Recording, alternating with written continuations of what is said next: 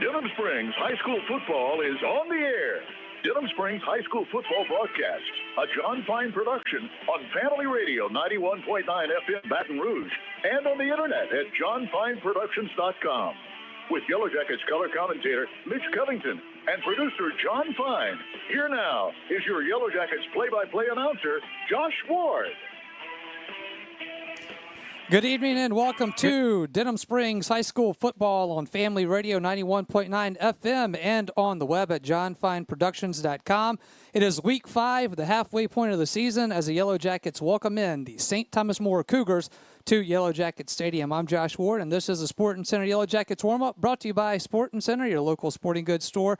Proudly serving Livingston Parish since 1977. At Sporting Center, they have everything you need from athletic equipment to school uniforms. So go see Stacy Phipps, James Adam McCants, and their terrific staff over at Sporting Center. That is 205 South Range Avenue in Denham Springs. Last week, the Yellow Jackets would get to 3-1 on the season with a dominating 53-28 victory over Franklinton in front of the home crowd here at Yellow Jacket Stadium. The Yellow Jackets would start fast and would not look back as they would hold a comfortable lead at the half of 27-7 and would extend that lead late in the second half, allowing for some of those younger guys for Denham Springs to get in on some Friday night action yet again. Tonight, the task is a big one as the undefeated and top-ranked team in Class 4A, St. Thomas More, will make their way across the Atchafalaya Basin Bridge to Denham Springs to take on the Yellow Jackets.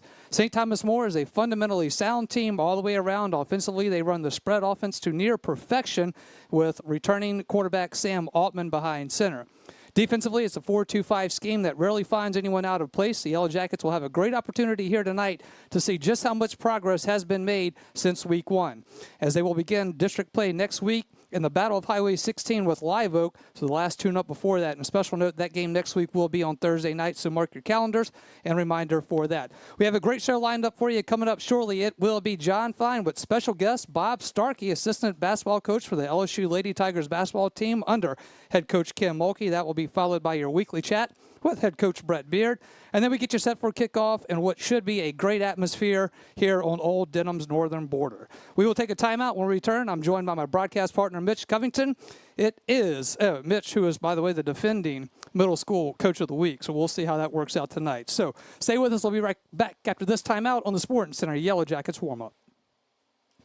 Your local sporting goods store in Livingston Parish for over 40 years is Sporting Center.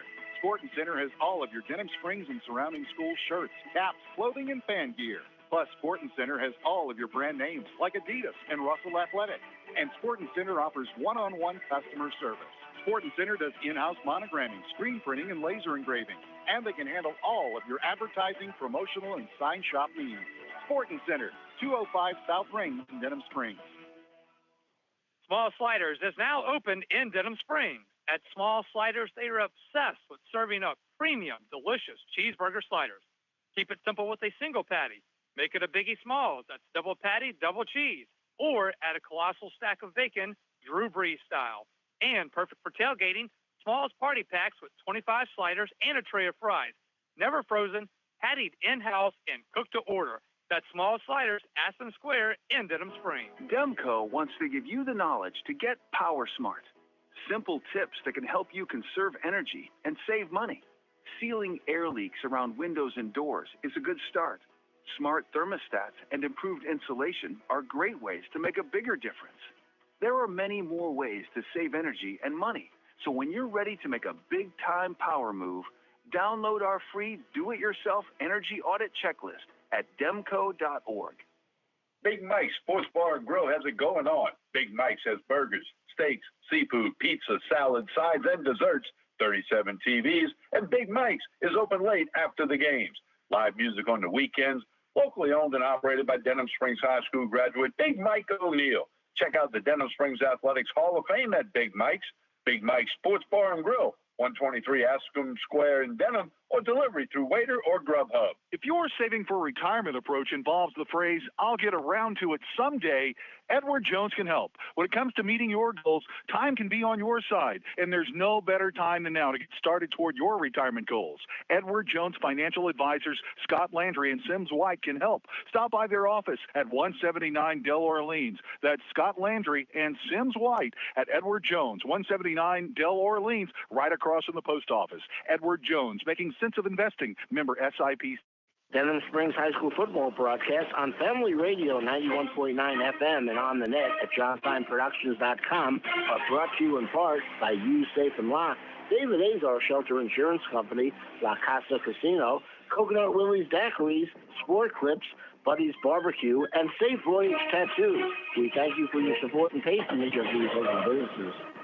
So welcome back in to the Sporting Center Yellow Jackets warm-up. Josh Ward alongside Mitch Covington now. Yellow Jackets non-district matchup with the St. Thomas More Cougars. Mitch, this is a big one, no doubt. Obviously, a lot of attention on this game when you have the number one team in 4A coming into your house. We know about the game last year. It kind of got close there for a bit. St. Thomas More pulled away a little bit towards the end. But before we get to St. Thomas More, because we'll do that closer to kickoff here, let's talk a little bit more about last week, all right? Surprising game for Denham Springs and the fact that we all thought, even Coach Beard thought that Franklinton was going to be a dogfight as it was last year with them. So a little bit different outcome than we thought, but the Yellow Jackets started so quick. I mean, when you think about this, opening kickoff, return for a touchdown, now it's called back, and then your first play from scrimmage, 70-yard touchdown run by R.J. Johnson. Got off to a great start, like you said. The holding penalty did take away the opening kickoff at touchdown return, but it only took us one play to go 70 yards, and it really was foreshadowed what was going to happen for the rest of the night because the offensive line did a super job last week, and then R.J. Johnson was out there. Hudson Byers was running the football. Both running backs had big nights. We almost had two rushers over 100 yards. I saw stats after the game was over. Hudson Byers finished with 97 yards and a couple of touchdowns, I think. R.J. had 190 himself and two touchdowns. Great week to get the running game going. They looked fantastic on the offensive side of the ball as far as running the football. The offensive line, which, as we've mentioned in the past, has taken a little while to kind of get their legs going and find the right combination of guys and kind of find the run scheme that fits them best. But it's really looked good the last few weeks. And like you said, we thought coming in last week, Franklinton was going to be a little bit tougher test. We thought that was a pretty, if not even game, but a game that we was going to have to fight for a little bit and should have been a four-quarter game, we thought at least, even won by one or two scores. But that wasn't the case. We took control early. Defense did a great job, and the offense put up points quickly, and we got off to a great start and kind of coasted in from there.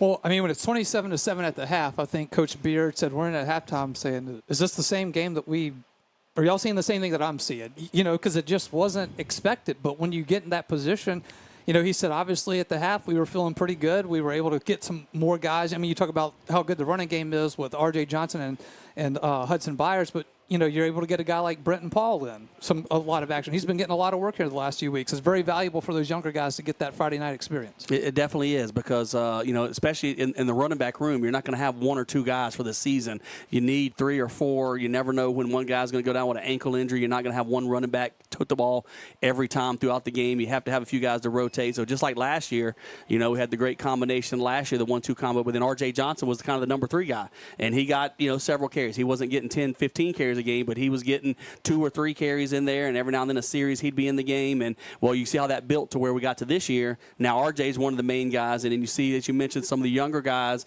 a 10th grader, Brenton Paul, getting a lot of reps in these blowout games we've had the last few weeks, and it's only going to be advantageous for him. It's going to be advantageous for the team because you never know when you got to go 2 or 3 deep in the backfield. All right, so they gave up 28 points overall last week to Franklinton, but at the half, again, only given up 7, 2 shutouts previous to that. Talk about this defense and how well they've been playing. I think the defense has done a super job the last few weeks. We thought coming into the season that was going to be the side of the ball that was going to have to carry us for a while. We knew we replaced so many offensive players. I think I heard Coach Beard say 12 guys that you really counted on that offensive line. Your first 6, not your first 5. You start 5 plus your first sub were all seniors kind of last year or did not return. And so we was going to struggle a little bit getting an offense. Well, defense, we needed to carry us. We got off to a rough start in the Jamboree defensively. And then the first week, Mandeville kind of put it on us also, putting up some points. But defense has kind of found their footing, did a great job. You mentioned the first half. I do think the second half, Coach Womack was toying around, trying a few things. I know they mixed in a few coverages that we don't normally work on. And it's a great time. Hey, when you got a 27-7 halftime lead, plus we extended that in the third quarter, we tried to mix a few things up. Quite honestly, we had some slip-ups, and there was a couple guys running open down the field, and Franklinton was able to put some points on the board in the second half.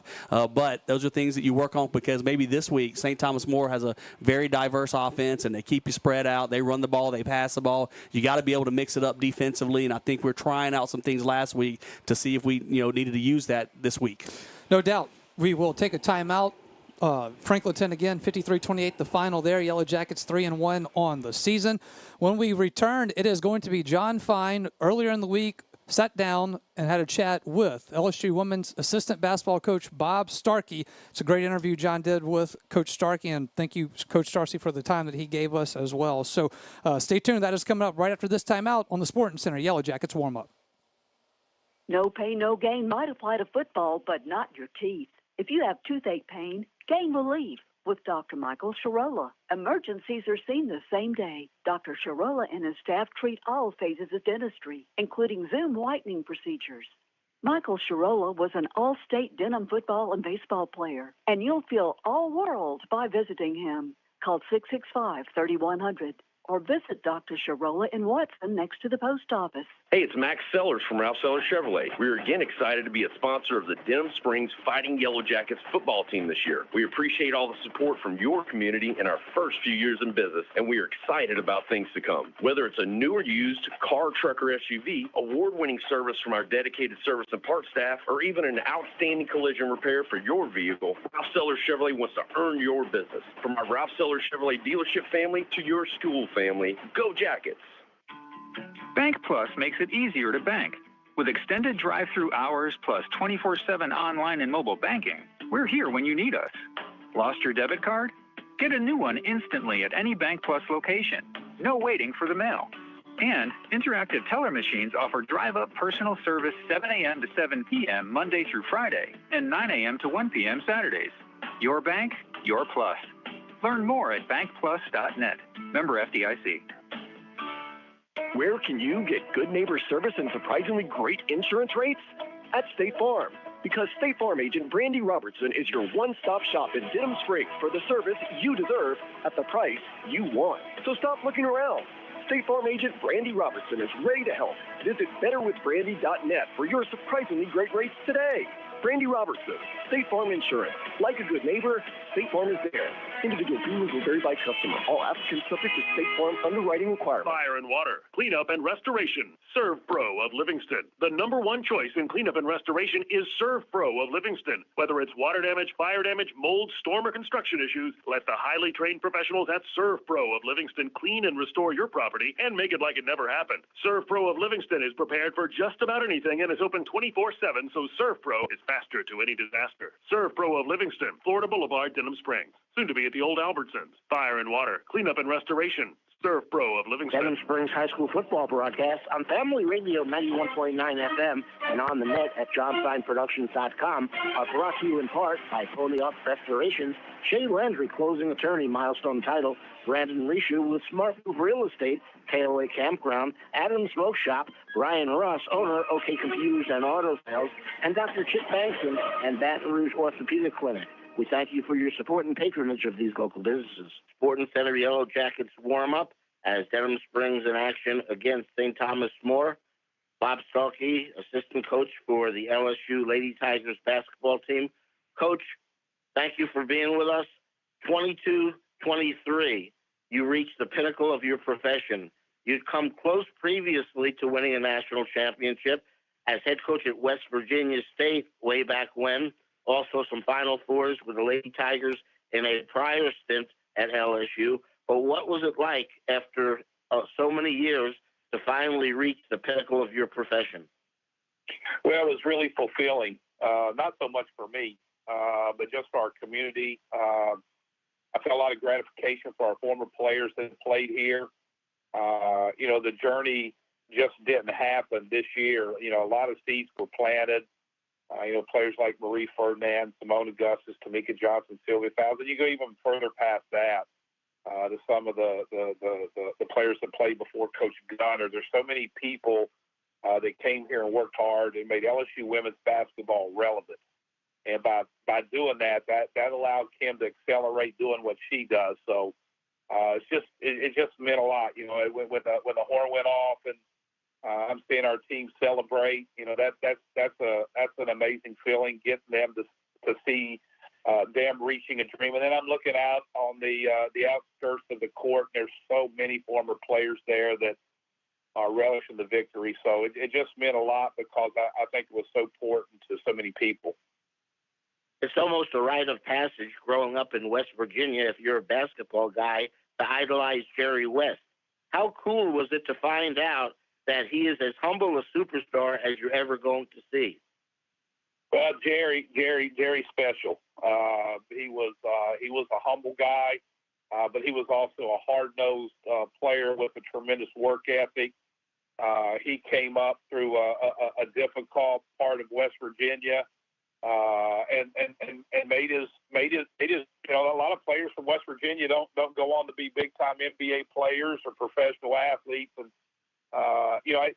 Jerry may be the most prominent person in the history of basketball. When you think about his college career, you know, they were national runner-up at little old West Virginia, and then he won a gold medal as an Olympian, and then he was all-pro for so many years with the Lakers. He coached them to a championship one year, and then he's been obviously the most impactful general manager with, you know, he did an amazing job with the Lakers and then Memphis and Golden State. You know, he's just been a big part of basketball for about 4 decades. What's your favorite nickname? Zeke from Cabin Creek, Mr. Clutch, or the logo? Probably Mr. Clutch. He does not like Zeke from Cabin Creek.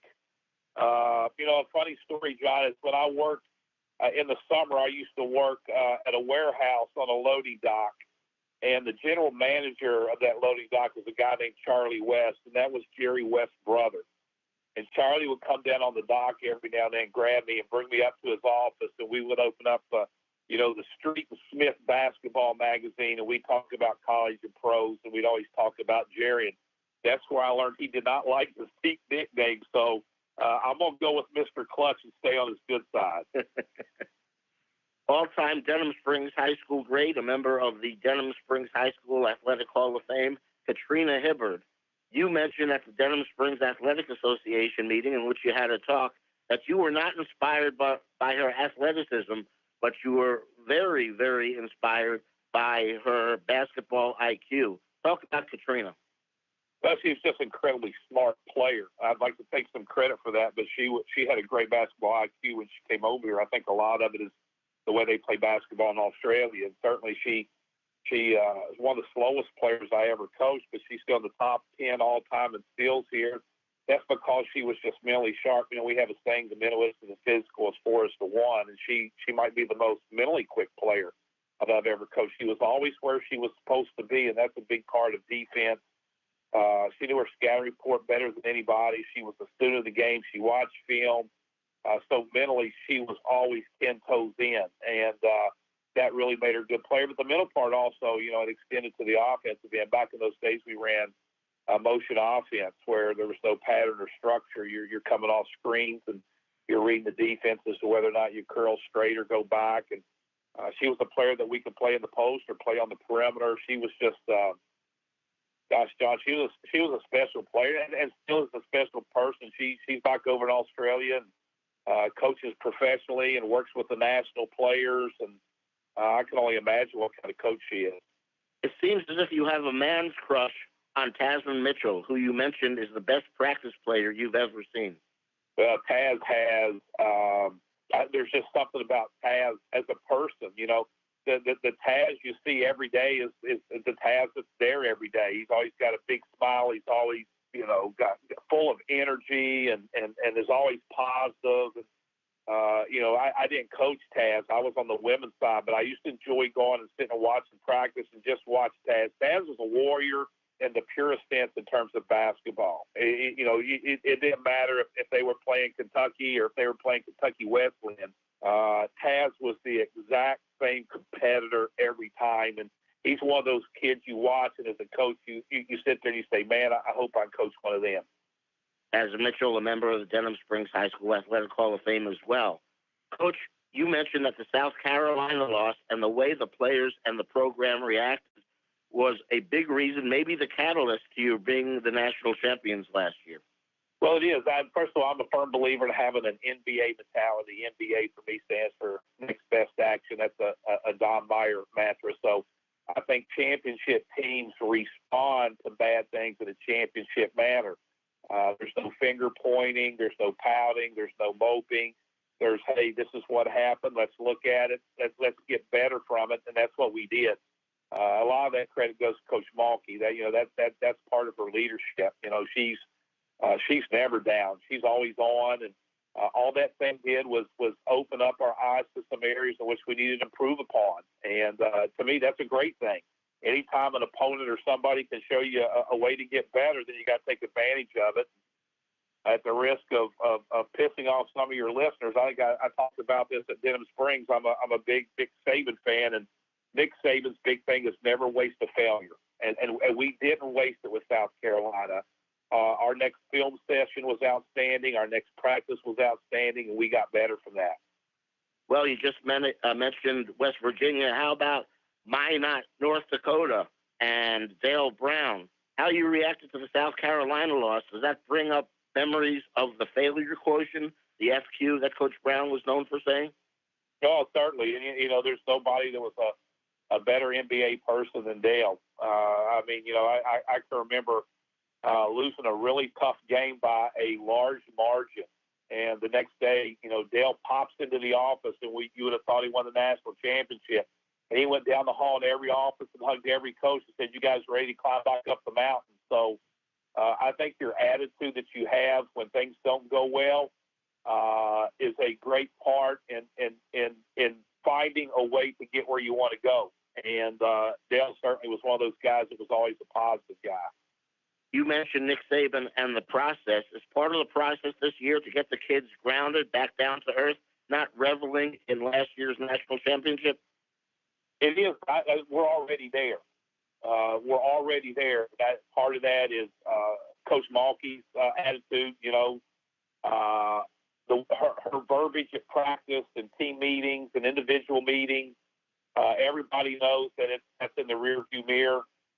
We also have some great upperclassmen leadership. We got Haley Van Lith, who transferred in from Louisville, who's a great competitor, a great leader. Certainly Angel Reese has been a big part of that. And I think your leaders are the ones who forge the path. And so when your upperclassmen see those leaders practicing at a certain level, or when you hear those players not talking about the national championship, but talking about how are we going to get better, that's what creates the culture. We watched a video the other day where the theme was, we didn't come this far just to come this far. When you climb to the top of a mountain, it's your job to go find a bigger mountain. And that's kind of been our mindset. You can see it in practice. Nobody's thinking about Dallas and Iowa right now. We're thinking about how we can be the best we can be every day. You mentioned a number of things you like about your head coach, Kim Mulkey. In short, what makes Kim Mulkey so special? Her insatiable desire to be the best that you can be. And when you're driven to be the best you can be, everything's important. She has, a great attention to detail, especially in practice. But, I might get a text message from her at 6:30 in the morning, or our staff might get a text message from her at 11 o'clock at night. I mean, she's always on. Staff meetings are amazing here. And I can say this because I've been doing this my 44th year, and I've worked for some Hall of Fame coaches, but I've just never been around anybody that's wired the way she is for success. And it's every day. Every day she wants to be the best that she can be, and she wants those around her to be the best. Coach, thanks so much for graciously giving us your time, and best of luck to you and the Lady Tigers in the upcoming season. Absolutely. Always a pleasure talking to you, John. It'll be Josh Ward with Yellow Jackets head football coach Brett Beard when Sporting Center Yellow Jackets warm-up continues on Yellow Jackets football. For all your flooring and carpet needs, it's Floor Store Carpet One. At Floor Store Carpet One, they offer prompt, quality personal service. They'll take care of you right away. The Floor Store Carpet One has an extensive product line: wood, carpet, plastic laminate, ceramic tile, natural stone, countertops, and showers. The Floor Store Carpet One also carries luxury vinyl tile, which many customers rave about, serving the community since 1984. The Floor Store Carpet One, 1/2 mile from the Amite River Bridge on Florida in Denham Springs.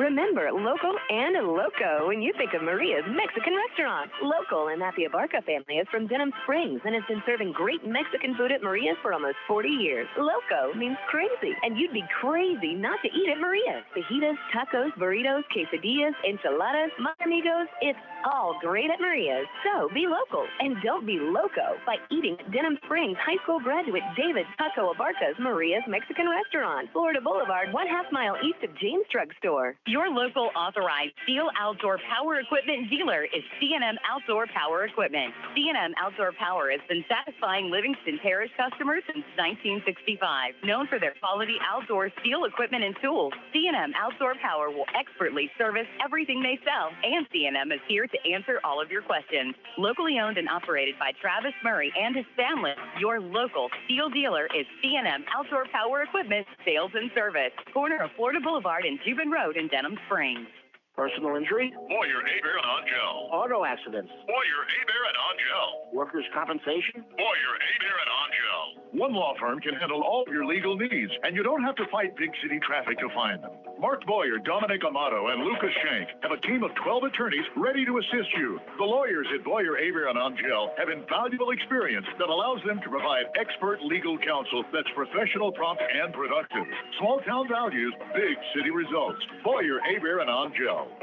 Count on it at Smith Accounting Services. Randy Smith and his staff have decades of accounting experience. With Randy, along with Mickey McMorris and a terrific staff, Smith Accounting Services can handle all of your accounting needs. Personal taxes, computerized payroll services, corporate income tax, business taxes, bookkeeping. And when their quality work is done, you can count on Randy Smith to reminisce about Yellow Jackets athletics.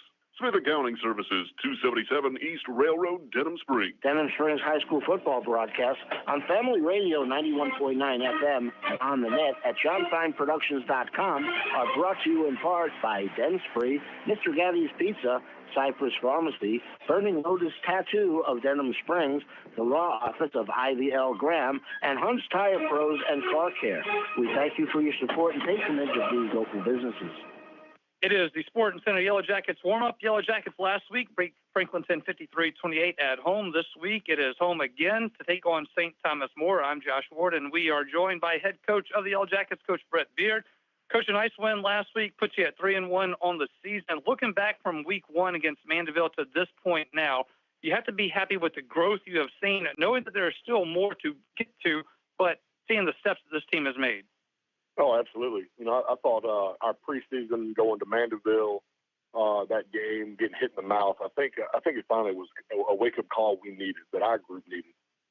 You know, they were young and inexperienced, and they were struggling, and they were filling themselves out and learning how to play the game through our preseason on into Mandeville. But the way they hit us in the mouth, I think, kind of caused the light bulb to go off and kind of made it real to them that, like, man, we have to make this change. We have to be these guys now. And, of course, you watched from Glen Oaks to Liberty to Franklinton, the growth, the confidence, you know, doing what we were supposed to do against the opponents we had. And I was really shocked the way we played Friday night versus Franklinton. Really pleased and really excited. Definitely a fast start, to say the least, for the Yellow Jackets on offense. 70-yard touchdown run on the first play of offense. It seems that this running game, and R.J. Johnson specifically taking on that number one role out of the backfield, is really starting to evolve each week, and he's really putting some nice things together. Well, you can see our offense evolve throughout the weeks. You know, it just takes time to get an offense in. And, you know, of course, with Coach Caskey learning the high school level of ball, you know, he's had to make some adjustments and learn himself. But you can now see the evolution of our offense, you know, where we were kind of vanilla early on, just kind of understanding the basics of our scheme and what we wanted to block and how we wanted to block it. Now you can see some of the eye candy that's coming with it that's now going to set up other options coming off every play. And, you know, with that, you're going to get eyes from defenders going other places, which is going to open up different windows for us to get into. And RJ has such great vision that, you know, he's able to have that little slide and that little power finish through those first and second levels. And it's really given us a chance to be successful in the run game. And our O-line is playing really well. And, you know, the growth between RJ and the O-line is what's making us go right now. I would say probably the biggest improvement we have continued to see is that offensive line. And I think about someone like Caden Barbera, who has had to step in during injuries. Talk about how he has answered the call and stepping into that offensive line position. Well, I'll tell you, some of the most fun that we have in this profession, you know, goes really unnoticed by the naked eye. You know, people like Barbera, Crow at center, Buchanan at left tackle. These are dudes that have just stuck with the process that I'll say weren't, you didn't know were going to be really good early on. You weren't sure if they were ever going to develop into being the studs they are today. You just didn't know what their growth was going to be. And, they waited behind guys the whole time. And this is the most fun part of our job is when you see these dudes that pay their dues, that wait their turn to get the opportunity to make the most of it. And that's what the three of those guys are doing. And it's been a whole lot of fun to watch. And I look for them to continue to get better and be the mainstays on our O-line. Well, and I would say with the offensive line, what they do, too, besides opening up the run game, is they give that extra bit of confidence and comfort with your quarterback play that, hey, I'm pretty safe back here. Yeah, that's a huge deal with our quarterbacks, especially being the young one with Goldman and then, Horn, being a guy that's played for 3 years behind a really good O-line, now kind of behind what would be a spotty O-line early on. He's having to gain that confidence back in them where he had some of his struggles early on. But, really, our line is going to make us go. And, it's crazy to lose the top 6 from last year, to turn around and lose what we thought was going to be one of our better ones week 1 with Cy Martin. And then you have Christian Ferguson, a sophomore, that's stepping in that is, he's becoming a player. And really, really scary how good this kid could be, not just by the end of this year, but in a couple of years. When Ferguson moves from right tackle to right guard, how big of a transition was that, and how well did he handle that move? Well, Coach White does a phenomenal job of teaching across the board. I mean, those guys really know how to block up just about everything from every position. Center's kind of a rarity because you got to have that hand on the ball and you got to get the snap. But, guards and tackles, he does a good job of coaching them across the board, whether it's the right side, left side, inside, outside. So those guys, when their number's called, they're pretty well equipped to get the job done and show us what they can and cannot do. All right, let's talk defensive side of the ball now for the Yellow Jackets. 2 shutouts going into the Franklinton game. You only give up 7 points going into the half. Obviously, the second half in a high-scoring game kind of gets a little lopsided in some of that. But what Coach Walmack and his staff has done, they seem to be really figuring out the pieces to this defense. Yeah, look, early on we kind of struggled in the box. So we knew the whole time going into our strength was going to be the DBs. So when they make mistakes and bust coverages, it's not the panic button you have to hit. There's not anything you really have to worry about right there. That's easy to correct. You want it to be your DBs making mistakes in the victory because those are the ones that are easy to clean up. To where the box was, you saw where we struggled early on a lot, and the box is getting a lot better. So once we begin to get all 3 levels put together defensively, we got a chance to be really good defensively and continue to get better, which you've seen. So, I'm really excited about the job they're doing. The coaches are coaching their butt off, getting those kids bought in and getting those kids on the right page to do the job we're asking. And because of it, their confidence is growing and they're getting better. I would say for a name that we have been saying the last couple of weeks has been Caden Davis, and it seems like ever since he changed his jersey number, he's been a different player. Yeah, who would have thought that a 3X would have been better on Leon than a 2X on Caden Davis? It's funny how this game is played. I mean, you and I both know when you watch these guys on TV on Sundays, Saturdays, they have all these stupid looking wristbands and all this stuff on, all this flair.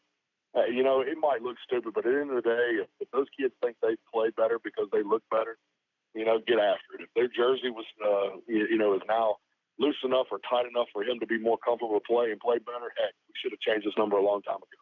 Coach, you mentioned it earlier, expecting a fight out of Franklinton or expecting a much closer game than it was, and you just set the tone early and never looked back. How surprised were you going to half up 27-7? A little surprising there. Yeah, look, I'll be honest with you. I really found myself a few times this week not sure what to think exactly, because it was kind of a unique game for us. We did start fast, which is not normal for us, looking back in the history of us. We started fast. I've never seen a kickoff return get called back and then the very next play to take it to the house. I've never seen that, in about 12 seconds, you got 2 scores. One of them's on the board and counts, but you scored twice. So you kind of send a message right there. So, the fast start there. Really we had a chance to go in half, 34-7, which I'd have felt a lot more comfortable because Franklinton is dynamic and can score fast. But I was really pleased with just everything that fell in place, the way our kids competed. Franklinton's a good football team. That was not a slouch football team by any means. They just caught us on a night where we got after it quick, and I think it just kind of got away, and they weren't ready. They weren't expecting that from us. Somewhat like we've we weren't expecting, because we were expecting the dogfight. So I'm really pleased with the way that game played out and how our kids competed. And it is 53-28 is the final. Gets the Yellow Jackets to 3-1 on the season. We will take a timeout. When we return, we will look to the St. Thomas More Cougars coming into Yellow Jacket Stadium. We're back after this timeout on the Sporting Center Yellow Jackets warm-up. Your locally owned full-service dry cleaner in Denham Springs is Quick and Handy Cleaners. Quick and Handy Cleaners can expertly handle all of your dry cleaning needs with friendly Livingston Parish hometown service. Quick and Handy Cleaners, family owned and operated by Scooter and Kay Keene, and serving Livingston Parish for 50 years. Quick and Handy Cleaners at 397 East Railroad with locations in Walker and Watson. Quick and Handy Cleaners. Your local sporting goods store in Livingston Parish for over 40 years is Sporting Center. Sporting Center has all of your Denham Springs and surrounding school shirts, caps, clothing, and fan gear. Plus, Sporting Center has all of your brand names like Adidas and Russell Athletic. And Sporting Center offers one-on-one customer service. Sporting Center does in-house monogramming, screen printing, and laser engraving. And they can handle all of your advertising, promotional, and sign shop needs. Sporting Center, 205 South Range in Denham Springs. Small Sliders is now open in Denham Springs. At Small Sliders, they are obsessed with serving up premium, delicious cheeseburger sliders. Keep it simple with a single patty. Make it a Biggie Smalls. That's double patty, double cheese. Or add a colossal stack of bacon, Drew Brees style. And perfect for tailgating, Smalls party packs with 25 sliders and a tray of fries. Never frozen, pattied in-house, and cooked to order. That's Small Sliders, Aspen Square in Denham Springs. Hey guys, this is Steve and Ben Wilson with Peak Performance Physical Therapy. With both of us being graduates of Denham Springs High School, we are proud to be on the sidelines on Friday nights, helping to ensure these athletes stay safe. However, we also realize that injuries are a common part of life, so whether you're hurt at home, on the job, or in the community, please understand that we are here to help with all of your rehab needs. While we enjoy treating the athletes of Livingston, we love treating the entire Livingston population as well.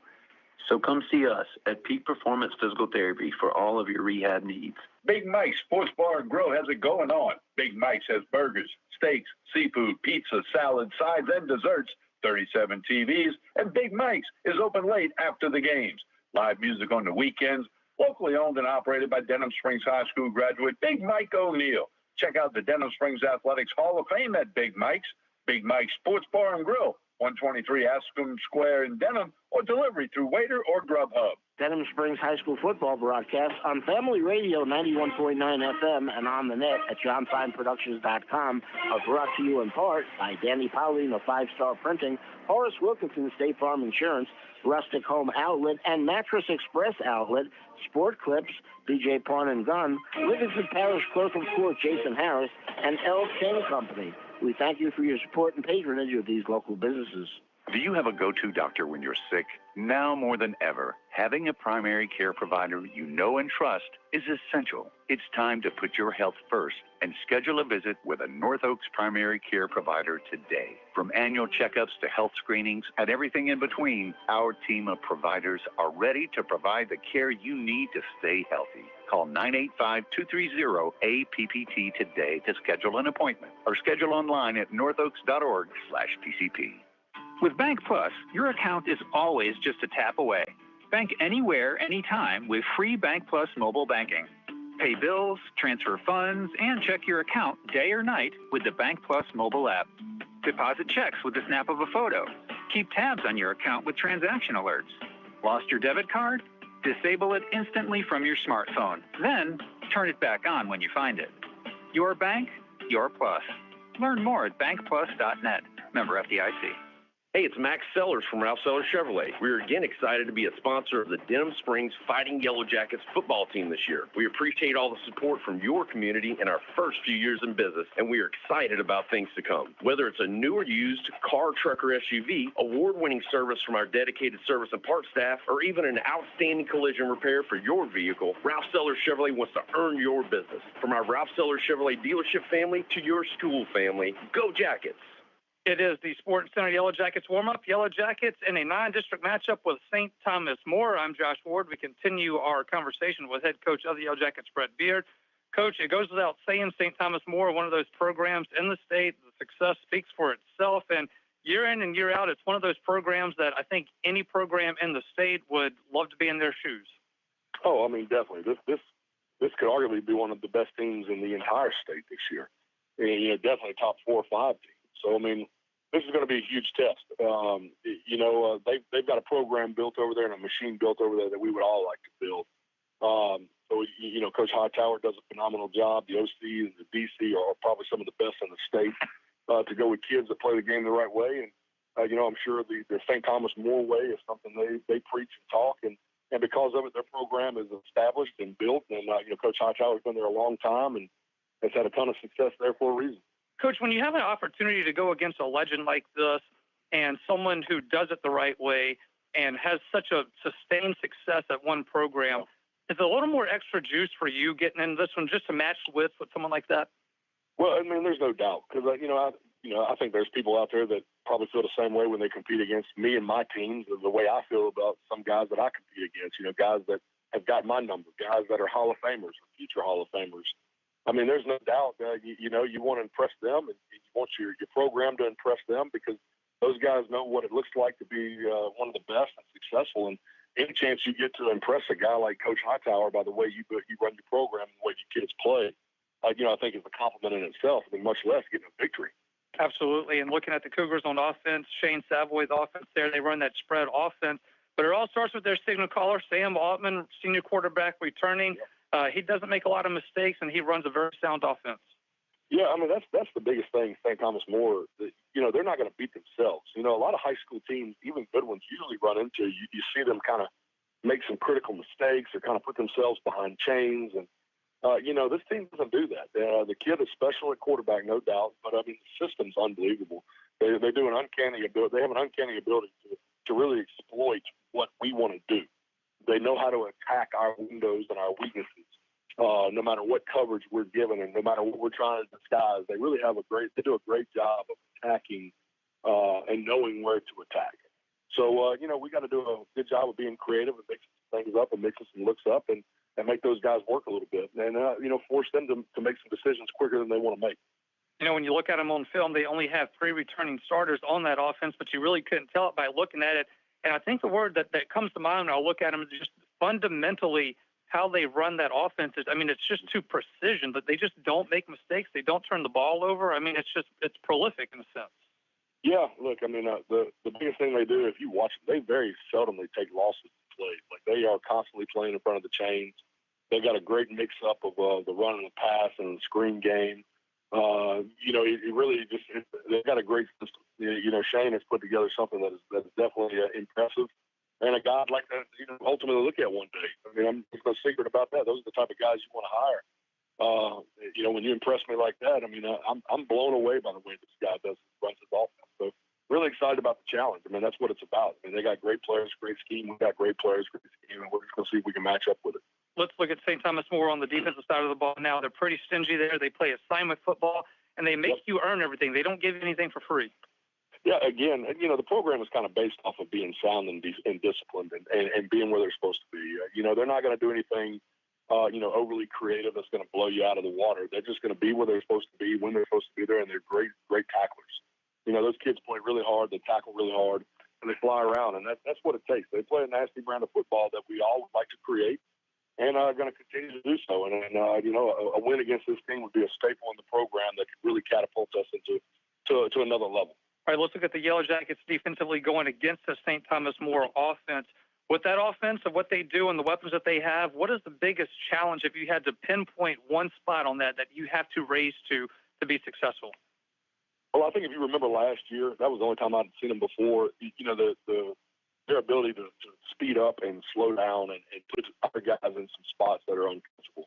If our kids can get the call and get comfortable and make the necessary adjustments as quick as possible so they can get comfortable and pre-snap read in the split second they got, we got a chance to be really good and be sound. We just have to make sure we communicate, get the calls, and are sound across the board and keep the ball in front of us. Don't give up the big play. If they can drive 12 or 15 plays on us, hats off to them. We just got to keep it in front of them, try to limit the explosive play and just make those guys drive. And if we can do that defensively, we think it plays into our strength with them wanting to throw the football so much. And, guys like McBride and Baris and Rancher and Hawkins, those guys have got to accept this challenge. This is a big-time program. They got to accept this challenge to want to step up and stop an offense like this. Coach, now as we look at the Yellow Jackets offensively for Denham Springs, who will be taking the first snaps at quarterback? Obviously, we know Goldman has played the last 2 weeks. Horn got in some last week, or Friday night. Goldman's going to get the nod right now. He's done nothing to lose this job by any means, and he's kind of given us that spark we needed. Now, Jerry Horn is such a critical part of our program. The kid is unbelievable. He's just got to get back to being comfortable physically. And of course, when you have the physical elements, you're not able to take as many snaps as we would like for him to have had at this point. But this is nowhere, this is not uncharted territory for him because of the time he split with Reese. But he's a starter in our mind, and these two guys are the two guys we got to have going forward that's going to run our offense and lead our program. And you'll see a good mix of both because they both have a skill set that's different from each other, and we're going to need both of them to win football games. And, Coach, offensively, how do you work the balance of wanting to start fast to kind of get your tempo going, but also want to kind of slow it down, as you mentioned, what St. Thomas More does so well, to have that fast start and sustained drive when you need them? Yeah, sometimes a fast start, I'm not going to say it's not good by any means, because I think if you come out and kind of show them what you can do and score quick, I think that does get them reeling a little bit. But, ideally, starting fast might not necessarily mean ending with a touchdown in 3 or 4 plays. It might be ending in a touchdown in 12 plays and winning that clock battle. The biggest thing we want to do is limit our mistakes.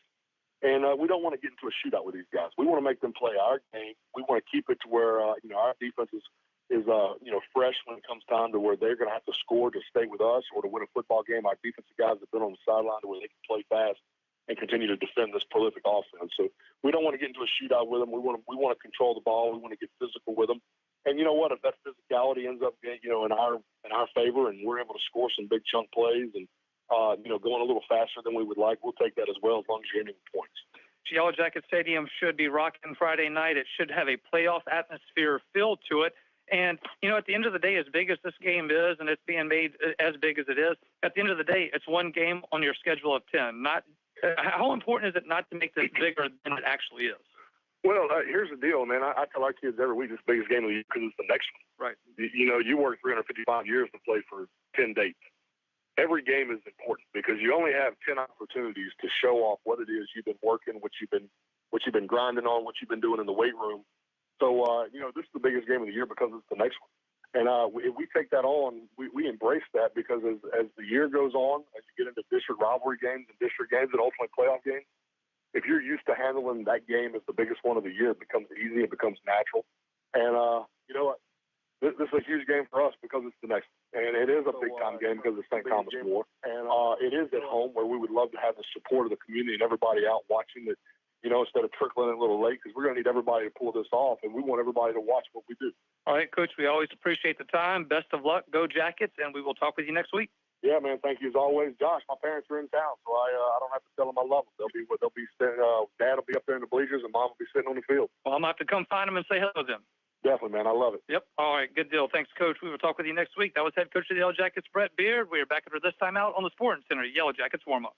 Do you have a go-to doctor when you're sick? Now more than ever, having a primary care provider you know and trust is essential. It's time to put your health first and schedule a visit with a North Oaks primary care provider today. From annual checkups to health screenings and everything in between, our team of providers are ready to provide the care you need to stay healthy. Call 985-230-APPT today to schedule an appointment or schedule online at northoaks.org/PCP. With Bank Plus, your account is always just a tap away. Bank anywhere, anytime with free Bank Plus mobile banking. Pay bills, transfer funds, and check your account day or night with the Bank Plus mobile app. Deposit checks with the snap of a photo. Keep tabs on your account with transaction alerts. Lost your debit card? Disable it instantly from your smartphone. Then, turn it back on when you find it. Your bank, your plus. Learn more at bankplus.net. Member FDIC. Hey, it's Max Sellers from Ralph Sellers Chevrolet. We're again excited to be a sponsor of the Denham Springs Fighting Yellow Jackets football team this year. We appreciate all the support from your community in our first few years in business, and we are excited about things to come. Whether it's a new or used car, truck, or SUV, award-winning service from our dedicated service and parts staff, or even an outstanding collision repair for your vehicle, Ralph Sellers Chevrolet wants to earn your business. From our Ralph Sellers Chevrolet dealership family to your school family, go Jackets! Von Roten Eye Clinic is your full-service eye care specialist. Dr. Hunter Bond and Dr. Chris Roten and their staff expertly handle all of your eye care needs. A former Jackets football player, Dr. Hunter Bond is proud to serve the Denham Springs community that gave so much to him. You can visit Von Roten Eye Clinic at 222 Veterans Boulevard in Denham Springs or call 791-2020. That's Von Roten Eye Clinic in Denham Springs with locations in Hammond and Amy. You might know that State Farm agent Brandy Robertson has great service. She's your good neighbor after all. But did you know State Farm has surprisingly great rates too? Yep, that's right. Along with good neighbor service, State Farm agent Brandy Robertson has surprisingly great rates for everyone in Denham Springs. Visit betterwithbrandy.net for your surprisingly great rates today. Brandy Robertson, State Farm Insurance. Like a good neighbor, State Farm is there. Individual premiums will vary by customer. All applicants subject to State Farm underwriting requirements. Denham Springs High School football broadcast on Family Radio 91.9 FM and on the net at johnfineproductions.com are brought to you in part by Karam Inn, Triton Outpatient Clinic, La Casa Casino, Duke's Seafood and Steakhouse, Modad One Individual Sewage Treatment System, Forest Grove Plantation, and Billy Leach Professional Title Company. We thank you for your support and patronage of these local businesses. As we welcome you back in to the Sporting Center Yellow Jackets warm-up, Josh Ward alongside Mitch Covington, about 8 minutes or so away from kickoff here from Yellow Jacket Stadium, Denham Springs, St. Thomas More. Last pre-district game before you start the real ones, Mitch, and I say the real ones, you know, district is just a whole nother ball game. You start with all these teams you're so familiar with. You play them every other year. You go to their place, they come to yours. But tonight it's St. Thomas More. And obviously you heard Coach Beard say there that Goldman will get the start. He's earned that right. I think he is correct in saying that. And, you know, Mitch, each week we have asked ourselves, offensive identity, how close are we? I think the last few weeks, and especially last week, you kind of started to see that identity take more and more of a shape. So I think we got some of those answers figured out, and the play of Goldman has really been impressive for such a young, just a sophomore. Right. Jean Goldman's kind of come out of nowhere. If you weren't familiar with the depth chart where the Denham Springs football started this season, he was number 3 on the depth chart. And, Jerry Horn got hurt the very first half of the first game of the season. We had senior quarterback Carson Burrell, got some action in there, following up after that. And then kind of while Horn was out with injuries, Jean Goldman and Carson Burrell kind of battled it out for the quarterback position. And Jean kind of overtook that spot and has played very well for a couple of weeks. Jerry Horn got back more healthy last week and had the opportunity perhaps to work in the game in some spots, but Jean just kept playing well and has been steadily playing well. The couple of weeks he has started, done a good job of controlling the offense. I believe last week his stats were 9 for 12. As far as completing the passes. I don't have the total yards off the top of my head. I can't remember it, but I know he threw a couple of touchdown passes. He ran the offense well. We picked up first downs in the passing game when needed. The previous week on that, we threw the ball well once again. Executed a 2-minute offense the last couple of weeks. We've had a good 2-minute offense working down the field with Goldman at quarterback, and so he's done a good job and steadied it. And so I know Coach Beard is really happy with the way that's turned out lately. And Jerry Horn is still going to be an important part of this football team. Coach Beard has been very clear about that. Goldman is getting the nod right now and is the starter.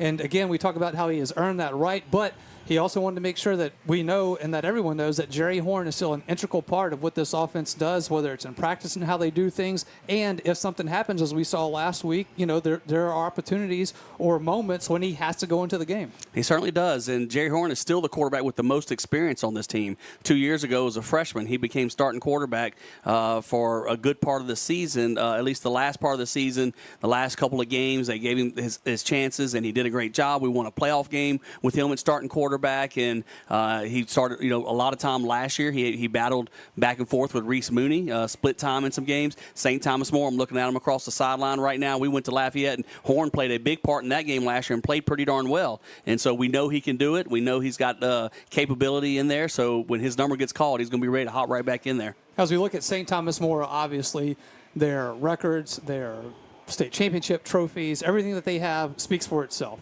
Jim Hightower, a legend, has been there since Noah came over on the Ark. This is just a program that does it the right way. And everything that they do, when you go to their place, everything's taken care of. No stone is left unturned. So, when they're coming on this one, this is a good road test for them. They're going against a 5A school. That doesn't bother them, though. This is a team that just does everything the right way, and they are a well-oiled machine. They're just never out of place. They're always where they're supposed to be, and their offense just does what it has to do at all times. Well, for sure. They are a great program. They're 4A, but it doesn't matter. You mentioned they play up, play 5A. They beat Catholic last week. They played Alexandria High, Senior High. They played Brother Martin this year already. This is the fourth 5A school they're going to play. They want to play all the big schools because they can handle that. They're that good. They've got 4 state championships since 2016. Last year they won a state championship. They've also got 2 runner-ups. So they've been in the Superdome 6 times in the last 8 years. And so they're used to playing against big teams. They're used to playing in big games, and they're going to be quite a task tonight. All right, we will take a timeout as we will get the national anthem underway here from Yellow Jacket Stadium. We will be back after this on the Sporting Center. Yellow Jackets warm up.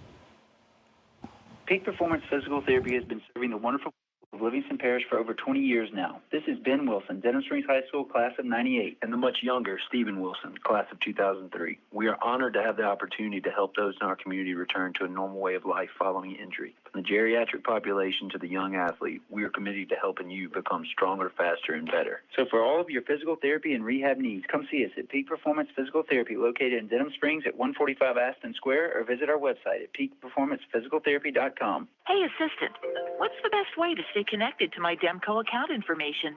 It's easy to take control of your account by registering at demco.org. What will I be able to do when I register? Everything from viewing and paying your bill to reporting outages and contacting customer service. Also, sign up for text alerts to get the information you need when you need it. There's even an app for iPhone and Android. Register today at www.demco.org. For more than 120 years, the Livingston Parish News, an award-winning media outlet, has served as a news source for our community. It is available in print and online at www.livingstonparishnews.com and can be found via social media sites like Facebook, Twitter, Instagram, LinkedIn, and YouTube. The News also launched the LPN Weekly, a podcast. Each episode takes a closer look at a single issue of importance to Livingston Parish or an extended conversation with local newsmakers. The LPN Weekly can be found on major podcasts like Apple, Google, and Spotify, as well as their website. The Livingston Parish News, your community news source since 1898. D&M Outdoor Power Equipment and Scag Lawnmowers, a winning combination. D&M Outdoor Power Equipment provides the highest quality Scag products and services for their customers, and C&M is always there to answer questions, with customers leaving C&M knowing how to use and maintain their purchased equipment properly. Locally owned and operated by Travis Murray and his family, C&M has been satisfying Livingston Parish customers since 1965, featuring Scag mowers. That's C&M Power Sales and Service, corner of Florida and Cuban in Denham Springs. You are our first priority at Innovative Audio. Innovative Audio offers the very best selection of mobile audio and video, window tint, and vehicle security. Innovative Audio's installation and tinting is the finest in the industry. And Innovative Audio's work comes with lifetime warranties on all audio, video, and tint installations. Most importantly, Innovative Audio specializes in... At JohnFineProductions.com are brought to you in part by Hunt's Tire Pros and Car Care, Safe Voyage Tattoo, Use Safe and Lock, Buddy's Barbecue, Adams Smoke Shop, David Azar Shelter Insurance Company, and Coconut Willie's Daiquiris. We thank you for your support and patronage of these local businesses. Welcome back in. Sporting Center Yellow Jackets warm-up just about ready to get underway here from Yellow Jacket Stadium. Captains are out on the field for both teams, and that will do it for the Sporting Center Yellow Jackets warm-up, brought to you by Sporting Center, proudly serving Livingston Parish since 1977. At Sporting Center, they have everything you need from athletic equipment to school uniforms. To go see Stacy Phipps, James Adam Kentz, and their terrific staff over at Sporting Center. That's 205 South Range Avenue in Denham Springs. Yeah, out there with the captains this week, Coach Beard has kind of rotated somewhat. We haven't had necessarily permanent captains. Jonas Clark's been out there most weeks, but he's been going by which players have gave the best effort throughout the week and who's been kind of giving that steady influence. So with Jonas Clark, we had R.J. Johnson, Vance Crowe, and Shaq Butler also out there for the coin toss. St. Thomas More won the toss, and they have elected to receive. So the Jackets defense is going to get put to a test first, and this is something I'm really excited about. I think we have a great secondary. I love our guys back there, Mason Varese, Deshaun McBride, Rancher Miller, and then Brian Hawkins. Those guys have played great all season. St. Thomas More is as you've been mentioned, they execute really well. They're a good machine on offense. They throw the football, they run the football, they hit you in the screen action play. So we got to be ready for it. It's going to be exciting to see how our defense can hold up. All right, we're about ready to get underway here. So it will be Yellow Jackets kicking off to St. Thomas More. It will be Hernandez to kick it off from the 40-yard line. And he has it teed up at the 40. Back to receive for St. Thomas More is Castile and Strother. For St. Thomas More, that is, kickoff returns, that is Wilkerson and Foreman. And also Froelich. Yep, Jacob and Froelich, Froelich, junior receiver. We may be hearing his name a good bit tonight, too. Hopefully not. Hopefully it's a lot of incomplete passes. Pass to him. attempted Yes, to Jacob Froelich. Froelich. There you go. All right, Hernandez has it teed up at the 40. Whistle has blown. He will step up in stride and kicks it, and we are underway. It is going to be out of bounds at the 30-yard line, so that'll be a penalty against the Yellow Jackets to start this one, but we'll get to see this Yellow Jackets defense come out and see if they can keep what they've been having going the last couple of weeks. What do you think the keys for them are going to be on defense? Well, it's just, like I said, they throw and catch really well. They run good routes. The quarterback puts the ball in a good spot. They mix in a good running game. They've got some good guys back there. Running back Hutch Swilly is a tough cat out there. But also, when you get some situations, they are a really good screen team. They popped us a couple times last year on some screens. I watched a lot of highlights this year and seen some film. They're still good in the screen game, so we just got to make sure we read our keys. All right, Sam Altman will work it from the shotgun. 1st and 10 from the 35-yard line. Here's a handoff in the backfield. That is going to be to Swilly. Swilly going to the right side, and he will pick up about 3 yards on the carry. Good job by Jonas Clark, outside linebacker. I saw him creeping in. He was covering a slot receiver out there. On the snap of the ball, he started creeping in the line of scrimmage and read the run action quickly. All right, they will go quick. Here is the snap. It will be Altman throwing it into the flat. He has his man at the 40. That is going to be Froelich on the far sideline, and it looks like it's going to be a first down for St. Thomas More. Yeah, pretty funny. So they saw the same thing I did, I believe. Jonas Clark came in quickly on the run play a while ago, so right then they went after his guy on a bubble screen. Clark looking inside, and they kind of got to the edge on that quick bubble screen. All right. St. Thomas More going quick, just underway here. 1st and 10 now from their own 48-yard line. Handoff in the backfield to Swilly, who will get to the line of scrimmage, which is the 48-yard line for no gain. No gain. Great job up front. Caden Davis in the middle. Good start for the defensive front. A couple of run plays right there. Not much action happening on the inside. Very good start. All right, so it will be 2nd and 10 now for St. Thomas More. It will be from their own 48. Altman will check the sideline now, and it will be got offsides. I believe that's Blaine Gibbs up there, number 12, defensive or outside linebacker. He was kind of creeping up the line of scrimmage, got a little hard count. He took one step forward, and so Coach Beard not real happy with that. Quickly going to move him back out. So as far as with a substitution, Cedric Polk, sophomore outside backer, taking the spot. All right, 2nd down and 5 now for St. Thomas More. That'll move him to Yellow Jackets territory at the 47. Altman looking to throw. He does. It's going to be incomplete. Almost intercepted by Varese on the far sideline. That was a dangerous throw. You don't often see that from Sam Altman. No, you don't. Like I said, those guys are going to challenge us as far as they're not going to back away. They're going to try and throw with our best guys. They're not scared of us. And that right there, tried to take a shot down the field. I don't know if it was a back shoulder throw on purpose, but Mace Varese had great coverage. And, in fact, it hit him kind of in the chest. He just wasn't able to come up with the ball. He had super coverage and just wasn't able to make the interception. But good job for the Jacket defense playing 3rd and 6. Seemed like he turned around and was like, oh, the ball's here. Going to be 3rd and 5 from the Yellow Jacket 47-yard line. Altman will look to throw. He's going to set up the screen. They have it at midfield. And going to be brought down at the line of scrimmage back at the Yellow Jackets 47-yard line. 4th down for St. Thomas More. Good stop. There was one of those screens I was talking about there. Good in the screen game. They faked to the left, looked back to the right for a screen, and we had Darius Scott there, sophomore outside linebacker, doing a good job making the play and, for holding short of the first down.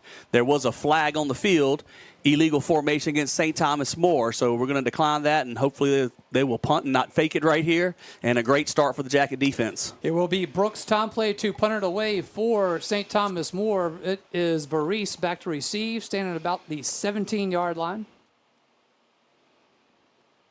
Tomplay will await the snap.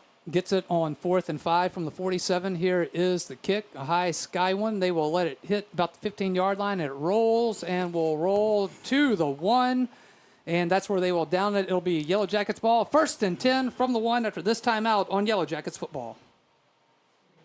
Do you have a go-to doctor when you're sick? Now more than ever, having a primary care provider you know and trust is essential. It's time to put your health first and schedule a visit with a North Oaks primary care provider today. From annual checkups to health screenings and everything in between, our team of providers are ready to provide the care you need to stay healthy. Call 985-230-APPT today to schedule an appointment or schedule online at northoaks.org/PCP. Welcome back in, Yellow Jackets football, Family Radio 91.9 FM, and on the web at johnfineproductions.com. Going to be 1st and 10 for the Yellow Jackets. They will start this one from their own 2-yard line. Here's a Flag on the play. It's going to be false start against the Yellow Jackets. So a couple of, we'll call it jitters. Okay? Just want to go back to that punt return right there. Mason Maurice, he had a chance, I believe, to come up and field that. We needed to be a little bit more aggressive. He didn't want to come up and field it into traffic and then perhaps put it on the turf, but that ball hit at about the 18-yard line and then rolls all the way back to the 2. Jackets are pinned in their own end zone. This is not the starting position we wanted to be. However, that's where we are. And with that penalty, it's only going to be a 1-yard penalty. That's so right, let's look at the bright side on that.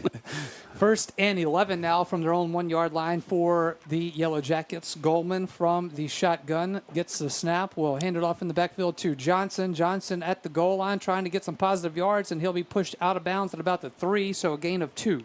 You know, we've talked a lot about the St. Thomas More offense tonight. I hadn't mentioned the defense a whole lot, but there are no slouches on that side of the ball either. Just this season, I believe they're averaging just over 15 points a game allowed, and that's with 21 added on last week as they beat Catholic High 35-28.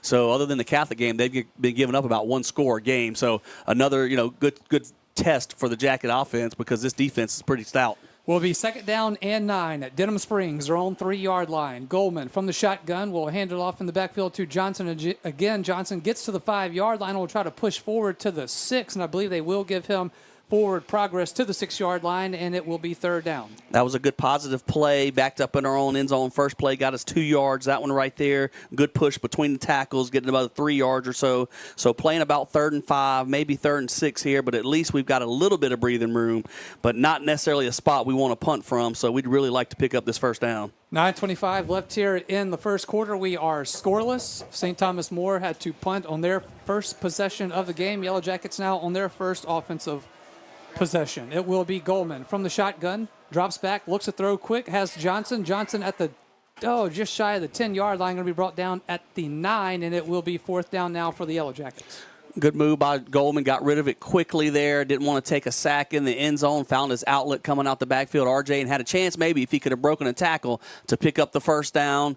Good strong tackling on the other side by St. Thomas More. They did get RJ to the ground 2 yards short. So here comes the punt team. But we have got a little bit of breathing room, but need to try and flip the field here. Need a great punt.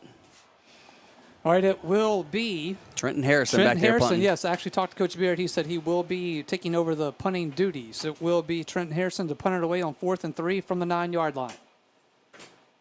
Gets a snap, comes down with it, gets the punt away. It is not a very long punt. Hits at the 30-yard line to the 35. Going to be picked up at the Yellow Jacket 40-yard line to the Yellow Jacket 30. Going to be brought down inside the 30-yard line. It'll be 1st and 10 for St. Thomas More after this quick timeout on Yellow Jackets football. Personal injury? Boyer, Abear, and Angel. Auto accidents? Boyer, Abear, and Angel. Workers' compensation? Boyer, Abear, and Angel. One law firm can handle all of your legal needs, and you don't have to fight big city traffic to find them. Mark Boyer, Dominic Amato, and Lucas Shank have a team of 12 attorneys ready to assist you. The lawyers at Boyer, Abear, and Angel have invaluable experience that allows them to provide expert legal counsel that's professional, prompt, and productive. Small town values, big city results. Boyer, Abear, and Angel. 1st and 10 for St. Thomas More, 28-yard line. It is a handoff in the backfield to Gabe Mock, and he will get positive yards there as he will pick up about 3. He will get to the Denham Springs 25-yard line. Yeah, they really gained on the trade of punts there. Yes. They punted us back to the 2, and then we only punted them back out to about the 28-yard line. 2nd and 7, Denham Springs 25-yard line for St. Thomas More. Here's a handoff in the backfield to Mock. Mock will go forward, gets across the 20, and be brought down at the 17-yard line of Denham Springs, and it will be enough for a St. Thomas More first down. And that's what you're going to see at St. Thomas More as far as just being a complete ball club. They punted from their own 48-yard line, pinned us down at the 2. We got out just a little bit, but then had to punt, and we only get about a 20, 25-yard punt ourselves, about 25-yard net punt, and then they're in great position. On 1st and 10, Denham Springs 18-yard line. Altman going to look to throw it towards the end zone. He does, and it is going to be touchdown, St. Thomas More. They had to confer there to see if he made the catch. He did, and they say it is 6 points. That is Sanders Foreman in the end zone. Yeah, I wasn't real sure if he came up with that. Throw was a little bit low. He slid down by the turf to try and catch it. But like I said, they are not going to be scared of any of our guys on the defensive side. Mason Varese almost had the interception on the first drive with great coverage. Well, that time they beat him on a little skinny post across the middle. Sanders Foreman was able to slide down on the turf, keep his hands underneath the football, and get the touchdown. It will be Brendan Bork to attempt the extra point. Here's a snap. Hold is down. It is going to be kicked. Yellow Jackets block the extra point, and it is no good. That'll hold them at 6 with 7:26 left here in the first quarter. And we're back after this timeout on Yellow Jackets football.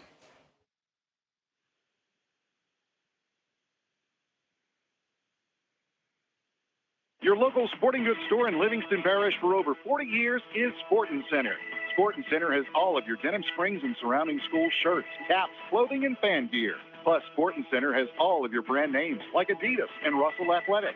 And Sporting Center offers one-on-one customer service. Sporting Center does in-house monogramming, screen printing, and laser engraving. And they can handle all of your advertising, promotional, and sign shop needs. Sporting Center, 205 South Range in Denham Springs. Denham Springs High School football broadcast on Family Radio 91.9 FM and on the net at johnfineproductions.com are brought to you in part by BJ Pawn & Gun, Mr. Gaddy's Pizza, Liberty Auto Sales, Cypress Pharmacy, Burning Lotus Tattoo of Denham Springs, and Rustic Home Outlet and Mattress Express Outlet. We thank you for your support and patronage of these local businesses. We get back in Yellow Jackets football. It is it's going to be kicking off for St. Thomas More. Sorry about that, Mitch. I got a little ahead of myself. St. Thomas More with the touchdown, but Yellow Jackets block the extra point, so that holds them to 6. I want to give a lot of credit for Mason Varese. He got beat on the touchdown, but didn't put his head down, wasn't pouting. He came and played hard on the next play, blocked the extra point. So a good job by Varese coming after giving up the touchdown, blocking the extra point. Hopefully they kick the ball to him and get it in his hands. He might make another play for 2 plays in a row here. He's an excellent kickoff returner. All right, it will be St. Thomas More to kick it off from the 40. Varese is back to receive, and here is the kick, a nice end-over-end kick, and it will be fielded right at the goal line, and he is going to get to the 5, the 10, trying to cut up field, and he will be brought down about the 11-yard line. You know, Mitch, I thought he was close enough to the goal line that if his foot touches it, it's a touchback automatically, right? It is. He was right close to it, didn't quite do it. Honestly, I'm not real sure what we were working on our kickoff return. He called it far on the right side and was working all the way up to the left toward the St. Thomas More sideline and didn't really, get a lot of north and south running going and ended up just getting pinned back at our 11-yard line. So we've started at our 2-yard line and now our 11, hoping we get a little bit better field position. Right now, that's been a struggle for us in the first quarter. 7:17, first quarter action. St. Thomas More 6, Denham Springs 0, and it will be 1st and 10 for the Yellow Jackets, their own 11-yard line. Goldman from the shotgun.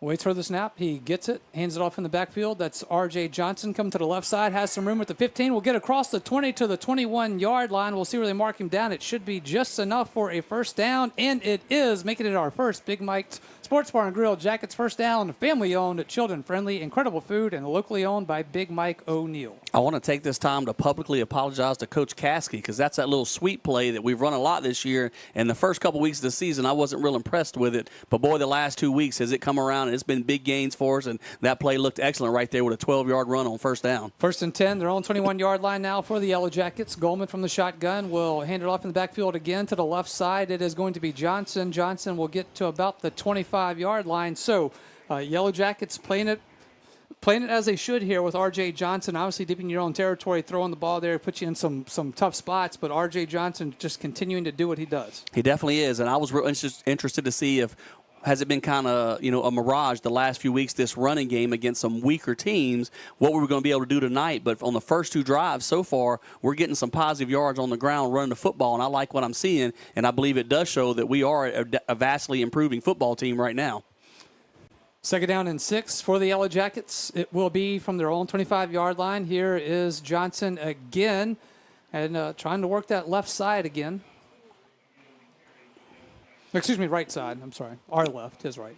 But picking up about 2 yards. So, once again, like I said, we ran out of our end zone and kind of was able to, get a few yards, and now we're still getting it going on the running game. All right, it is now time for the Water Tree of Denham Springs Hydration Break. Water from the Water Tree may help you feel better, look better, and live longer. It's even going to make John Fine look better? No way, Mitch. This is not miracle water. It's water from the Water Tree. That's Railroad Avenue in the heart of Denham Springs. Back after this on Yellow Jackets football. Small Sliders is now open in Denham Springs. At Small Sliders, they are obsessed with serving up premium, delicious cheeseburger sliders. Keep it simple with a single patty. Make it a Biggie Smalls. That's double patty, double cheese. Or add a colossal stack of bacon, Drew Brees style. And perfect for tailgating, Smalls party packs with 25 sliders and a tray of fries. Never frozen, pattied in-house, and cooked to order. That's Small Sliders, Aspen Square in Denham Springs. Big Mike's Sports Bar and Grill has it going on. Big Mike's has burgers, steaks, seafood, pizza, salad, sides, and desserts, 37 TVs, and Big Mike's is open late after the games. Live music on the weekends, locally owned and operated by Denham Springs High School graduate Big Mike O'Neill. Check out the Denham Springs Athletics Hall of Fame at Big Mike's. Big Mike's Sports Bar and Grill, 123 Aspen Square in Denham, or delivery through Waiter or Grubhub. Back on Yellow Jackets football, it is going to be 4th down for the Yellow Jackets. Mitch, I know we were during the water tree hydration break there, but catch us up real quick.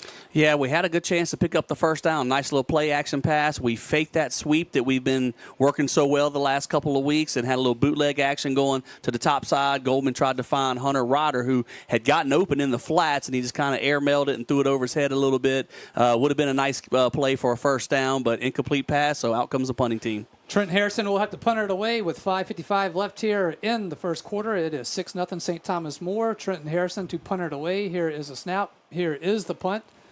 It will hit right around midfield, takes a roll, will be fielded at the 43-yard line, gets to midfield into Yellow Jackets territory on the return for St. Thomas More is Strother. It'll be 1st and 10 for St. Thomas More after this quick timeout on Yellow Jackets football. Remember, local and loco when you think of Maria's Mexican Restaurant. Local in that the Abarca family is from Denham Springs and has been serving great Mexican food at Maria's for almost 40 years. Loco means crazy, and you'd be crazy not to eat at Maria's. Fajitas, tacos, burritos, quesadillas, enchiladas, my amigos, it's all great at Maria's. So be local and don't be loco by eating at Denham Springs High School graduate David Taco Abarca's Maria's Mexican Restaurant, Florida Boulevard, 1/2 mile east of James Drug Store. Going to be 1st and 10 for St. Thomas More. Going to be 47-yard line of Denham Springs. It is a handoff to Swilly, and Swilly will get about a yard on the carry. That's about it, Mitch. So as we kind of get our catch our breath here with 5:22 left in the first quarter, Denham Springs trailing St. Thomas More 6-0. Altman from the shotgun on 2nd and 9 will drop back, looks to throw. He does. It is going to be caught at the Denham Springs 43-yard line. And not Mitch a big gain there. Nope, not a big gain, but you were thinking maybe a little bit of a push-off? I thought so. Brian Hawkins had good coverage over here on the bottom side, right in front of the Yellow Jacket sideline, and they just ran a little short hitch route, and then the receiver, I thought, pushed off a little bit there. That's I got it written down here. Cade Wilkinson, that's what it has 12, but it's number 11. Cade Wilkinson thought it could have been offensive pass interference. 3rd and 6. Altman from the Denham Springs 43-yard line gets the snap, drops back, looking to throw. He fires it. It's going to be incomplete at the 35-yard line, and it's going to be 4th down for St. Thomas More. Mason Varese with good coverage. First of all, Jonas Clark picked up the motion guy running out to the flats. Good change of communication. He picked up the motion guy, chased him out to the flats. Mason Varese came inside covering the slant right there, right on top of him. No room to fit the pass in there. So a good stand by the Jackets because St. Thomas More started once again on the other side of midfield after the punt return got them back inside the 50. But then a good stop right there. No gain on first down rushing. Just a very short pass completed on 2nd down and then incomplete on 3rd. All right, it will be Brooks Tomplay to punt it away for St. Thomas More. It is Varese back to receive. Here is the snap. Gets the punt off. Yellow Jackets were showing some blitz there, and it will hit at the 10-yard line. Will go into the end zone, and it'll be a touchback. Yellow Jackets will have it 1st and 10 on their own 20-yard line. 4:30 left in the first quarter. Back after this on Yellow Jackets football. Von Roten Eye Clinic is your full-service eye care specialist. Dr. Hunter Bond and Dr. Chris Roten and their staff expertly handle all of your eye care needs. A former Jackets football player, Dr. Hunter Bond is proud to serve the Denham Springs community that gave so much to him. You can visit Von Roten Eye Clinic at 222 Veterans Boulevard in Denham Springs or call 791-2020. That's Von Roten Eye Clinic in Denham Springs with locations in Hammond and Amy. Going to be 1st and 10. Yellow Jackets, their own 20-yard line. Here is a handoff in the backfield to Johnson. Johnson going to the left side. We'll get back to the line of scrimmage and not much more. But, Mitch, as we were just talking there in the break, Yellow Jackets' best starting position tonight at the 20-yard line. Yeah, that doesn't sound great. The third time you get the ball, and so you've started at the 2, the 11, and the 20. And so maybe a little bit of breathing room right here, getting it out to the 20-yard line. First down play didn't get us a whole lot, so we're facing 2nd and 9. But so far, definitely not getting run over and steamrolled kind of like they did to us last year. And we had a pretty good squad last year, but we holding our own at the moment. We want to try and pick up a couple first downs here. 2nd and 9 for the Yellow Jackets from their own 21-yard line. It will be Goldman from the shotgun. Has Johnson in the backfield, sends Haynes in motion. Here is a snap. He drops back, steps up in the pocket, going to keep it himself now. Now looks to throw. He does. Hits Johnson at the 25. Johnson will spin around and get to the 26, maybe the 27-yard line. And it will be third and now manageable for the Yellow Jackets. Good job of moving in the pocket by John Goldman. Little play-action pass. The rush got to him. He broke outside the pocket and got to the edge and then dumped it off to RJ, who was able to get some tough yards after the catch. So a manageable 3rd and 3 right here. We had 3rd and 2 last time, had a receiver open, kind of overshot him out right there. Let's see what happens on this 3rd and 3. Will be 3rd down and 3 for the Yellow Jackets. Their own 27-yard line. Goldman from the shotgun gets the snap, drops back, will throw it to Johnson. Has Johnson. Johnson at the first down marker will go right out of bounds about the 30-yard line. And it looks like he may be just a tad short, Mitch, but we'll have to wait and see what the spot says. I'll tell you what, I do believe he was short, but, man, they marked him way short. I thought he was going to be about a half-yard short, but they got him. Is that 2 yards short or just 1 yard? Maybe 1 yard short. Yeah, just right at 29-yard line, 1 yard short. But I could tell he kind of went out of, got knocked out of bounds just short of it. All right, Yellow Jackets go up to the line on 4th and 1 from the 29-yard line. Here is a snap. They're going to try to push the line forward for the first down, and it looks like Goldman will have it with plenty of room as he will get to the 31-yard line, make it a Jackets first down and a Big Mike Sports Bar and Grill Jackets first down. Check out the Denham Springs Sports Hall of Fame at Big Mike's. Jackets went with the Philadelphia Eagles tush push. I don't know what I've heard a few names, but the tush push has been the one that kind of seems to go. Got a lot of big guys behind Goldman and just shove them forward. But honestly, he almost broke out of that and had about a 15, 20-yard gain because only one guy was holding on to his jersey as he tried to spin out of that tackle. But the Jackets got the 2 yards they needed. 1st and 10, Yellow Jackets, their own 31-yard line, 2:25 left here in the first quarter. It is St. Thomas More 6. And Denham Springs 0, but Yellow Jackets on 1st and 10. Going to take a shot downfield, looking to Sean McBride at the 35-yard line of St. Thomas More. It is going to be incomplete. And I think we will continue to see more of 6 and 7 on this offensive side of the ball. I believe so. Second time today I've seen 6 and 7 on the offensive side. Of course, 6 being Deshaun McBride and then 7 Mason Varese. And right there we took a shot, got a first down, our first down of the game, first Big Mike's first down. That was second one, I'm sorry. All right, but just a little bit of breathing room out to the 31 and took a shot downfield. McBride had a step on him. The throw was just about a step too far. It will be 2nd and 10 now, their own 31-yard line for Denham Springs. Goldman will get it out of the shotgun, hands it off to Johnson. Johnson goes right up the middle, and he will pick up 3 yards on the carry, gets to his own 34. Yeah, Jack is once again trying up the middle. I think you can see that the game plan is we don't want to put the young quarterback in a spot where he's putting the ball up 50 to 55 times in a game, just trying to play catch-up. We're trying to keep the ball on the ground, work the running game with the passing game, and kind of help it work together and work off of each other. And so we took a shot on first down and try to soften the defense up back with a run on second down, although now we're faced with a 3rd and 7. Well, it is 3rd and 7, but I think at this point, shortening the game as much as you can is really beneficial for Denham Springs. It's going to be 3rd and 7, their own 34-yard line. Goldman from the shotgun sends Haynes in motion. We'll toss it to Haynes. Haynes will escape one defender and will be brought down right at the 35-yard line. We'll pick up a yard, but it's going to be 4th and 6 now. Yeah, tried a little jet sweep action, but quite honestly, the timing was off. I don't know if the quarterback called for it earlier, if the center snapped at a count early, but I think the quarterback was surprised the ball got to him that quickly, and Haynes wasn't quite where we needed him to be for that mesh point on the jet sweep. So not great timing there. Didn't pick up the yards needed, so out once again comes the punt unit. Trenton Harrison will be on to punt it away for Denham Springs on 4th and 6 from his own 35-yard line. Here is a snap, picks it up off the ground. We'll get the punt away. It will hit at the 40-yard line. We'll take a roll about the 35-yard line. We'll see where they spot it, but it will be St. Thomas More 6-0. They lead it. 52 seconds left in the first quarter. Back after this on Yellow Jackets football. Denham Springs High School football broadcast on Family Radio 91.9 FM and on the net at johnfineproductions.com are brought to you in part by Brendan Rishu with Smart Move Real Estate, KOA Campground, the law office of IBL Graham, Brian Ross, owner, OK Computers and Auto Sales, Dr. Chip Bankston and Baton Rouge Orthopedic Clinic, and Dentistry. We thank you for your support and patronage of these local businesses. We'll get back in. It is Yellow Jackets football. 1st and 10 for St. Thomas More, their own 37-yard line. They hand this one off in the backfield to St. Pierre, his first carry of the night. and he picks up some nice yardage as he picks up about 8 on the carry. Their best running play of the night for St. Thomas More. But great tackle by Rancher Miller. He's been really strong back there. 2nd and 2 from their own 45-yard line. It's another handoff to St. Pierre, who gets across the 45. Will be tackled at his own 48-yard line, which is 1 yard enough to move the sticks. Yeah, Blaine Gibbs coming around the outside edge was kind of able to chase him down from behind, but not before he could get the first down. All right, clock ticking with 20 seconds left here in the first quarter. Should be the last play here if St. Thomas More chooses to snap it. Altman from the shotgun will get the snap, drops back, looks to throw. He is going to fire it to the far sideline, and it is going to be caught. Oh, my goodness. It looked like he was bobbling a little bit. It's going to be caught at the Denham Springs 28-yard line, first down for St. Thomas More. They were able to make a play over there. Brian Hawkins in coverage. But I tell you what, these receivers, I mentioned it, man, they are good catching the football, keeping their feet in bounds. Altman on 1st and 10 from the Denham Springs 28-yard line gets the snap. He will roll to his left, throwing it towards the end zone, and it is going to be too far as that will sail out of the end zone. Intended receiver was Sanders Foreman.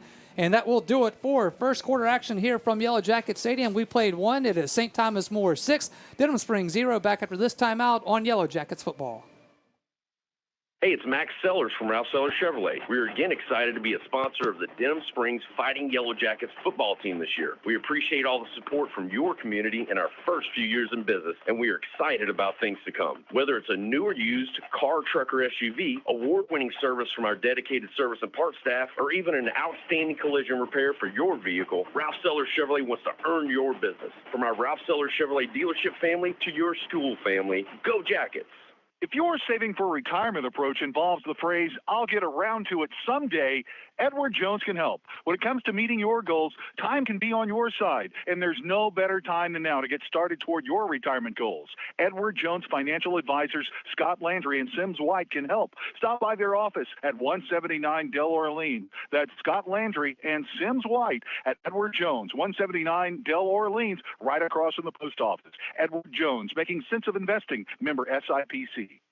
As we welcome back in Yellow Jackets football, it is 1 quarter in the books here from Yellow Jacket Stadium, and it is St. Thomas More 6, Denham Springs 0. So Yellow Jackets had a lot of issues there offensively. I say issues, they were pinned deep in their own territory for most of that. So to get out of that first quarter down 6-0, you got to be pretty happy about that. Yeah, I believe so. I'm just thinking right now, you mentioned earlier how we were trying to slow the game down a little bit. St. Thomas More don't want to go slow. Nope. On 2nd and 10, they will throw it to the end zone again, and it is going to be caught and in for a touchdown on the reception is Landon Strother for the St. Thomas More Cougars. And just like that, first play into the second quarter, and St. Thomas More is on the board again. Yeah, I jinxed it. They were able to beat Varese right there on a deep ball down the sideline. Just had about a half a step, but I'm just telling you, watching them last year, of course, they won state championship game 52-48 now. They had to score some points to beat Lafayette Christian. That was an excellent game. I saw the end of that game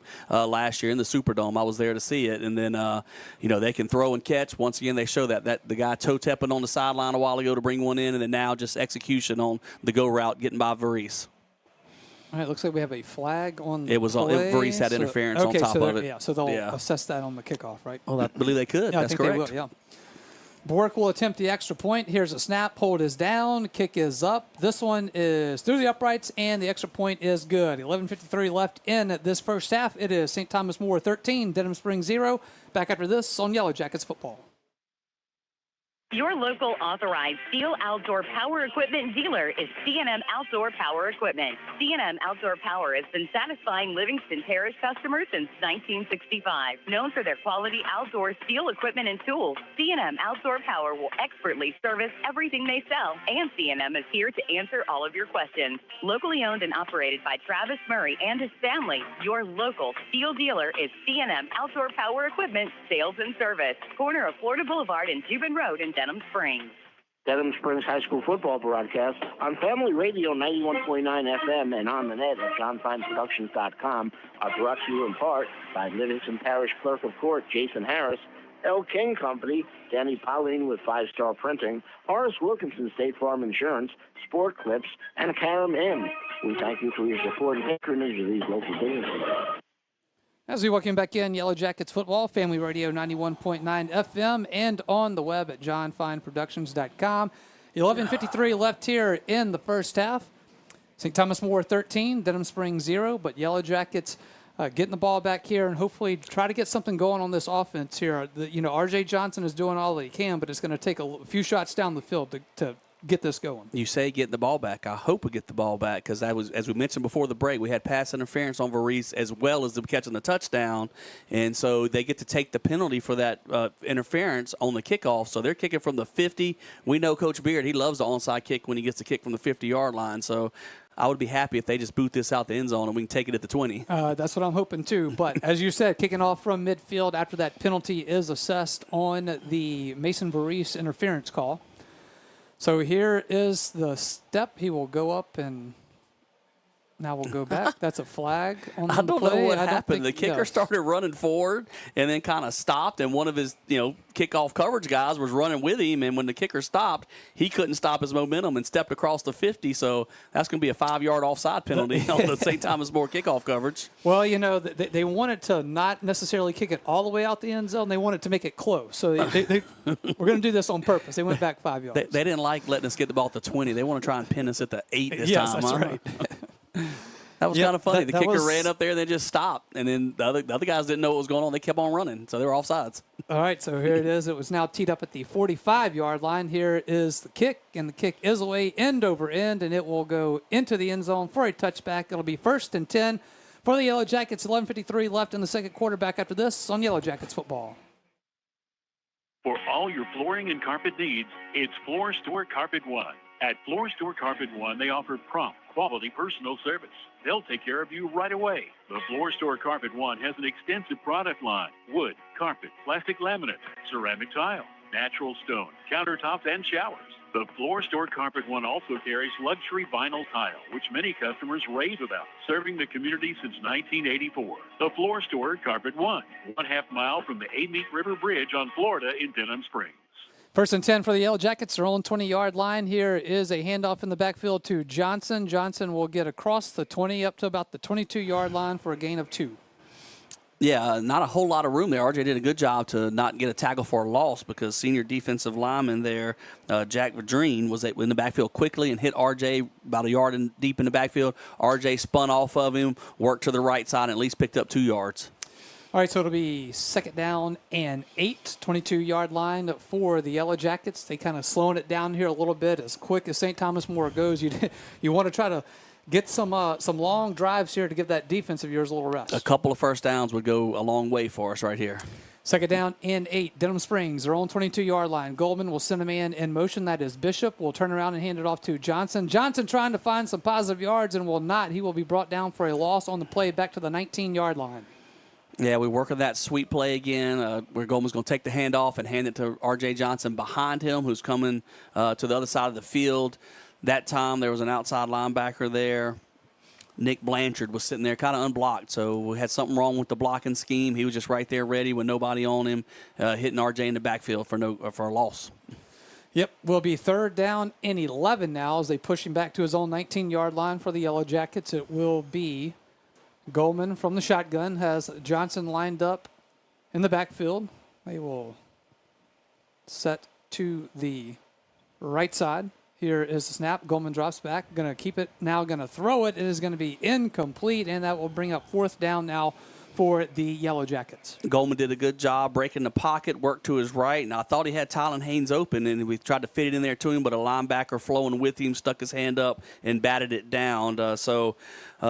Another 3 and out for the Jackets here. Not that we've been 3 and out every time, but just haven't been able to get a whole lot going with sustained drives. Haven't got anything more than 1 first down with any possession. So our punting game hasn't been great at the moment. So we've got the returner there for St. Thomas More. Good receiver for him, but also a good returner, Landon Strother, standing at midfield. So they're looking to get great field position once again. It will be Trent Harrison to punt it away for Denham Springs on 4th and 11 from their own 19-yard line. Here is the snap. Harrison will get it, gets the snap, and gets the punt away. It will be fielded by Strother at the 45-yard line. He'll be brought down about the Denham Springs 40, and there's some flags on the play. They'll sort it out after we take this quick timeout on Yellow Jackets football. Bank Plus, together with Zelle, makes it easy to send money straight from your smartphone to friends, family, the yard guy, babysitters, or millions of others with access to Zelle. So yeah, pretty much anyone. And of course, they can all send you money too. Settle that dinner tab with Zelle. It's free, fast, and secure. And right in the Bank Plus mobile app. Your bank, your plus. Learn more at bankplus.net. Member FDIC. Zelle is available to United States bank account holders only. Terms and conditions apply. Welcome back in. It is Yellow Jackets football. It is a penalty against the Yellow Jackets. Face mask on the tackle right there. I thought Rancher Middle did a good job chasing Strother down, but apparently got his hands on the face mask. So what was going to be real good field position become great field position because they're at their own 25, or the Jacket 25. First and 10, Denham Springs 26-yard line for St. Thomas More. It'll be a shovel pass in the backfield to Mock. Mock will get to the 15-yard line, still on his feet, and be brought down about the 10-yard line. Another flag on the play. So we'll have to wait to see what this one is about. But this is where St. Thomas More is so dangerous. You give them a short field, and they try to go quick, and they're just so precise in what they do. Well, now the momentum of which early in the game we were kind of holding our own, battling back and forth with them a little bit. But right now they put a couple touchdowns on the board, and that momentum's happening. That nice little screenplay, little shovel pass, like you mentioned, was going to pick up some yards. But there is going to be a holding against St. Thomas More. Now, it wasn't at the line of scrimmage, so that's not going to back them all the way up. But at least it's going to, move them back from the 10-yard line for sure. Yep, so we'll wait to see where they mark this one down after the penalty. It is 9:56 left here in the second quarter. It is St. Thomas More 13, Denham Springs 0. It'll be 1st and 6 for St. Thomas More from the Denham Springs 22-yard line. Altman out of the shotgun, drops back, looks to throw, has time, throws it to the end zone. It is going to be incomplete. Great coverage right there by Jonas Clark. Good job by Jonas Clark chasing, that wasn't Strother. Is that number one? That is Strother? Yep. Strother, the kick returner, and he's one of their top receivers, a senior receiver, so we got an outside linebacker matched on him. But Jonas Clark more than held his own with great coverage across the middle. All right, going to be second down now for St. Thomas More. Altman from the shotgun gets it, throws it into the flats. He's at the 20-yard line, trying to get some space. There's a flag on the play, going to be brought down about the 15-yard line by Mason Varese, but we'll have to wait to see what this flag is about. What are you thinking, Mitch? I think that's going to be a hold. And I thought Mason Varese was doing a good job trying to get off the block to make the tackle more at the line of scrimmage, and I saw a handful of jersey. I know sometimes they can get away with a little bit, but that back judge threw it, and I believe that's going to be a holding on St. Thomas More, which that one will back them up a good bit more. All right, so that will back them up. It is against St. Thomas More, as we like to see. And we'll wait to see where they mark this one. So they're going to go back to the Denham Springs 28-yard line, where it'll be second down and long. Yep, so Mason Varese was doing a good job there, trying to get quickly to the ball carrier on the quick bubble screen and holding on the St. Thomas More blocker in front of him. So see if the Jackets can hold up and keep him out the end zone. Second and 12, Denham Springs 28-yard line now for St. Thomas More. Oh, they slowed down. What's this? This is the play clock is under 15 for the first time tonight. Altman from the shotgun will wait the snap. He's got three receivers to the far sideline, one to the near. Here is the snap. He drops back, looks to throw, fires at middle of the field towards the end zone. It is caught and in for the touchdown. That is Landon Strother. Touchdown, St. Thomas More. Yeah, that was a bad sign when they slowed down. They found something they really liked, I guess. But Jonas Clark covered him well 2 plays ago across the middle. But that time, Strother had about 2 steps on him, a little streak route right up the hash mark, and quarterback very good with it. Sam Altman, we know he can put the ball where he wants to, and he found him. It will be Brendan Bork to attempt the extra point, as he will wait for the snap. Here's a snap. Hold is down. Kick is up. Just barely gets it off, and it is good. And with 9:29 left in the first half, it is St. Thomas More 20, Denham Springs 0. Back after this on Yellow Jackets football. Your locally owned full-service dry cleaner in Denham Springs is Quick and Handy Cleaners. Quick and Handy Cleaners can expertly handle all of your dry cleaning needs with friendly Livingston Parish hometown service. Quick and Handy Cleaners, family owned and operated by Scooter and Kay Keene, and serving Livingston Parish for 50 years. Quick and Handy Cleaners at 397 East Railroad with locations in Walker and Watson. Quick and Handy Cleaners. As we welcome back in Yellow Jackets football, it is 9:29 left in the first half. It is St. Thomas More now 20, Denham Springs 0. Coming up for the Small Sliders halftime report, it will be John Fine and special guest, principal of Denham Springs High School, Mr. Wes Howard. So Mitch, be on your best behavior. Got the boss man coming That's in right. here, so you're the right. Big guys better. coming in. I'm gonna tuck in my shirt. Tuck your shirt in. Tuck my I'm shirt gonna go downstairs and hide because principals scare me. That's right. All right, Mitch. So Yellow Jackets obviously find themselves in a quick hole here. You're only down by 6. First play into the second quarter, St. Thomas More strikes, and then they've put another quick one on the board after that. Yep, so we need to get something going on offense, put a couple of first downs up there, and at least flip the field, if not anything else. Here's the kickoff from the 40-yard line, end over end. It is going to be off the hands of the Yellow Jackets. Will go into the end zone for a touchback on the return. That was Caden Allen, who wasn't unable to field it. Not a guy. Well, we saw him a couple of games earlier in the season to get back there. So. He's been one of the two deep guys. Yeah. We got Varese on one side, and then we've got Caden Allen, the sophomore, on the other side. And quite honestly, I've been surprised people haven't been kicking his way more. Just honestly, you're going to kick to the cornerback who's run kickbacks for touchdowns, or are you going to kick to the linebacker who's also back there? And St. Thomas More went to the linebacker that time, and it didn't work out well for us. No, although we didn't lose possession of it, but going to be a touchback, so we'll end up with the ball at 20. It may have actually ended up working out good for Yellow Jackets. We'll see here. It'll be 1st and 10, Denham Springs. The ball will be at their own 20-yard line. Here is Goldman from the shotgun. Will fake the handoff, slips on the turf, and then will be wrapped up for a loss on the play back at the 15-yard line. It's a loss of 5. Yep, tried some play action, a little bootleg, faked the sweep, tried to roll to the right. 2 St. Thomas More defenders were right there. The defensive end held him up, and then somebody came through on the inside rush, and Goldman didn't have a chance to look upfield to see if he could find any receivers. All right, so it is going to be 2nd down and 15 for Denham Springs back at their own 15-yard line. It'll be Goldman from the shotgun, has Johnson in the backfield. Johnson will be lined up to his left. He's got 2 receivers to the near sideline. Here is the snap. Rolls to his left, looking to throw. He does. It is going to be intercepted by St. Thomas More at the Denham Springs 25-yard line. That'll be a turnover, and it'll be 1st and 10 for St. Thomas More. 8:38 left in the half. Back after this on Yellow Jackets football. You already know that State Farm agent Brandy Robertson offers great service. But what you probably didn't know is that State Farm also has surprisingly great rates on auto insurance. In fact, customers call them jaw-dropping. And the surprise is reserved for just some. State Farm agent Brandy Robertson has surprisingly great rates for everyone in Denham Springs. Visit betterwithbrandy.net for your surprisingly great rates today. Just be sitting down when you do. Brandy Robertson, State Farm Insurance. Like a good neighbor, State Farm is there. Individual premiums will vary by customer. All applicants subject to State Farm underwriting requirements.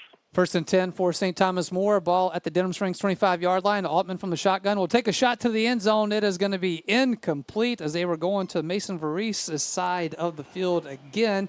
And it's another quick strike. But this is what St. Thomas More does. You give them a bonus like that, or they get a turnover like that, they do what – I like the play call. Take a shot to the end zone first time. They took a quick shot, but Mason Varese with some great coverage. But unfortunately, that's kind of what's happening to the Jacket offense. A young quarterback trying to press a little bit. We're falling behind and trying to make too much happen on that last play. 2nd and 10, Denham Springs 25-yard line for St. Thomas More, going towards the end zone again, and right at the goal line, it is going to be incomplete. Intended receiver that time was Cade Wilkerson, and it is now 3rd down for the Cougars. Good coverage by Brian Hawkins down here on the bottom side, and just another little go route. So back-to-back times, they try to go route up top on Mason Varese with good coverage by Varese, and then they try down here on the bottom side against Brian Hawkins. Both times, Jackets held up. 3rd and 10. Altman will work it from the Denham Springs 25-yard line. He is going to throw it middle of the field. It is going to be incomplete. Intended receiver was Sanders Foreman, and it is 4th down now for St. Thomas More. So see what they do here. Good job so far, the Jacket defense. That's called sudden change. When you turn it over and the Jacket defense is just now getting over on the bench,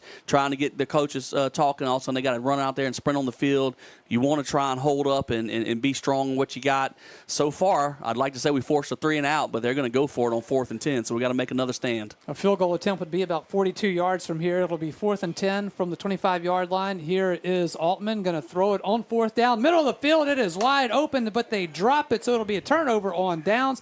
Yellow Jackets will have it 1st and 10 with 8:12 left in the first half. St. Thomas More 20, Denham Springs 0. Back after this on Yellow Jackets football. Peak Performance Physical Therapy is excited to announce the opening of our newest clinic location in Watson. We are located at 32871 Highway 16 at the corner of Amy Church Road and Highway 16.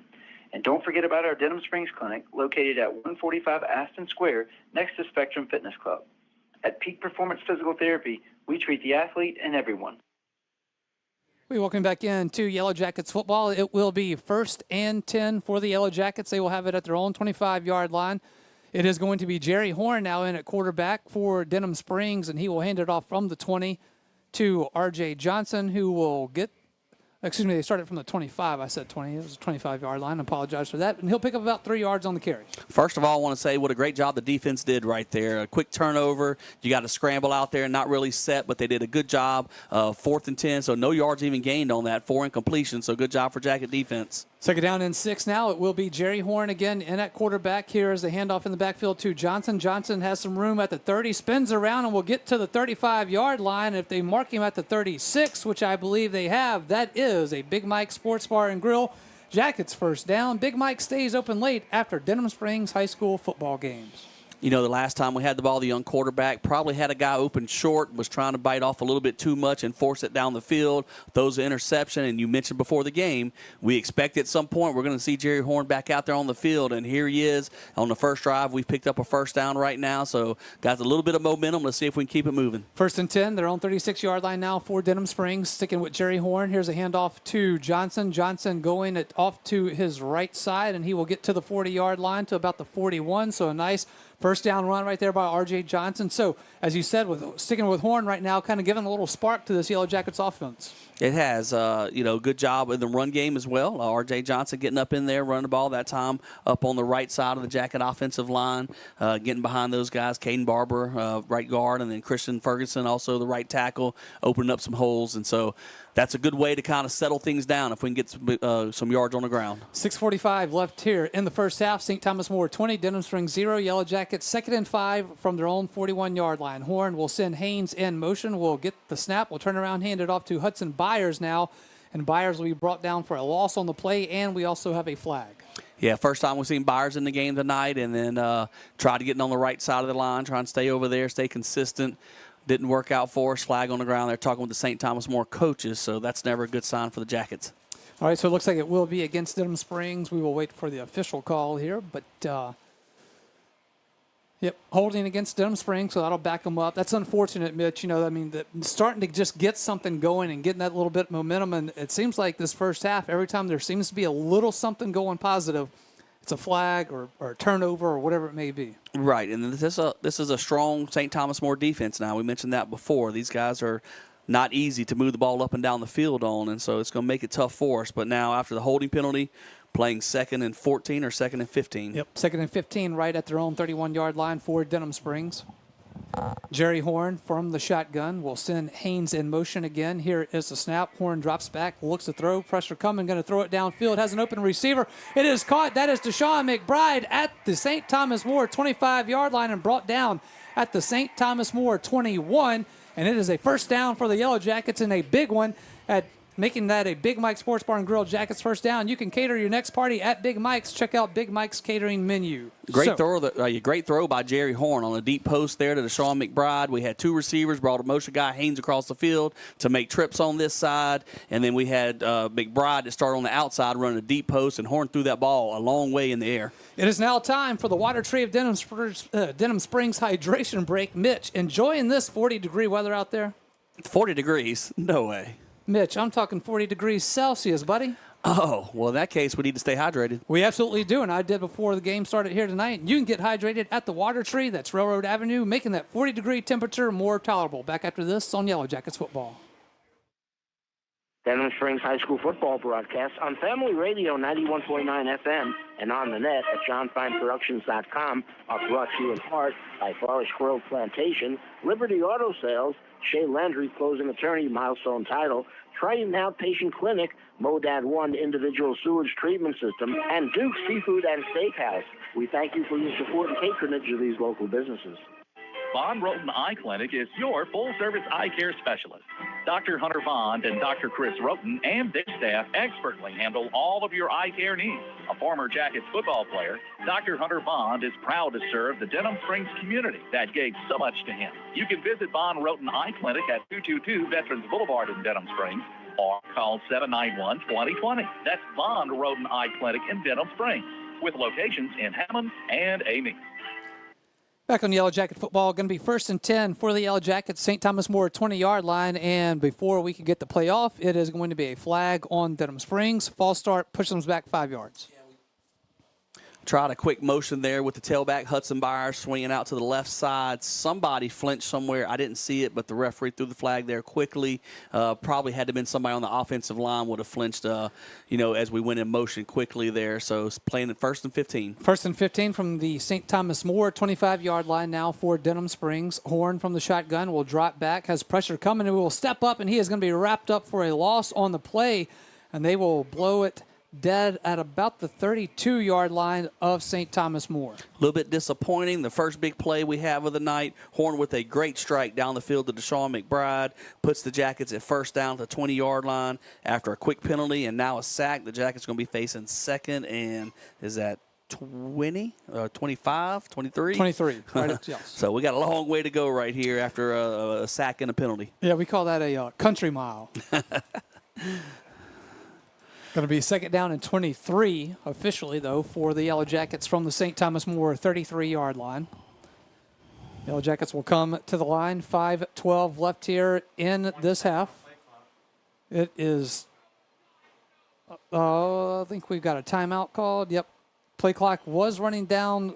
Yellow Jackets will call a timeout before the play clock expires. 5:08 left here in the first half. St. Thomas More 20, Denham Springs 0. Back after this timeout on Yellow Jackets football. Demco wants to give you the knowledge to get power smart. Simple tips that can help you conserve energy and save money.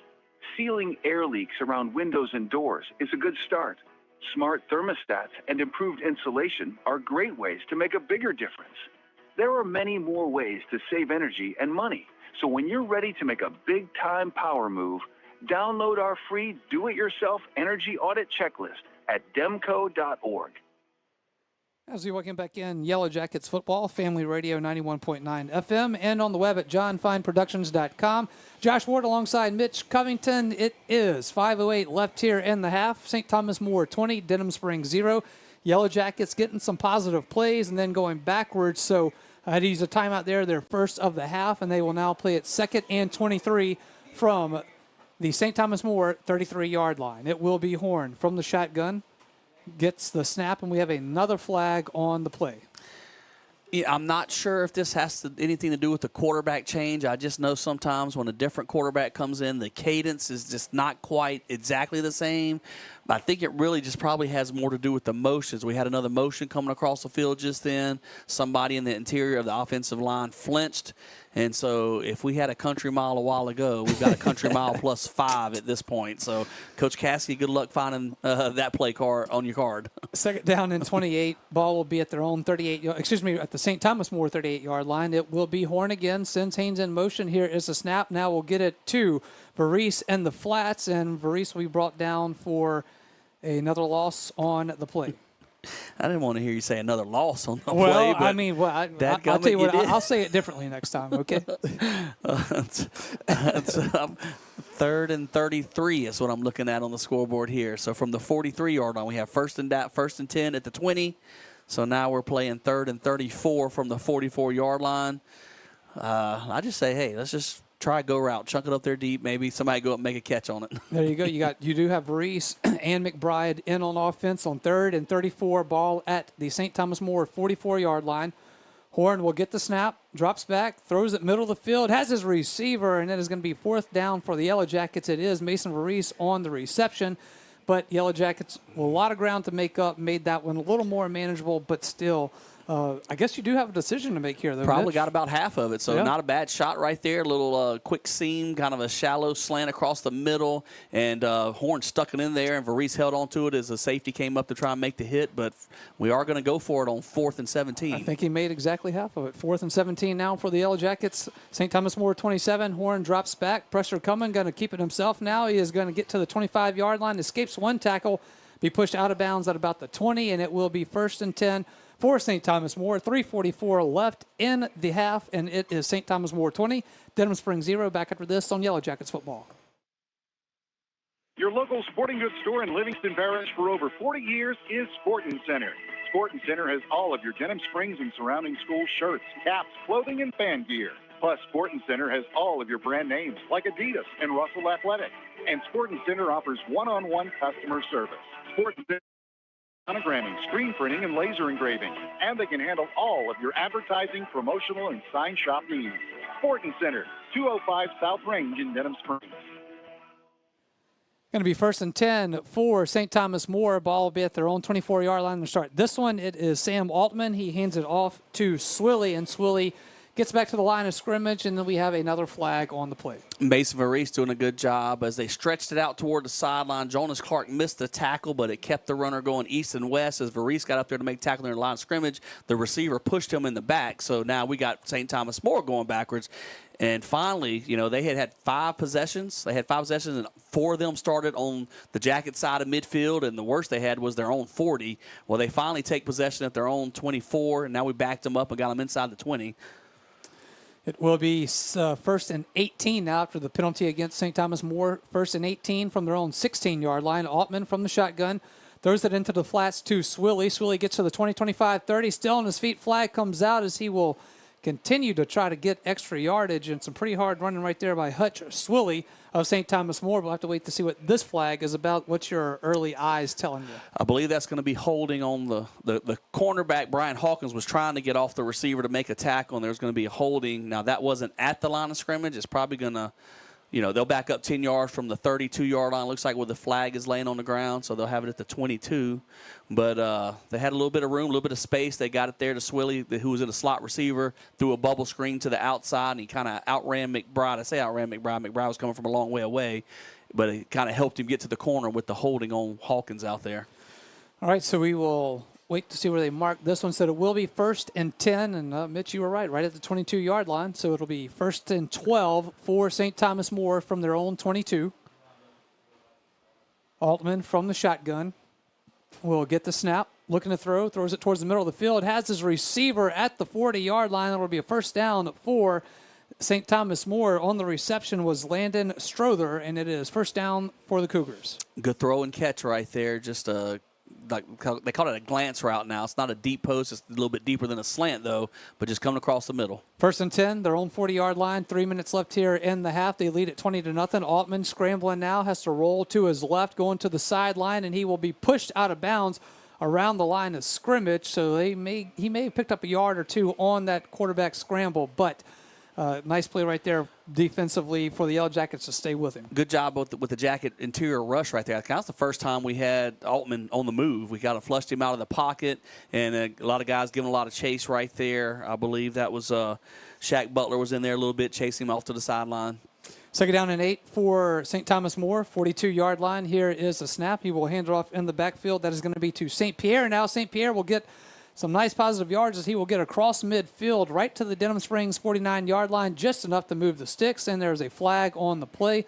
A little extracurricular going over there on the St. Thomas More sideline, but I think this is going to be against the Yellow Jackets. I think so. I think Varese is showing a little bit of frustration right there.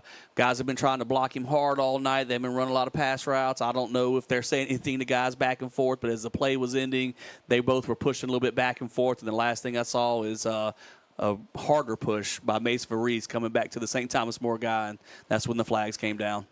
All right, it is 2:41 left here in the first half. It is St. Thomas More 20, Denham Springs 0. Reminder coming up for the Small Sliders halftime report. John Fine will be with principal of Denham Springs High School, Mr. Wes Howard. Going to be 1st and 10.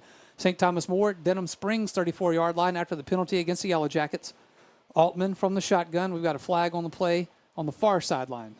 Yeah, a little hard count right there, and although the Jackets didn't fly off the ball into the backfield, just enough of a flinch to get that helmet across the football and break the neutral zone, so 5 yards against the Jackets. All right, so that'll be 1st and 5 now for St. Thomas More at the Denham Springs 29-yard line after the penalty. Altman will be from the shotgun yet again. 2 receivers to the near sideline, 1 out to the far. Here's a fake handoff to St. Pierre in the backfield. Has pressure coming. He's going to throw this one out of bounds as Yellow Jackets were all over on that one. Yeah, good job by sophomore outside linebacker Cedric Polk on the pass rush, and I see flags on the ground. I believe that's going to be a holding call going against St. Thomas More. Cedric Polk doing a good job trying to get back there as the offensive guy was holding him to keep him from getting to the quarterback. Tell me the last play where we didn't have a flag thrown. It's been a lot of them, hasn't it? You're right. I didn't think about that, but there's been a lot of flags here the last, about 6-7 plays. Well, this entire drive for St. Thomas More, it seems like it's been a flag dang near every play. It sure has.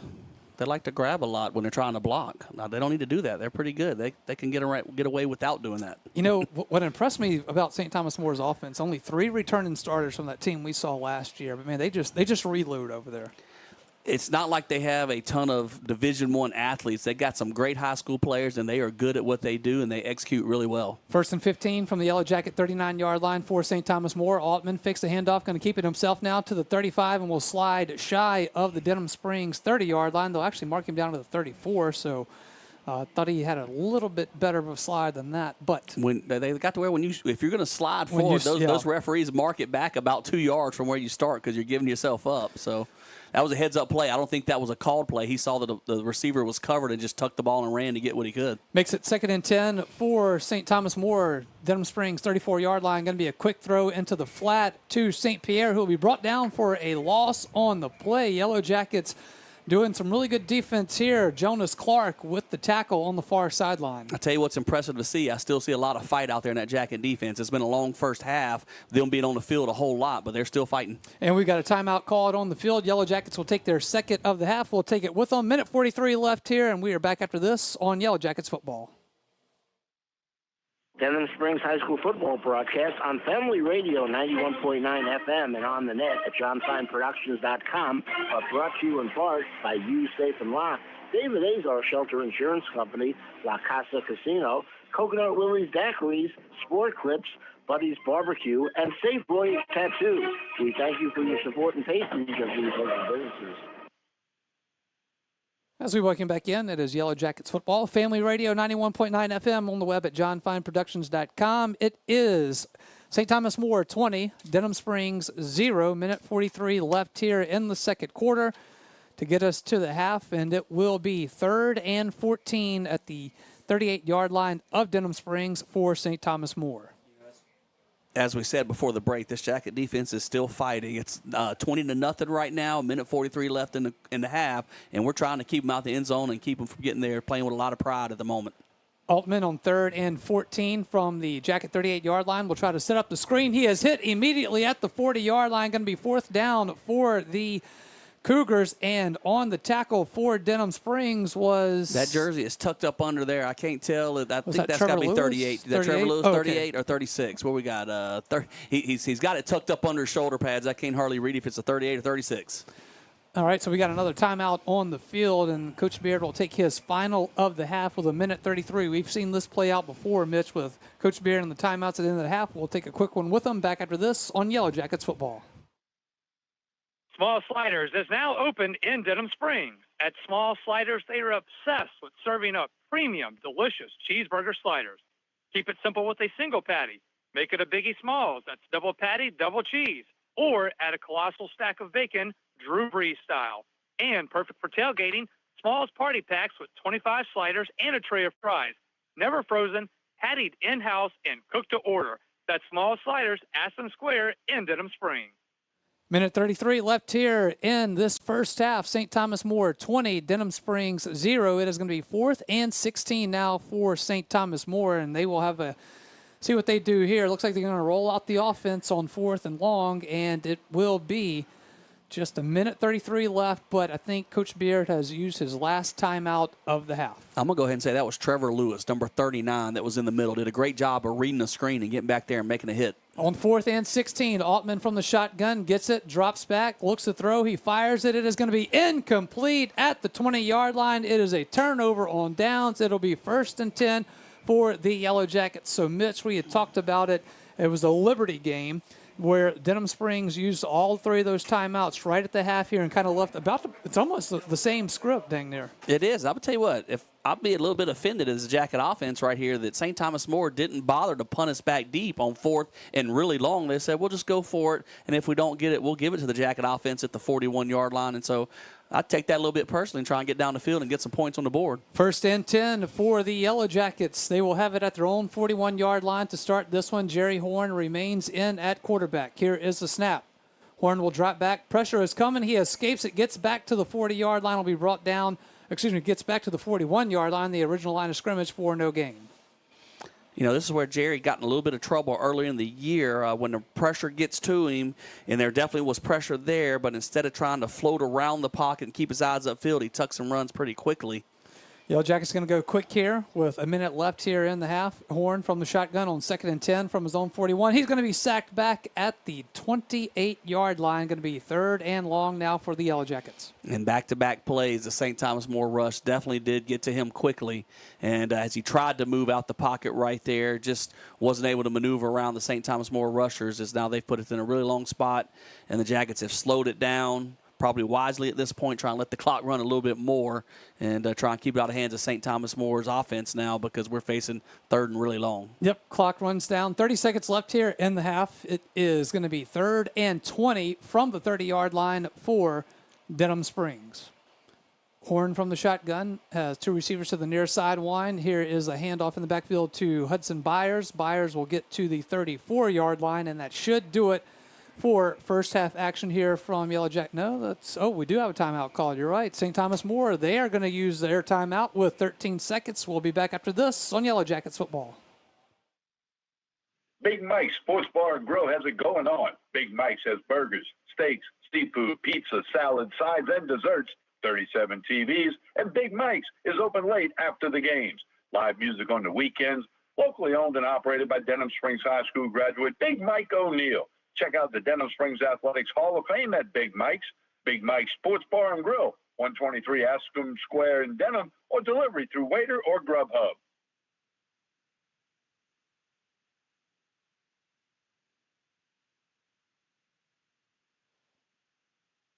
Welcome back in. Yellow Jackets football. We've got an injured St. Thomas More Cougar down on the field. I believe that is Brody Latole.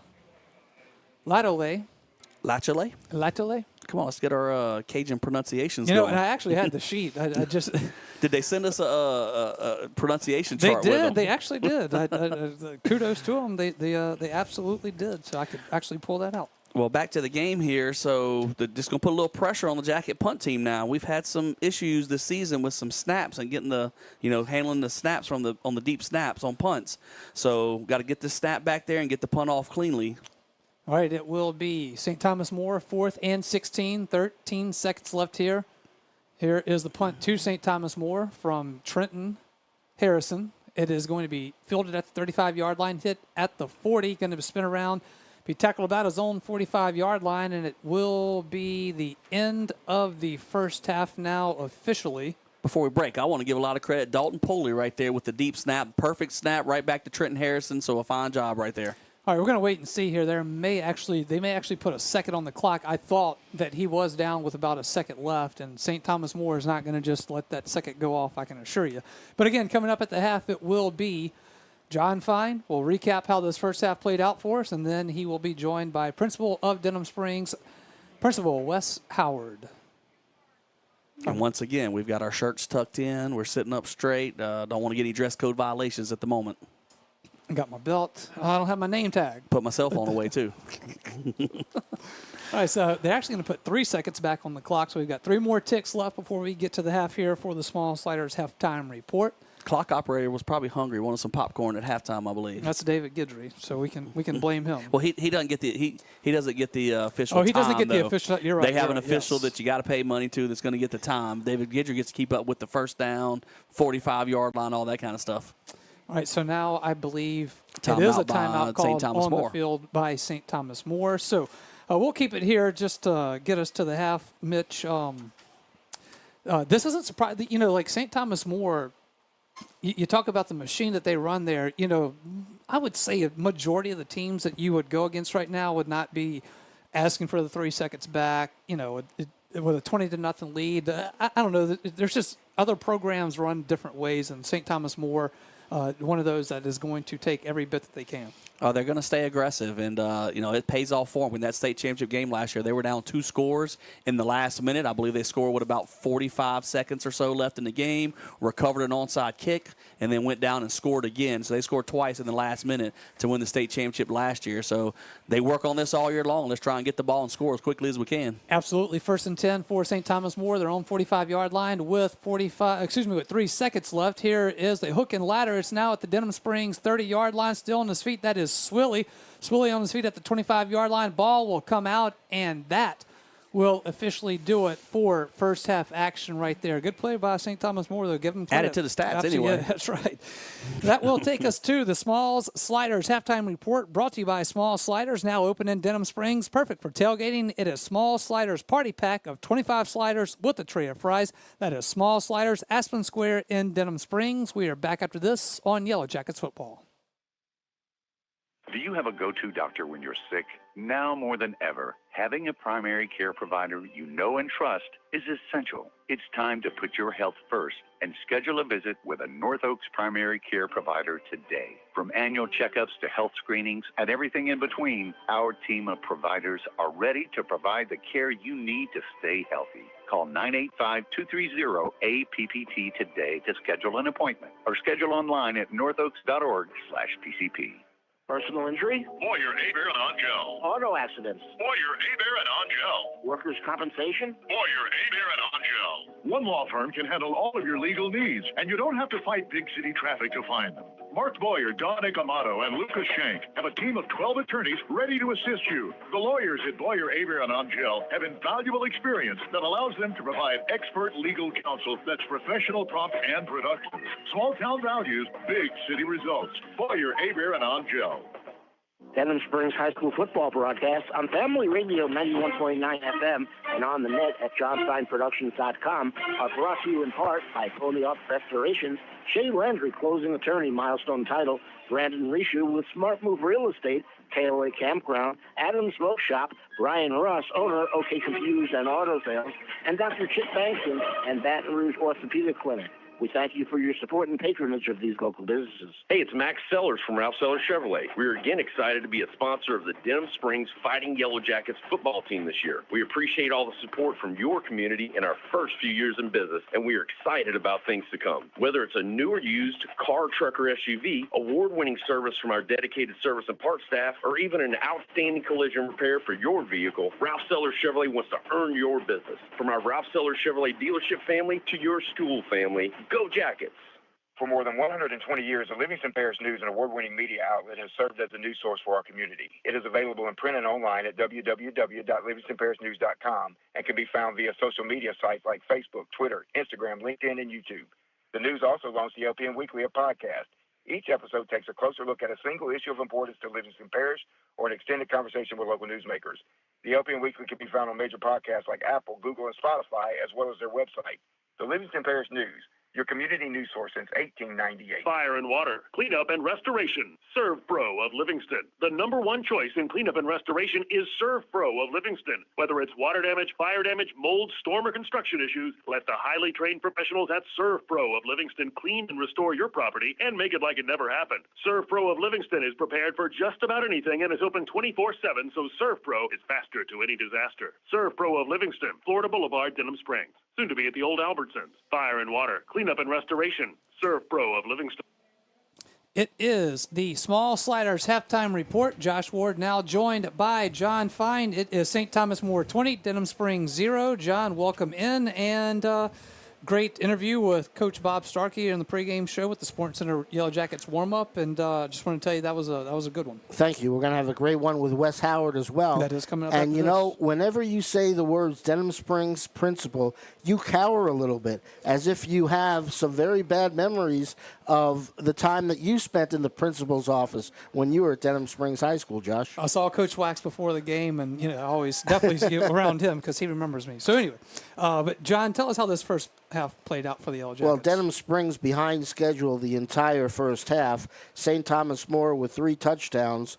19-yard pass, Altman to Foreman with 7:26 left to be played in the first quarter. Mason Varese came in and blocked the extra point. 6-0 the score at that juncture. 6-0 at the end of the first quarter. Second quarter, Altman to Strother, 28 yards, 11:53, extra point. Good. St. Thomas More up 13-0. And then Altman found Strother again, this time again from 28 yards out with 9:24 remaining, 20-0 the score. And that was the score at the end of the first half. Jackets defense played well for much of the balance of the second half, of the first half. A long pass completion by Horn to number 6. But other than that, the highlights were few and far between for the Jackets. Right, but we got a whole second half coming up. But before we get to that, again, it will be John Fine, and it will be our principal here at Denham Springs High School, Wes Howard, and that is after this timeout on the Small Sliders Halftime Report. Back after this on Yellow Jackets Football. Denham Springs High School football broadcast on Family Radio 91.9 FM and on the net at johnfineproductions.com are brought to you in part by Denspre, Mr. Gaddy's Pizza, Cypress Pharmacy, Burning Lotus Tattoo of Denham Springs, the Law Office of Ivy L. Graham, and Hunt's Tire Pros and Car Care. We thank you for your support and patronage of these local businesses. Bank Plus makes it easier to bank. With extended drive-through hours plus 24/7 online and mobile banking, we're here when you need us. Lost your debit card? Get a new one instantly at any Bank Plus location. No waiting for the mail. And interactive teller machines offer drive-up personal service 7 a.m. to 7 p.m. Monday through Friday and 9 a.m. to 1 p.m. Saturdays. Your bank, your plus. Learn more at bankplus.net. Member FDIC. For all your flooring and carpet needs, it's Floor Store Carpet One. At Floor Store Carpet One, they offer prompt, quality personal service. They'll take care of you right away. The Floor Store Carpet One has an extensive product line: wood, carpet, plastic laminate, ceramic tile, natural stone, countertops, and showers. The Floor Store Carpet One also carries luxury vinyl tile, which many customers rave about, serving the community since 1984. The Floor Store Carpet One, 1/2 mile from the Amite River Bridge on Florida in Denham Springs. When you make the right decision, it feels good. Like picking the perfect accent rug or choosing a good night's sleep over an all-night crime show binge. It feels really good to make the right insurance decision, too. That's why State Farm agent Brandy Robertson is right here in Denham Springs to help you select the right protection at the right price. Brandy will make sure you understand your State Farm coverages, so you'll know what to expect if the unexpected happens. With State Farm agent Brandy Robertson, it's easy to make the right choice. Just call her. When you want a good deal, like a good neighbor, State Farm is there. It's the Small Sliders Halftime Report. John Fine, producer of Yellow Jackets Football. It is Denham Springs trailing St. Thomas More 20-0. Our special guest is the principal of Denham Springs High School, Wes Howard. Mr. Howard, thank you so much for joining us. And as you look onto the field, you have to have such pride. The band is playing, that's your background, and impressive facility, still brand new. Very much. Wow.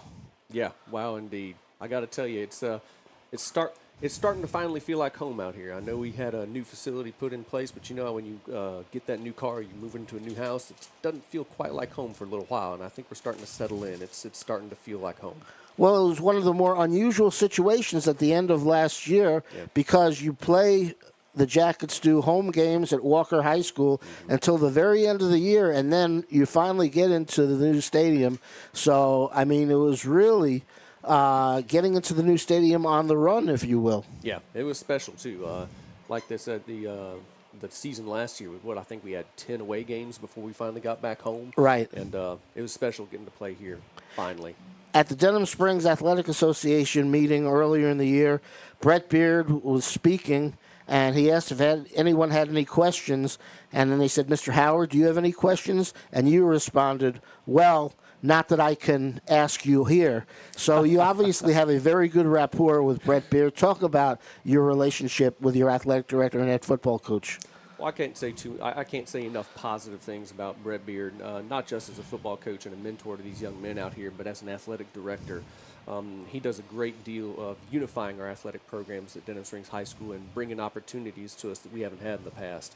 I kid with him about questions I can't ask him there. There's nothing I can't ask him anywhere that he won't be able to answer at the drop of a hat. The man is a professional. He's knowledgeable, and I couldn't ask for a better partner to work with here at Denham Springs High School. Well, I tell you what, if you want to have any questions that you want to ask Coach Beard, that you can only do behind closed doors, you can share them with us. We promise we won't tell anyone. Of course not. Tell us the importance of an athletic director and one as engaged as Coach Beard is to Denham Springs High School. Oh, it can mean the world to a principal at Denham Springs High School to have a solid athletic director that they work with, in and out of the office. He takes care of a lot of LHSA activities and paperwork that, I know it sounds silly, but LHSA is a time-consuming entity, and it would occupy most of my working week during the athletic season or football season if I had to do some of the things that he's able to take off my plate and be able to handle as the athletic director at Denham Springs High School. I just can't speak highly enough of him.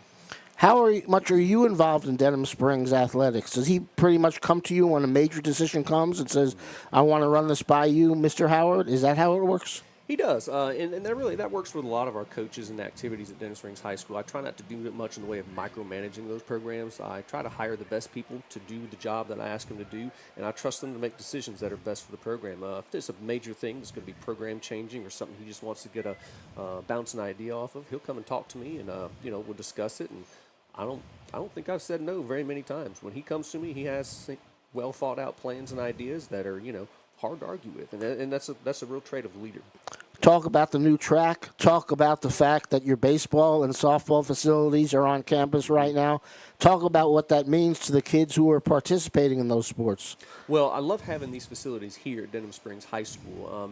We used to have these the softball and baseball facilities at North Park, and North Park was outstanding working with our school and being that resource for our community. But there's nothing like walking out the back of my office and being able to walk to a baseball game, walk to a softball game, walk out to a track meet or basketball.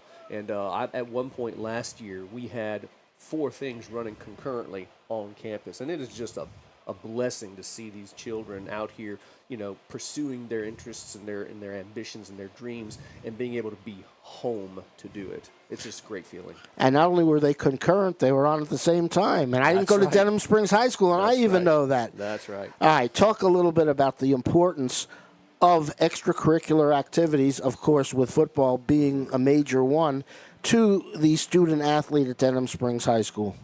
To all of our students at Denham Springs High School, the extracurricular activities are something that, we all know keep students engaged and keep students interested in the school life.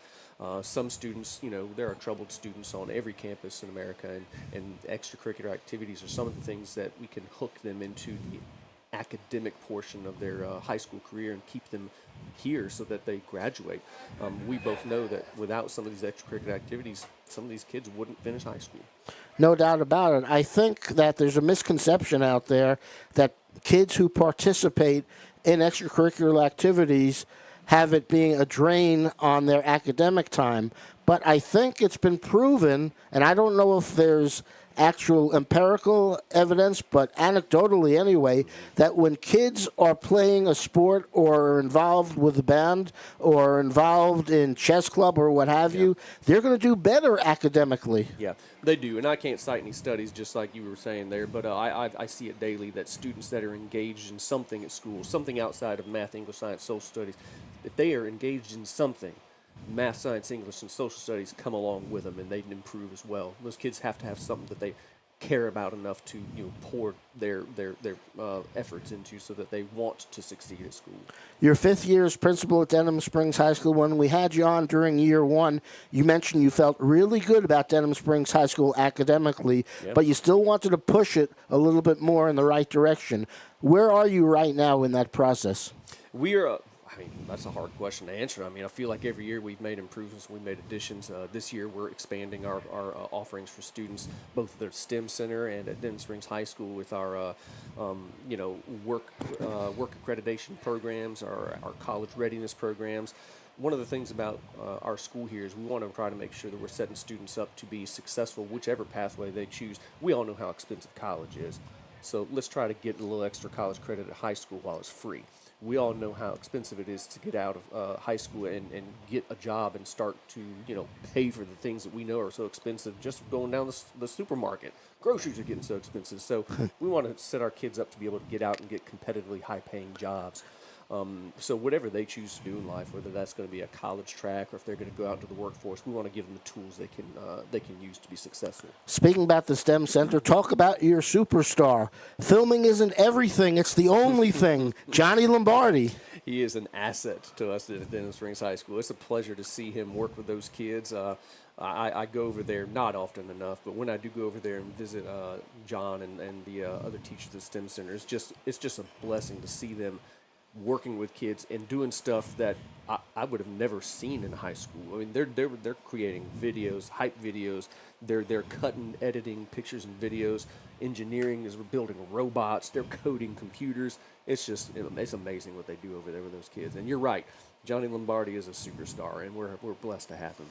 Now, when we texted back and forth today, you said you wanted some NIL money to come on. Now, we can't do that, but I am willing. Where did you go to high school?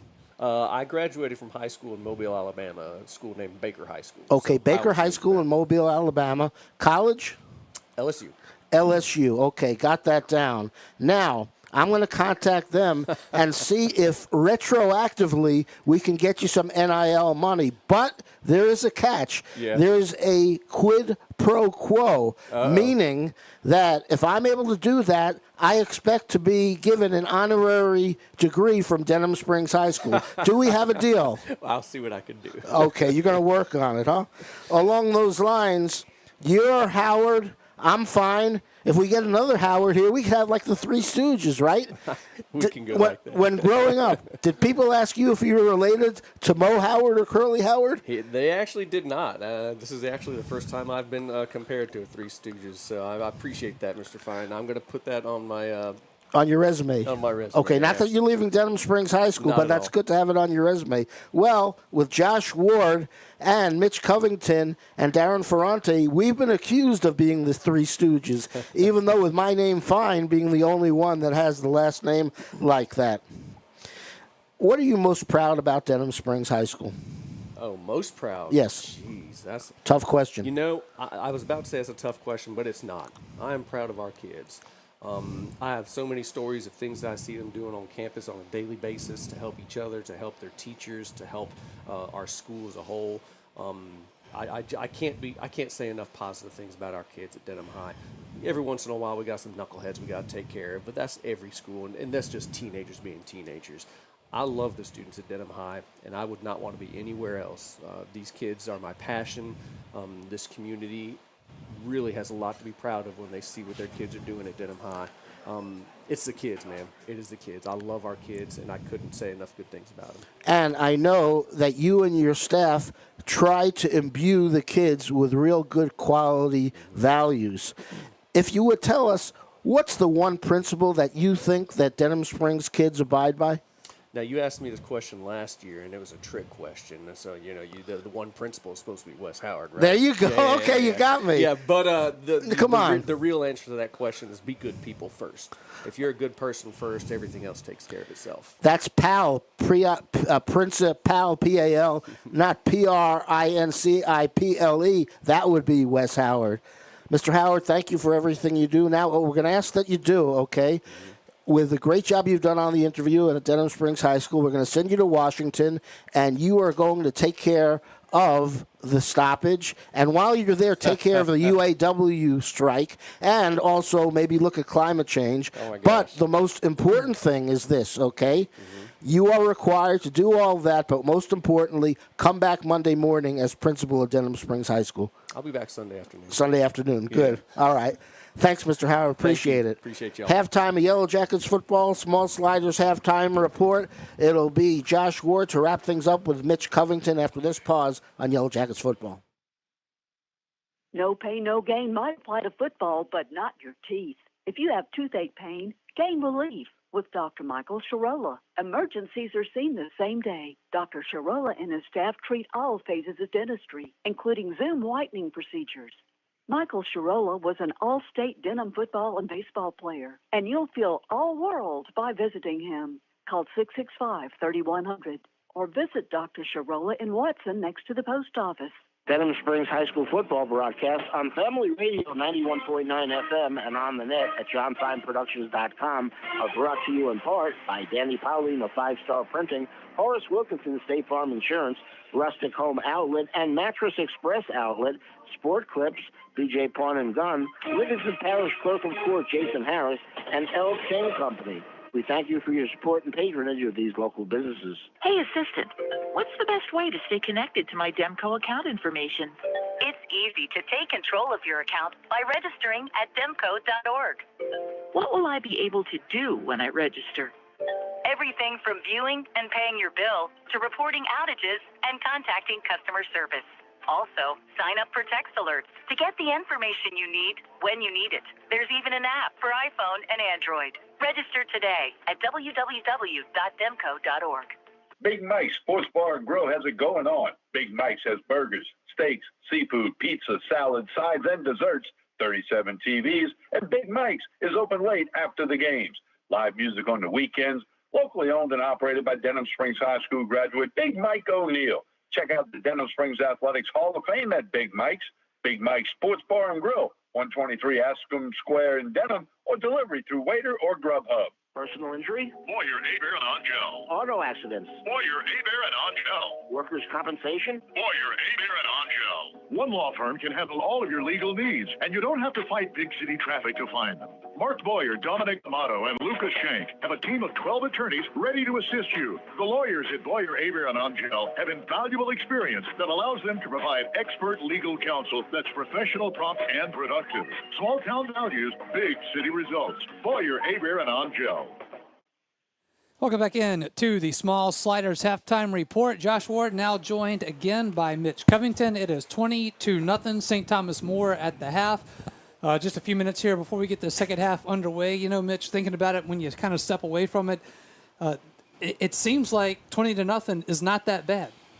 You know, considering. Right. St. Thomas More is a really strong team. And I tell you what, they had the ball on our side of the field an awful lot, starting with the ball on our side of the field an awful lot. And the Jackets really held strong the last 6-7 minutes of the half right there.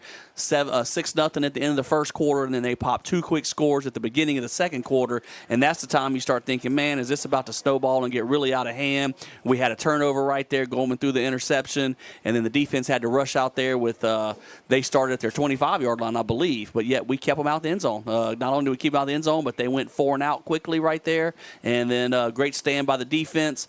And then we were able to not allow them to put any more points on the board. So we are still in the ball game at 20-0 if we can get out there and we got the ball to start the second half, right? Then they take the kickoff. So if we can put a drive together, get some points on the board, we're right back in this game and fighting for it. Absolutely. And the Yellow Jackets now coming back out onto the field to get the second half underway, and they look like they're pumped up. I know they went in there and did some good coaching there because, Coach Beard and his staff, they kind of break off and go talk to their individual positions and kind of get it together.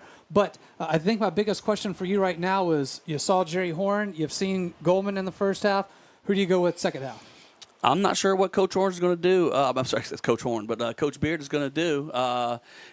We have seen in the past if guys are out there at quarterback and then they start putting the ball on the ground and a fumble, or if they're able to throw picks or something like that, if he's got another guy that he feels is ready to go, they may make that switch. That's what happened there when Goldman threw the interception. He went ahead and made the move to Horn. Horn made the great pass downfield to McBride, had a little bit of life with the offense there, and then that's when the drive stalled. We went backwards with some penalties and some sacks.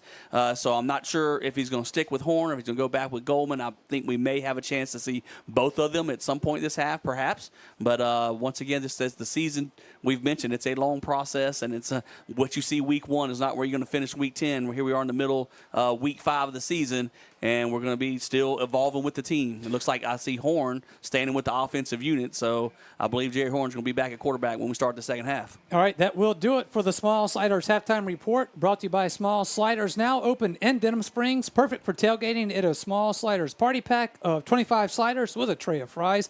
That is Small Sliders, Aspen Square in Denham Springs. All right, just about ready to get the second half underway here from Yellow Jacket Stadium. As the Jackets ran out that second half, I want to mention, I see Zachary Williamson, senior defensive tackle, who was the 104.5 Prep Student of the Week. Here's the kickoff from the 40-yard line. It will be Slade Daigle on the return. He's to the 20 to 25, still on his feet, going to be brought down at the 31-yard line. Going to be 1st and 10 for the Yellow Jackets after this timeout on Yellow Jackets football. Denham Springs High School football broadcast on Family Radio 91.9 FM and on the net at johnfineproductions.com are brought to you in part by Karam Inn, Triton Outpatient Clinic, La Casa Casino, Duke's Seafood and Steakhouse, Modad One Individual Sewage Treatment System, Forest Grove Plantation, and Billy Lynch Professional Title Company. We thank you for your support and patronage of these local businesses. 1st and 10 Yellow Jackets, their own 30-yard line. It is Jerry Horn out of the shotgun, the snap here. Well, there was a flag before, so it will be false start against Denham Springs. This has been an issue now. It's the third time in the last, I'd say, half quarter that we've had a false start when someone was coming in motion. And so that's something we definitely got to clean up, because that is just our procedure issues on our own. Nothing to do with St. Thomas More on the other side. Back up on that kickoff return. Slade Daigle back there a while ago. We didn't quite handle the kickoff as well as we wanted. And so Slade Daigle, one of our running backs, got back there, caught the kick, and had a pretty good return. Going to be 1st and 15 now for Denham Springs. Here's a handoff from Horn. The handoff is going to be to Johnson, and Johnson will get to the 26-yard line. Looks like they'll give him the 27. Short gain right there, so Jackets put himself in a 2nd and 13 situation. Like I said, those penalties pre-snap, the penalties that you do on your own, false starts and little things like that, they add up. 10 yards is hard enough to get in 3 downs. Make it 15, it makes it even tougher. All right, so it will be 2nd down, 13 now for Denham Springs, their own 27-yard line. Just underway here, second half action from Yellow Jacket Stadium, Denham Springs and St. Thomas More. Here's Horn out of the shotgun, looks to throw, he does. That is going to be Bishop at the 30. We'll get to the 35. No, not Bishop. Help me out on that. That's Peyton Puffer right there, number 11. Sure It was kind of odd. I've seen Peyton Puffer on the sidelines not dressed out. I believe he's been injured for a while, and so I see number 11 catching a pass out the backfield. But I believe that should be Puffer. That's a position that he plays, and so good to see him back from injury right there. But the first time I've seen him this year, so a good a little weapon maybe we have out there to kind of add to the offense. I was about to say that is the first time we've called his name this season, so that's why it kind of caught me off guard. I saw the 1 and thought it was Bishop. Nonetheless, it'll be 3rd and 5 now for the Yellow Jackets, 35-yard line. Here's Horn. Going to keep it himself, has pressure coming, throws it, and it is going to be caught. That is going to be Puffer again on the far sideline. He has the 1st down and more as he will get right to midfield, making it a Big Mike Sports Bar and Grill Jackets 1st down. Come book your personal private party in one of Big Mike's banquet rooms. You know, when you said looking for Bishop because we saw the 1, I thought the same thing. I said maybe Puffer gave him his jersey. We ripped a jersey or something like that. But no, Bishop's out there at number 10, so that's definitely Peyton Puffer. So he's back healthy and out there. Horn did a really good job just saying, looked like he was trying to scramble and run for the 1st down. But at the last moment, he pulled up and dumped the ball off and found Puffer on the sideline to pick up the 1st down. 1st and 10, Denham Springs. Ball right at midfield. Horn will send a man in motion. That is Haynes. Will have a flag on the play as they will hand it off to R.J. Johnson. So it seems like the Yellow Jackets having a hard time with that motion play. Every time Haynes goes into motion, it seems they have someone moves early. Somebody must have. I want to argue and say this referee let the St. Thomas More call it, but as soon as we started in motion, one of the linebackers started pointing at our offensive line, and then the ref said, I guess you're right, and threw the flag. But that's the 4th time now. I would say in the last 3 possessions, the 4th time we've sent a guy in motion, and then someone on the line has flinched. So something's happening out there that's definitely got to get corrected. No doubt. It will be a 5-yard penalty against the Yellow Jackets. That'll make it 1st down and 15. Ball will be back at their own 45-yard line now after that 5-yard penalty. 10:24 left here. 3rd quarter action. St. Thomas More 20, Denham Springs 0. Horn will work it from the shotgun. It will be a handoff to Johnson, who will trip over his own 2 feet, I guess, and then he goes down, or was it a little That's a design counter. That's Yeah. a design counter. RJ's going to take the handoff. He's on the left side of the quarterback. He takes it moving to the right, but he's going to put his foot in the ground, try and cut back. We had blockers coming back out to the left side. However, as he tried to cut back to follow the blockers, he just fell down and slipped on his own feet, as you said, kind of just slipped down there. But, yeah, that's trying to design that. They're going to start to the right, automatic cutback coming to the left, and he just fell down to the turf. Going to be 2nd down and 20 now. Denham Springs from their own 40-yard line. Horn from the shotgun. We'll send Haynes in motion. Here is the snap. Horn drops back, throws it quickly. It is going to be caught on the far sideline. On the reception is Haynes, and it will be just a yard shy of the original line of scrimmage. Actually make it 2 yards shy of the original line of scrimmage, so it'll be 3rd and 12 from their own 48-yard line for Denham Springs. So from 2nd and 20, we now get it to 3rd and 12. At least we got a chance at 3rd and 12 to pick up another first down. But the big positive on the play, we had motion and no one on the line moved, and we got a play off. Going to be 3rd and 12, their own 48-yard line for Denham Springs. Jerry Horn from the shotgun. It is Haynes in motion again. Here is the snap. Horn drops back, steps up in the pocket, going to throw it now. He on the far sideline. He does have Haynes at the St. Thomas More 45-yard line, and it'll be 4th down now, Yellow Jackets. Going to give Horn a lot of credit right there. I mentioned in the first half he'd gotten to where he was tucking and running maybe a little bit earlier, not keeping his eyes upfield, but right there he moved up in the pocket, and as he worked toward the line of scrimmage, kept his eyes downfield, found Haynes on the sideline, and was able to get a 6-7-yard play. So now at 4th and 5 with the ball across midfield, we got a chance to go for it. It will be 4th down and 5. Denham Springs from the St. Thomas More 45-yard line. Horn from the shotgun, drops back, pressure's coming, throws it quick. It is going to be incomplete at the St. Thomas More 40-yard line. It'll be a turnover on downs. Well, not we do so have fast. a flag. Yeah, not so fast, my friend. Lee Corso. There we go. Going to be a roughing the passer call on St. Thomas More. So the rusher got in there. Adam Guidry hit Horn a little bit late after the ball was released. So the Jackets going to catch a break right there. Pass was incomplete over the middle, but with the penalty, it's going to move it 15 yards up the field. And now we're in business trying to get up the field to get points on the board. Big Mike's Sports Bar and Grill, Jackets first down. Big Mike's has live music on the weekend, so go check it out at Big Mike's. We like Big Mike first downs, whether we run for it, pass for it, or get a penalty to get the first down. Anything that moves the chains, we are all about it. All right, going to be 1st and 10 now for the Yellow Jackets. 8:25 left in the 3rd quarter. St. Thomas More 20, Denham Springs 0. Yellow Jackets about as far in the St. Thomas More territory I think they've gotten tonight, Mitch. It will be 1st and 10. Here is Horn. We'll hand it off to Byers. Byers will try to go up the middle, and he will get some positive yards. Picks up about 3 on the carry. You know, these are some of the positive things that I have seen tonight, even though right now the scoreboard's not looking great for us. We've played a couple teams early in the year and didn't look great offensively. We couldn't run the football. We really had a hard time moving it. Well, then we played some teams that, they weren't the best teams in the state, and so we beat them pretty badly. Well, tonight against a really good opponent, as we're putting the ball on, running the football, we're picking up 3, 4, 5 yards, trying to move it, get first downs, and I like what I'm seeing right now. 2nd down and 7 from the St. Thomas More 27-yard line. It is Horn from the shotgun. Has a man open at the 25-yard line. That is going to be Peyton Puffer again. That's Horn. I mean, it was Puff. Sorry, my fault. What's all right? It was You're Horn right. with the throw. You're right. But good catch by Puffer. Puffer went down to the ground to pick it up off the turf. If Horn could have hit him in the air, I think that's what I was thinking in my head. If he could have hit him with his feet, still underneath him, he could have caught it and turned upfield and maybe gotten closer to first down. But still another positive gain. So now we're playing 3rd and 5 looks like. Going to be 3rd and 5 at the St. Thomas More 25-yard line for the Yellow Jackets. Horn from the shotgun looks to throw it quickly. He does. That is going to be to Byers out of the backfield. Gets to the 20-yard line. Will be pushed out of bounds at the 20. And it should be just enough for a Yellow Jackets first down. And it is. That's a Big Mike's Sports Bar and Grill Jackets first down. Visit Big Mike's website and check out Big Mike's on Facebook. Horn did a good job right there getting the ball out of his hands quickly. He found Byers sprinting out the backfield on a quick little flat route out by the sideline. Byers caught it, turned upfield, and then finished strong and was able to get the ball across the sticks for the first down. All right, it is going to be 1st and 10. Yellow Jackets right at the St. Thomas More 20-yard line. Horn from the shotgun will drop back, looks to throw again, going towards the end zone. It is going to be Deshaun McBride right at the goal line, and it is incomplete. Yeah, McBride was kind of getting double teamed there. We had McBride split out here, single by himself. He had the cornerback beat. The safety was trying to come over the top. Horn saw that, and so he fit the ball in there tightly instead of hanging up in the air so the safety couldn't get to it. McBride tried to make that catch, a little bit of a back shoulder throw. Looked like he had it for a moment, but I think the safety knocked it loose by the time he got there. But a good shot there at the end zone.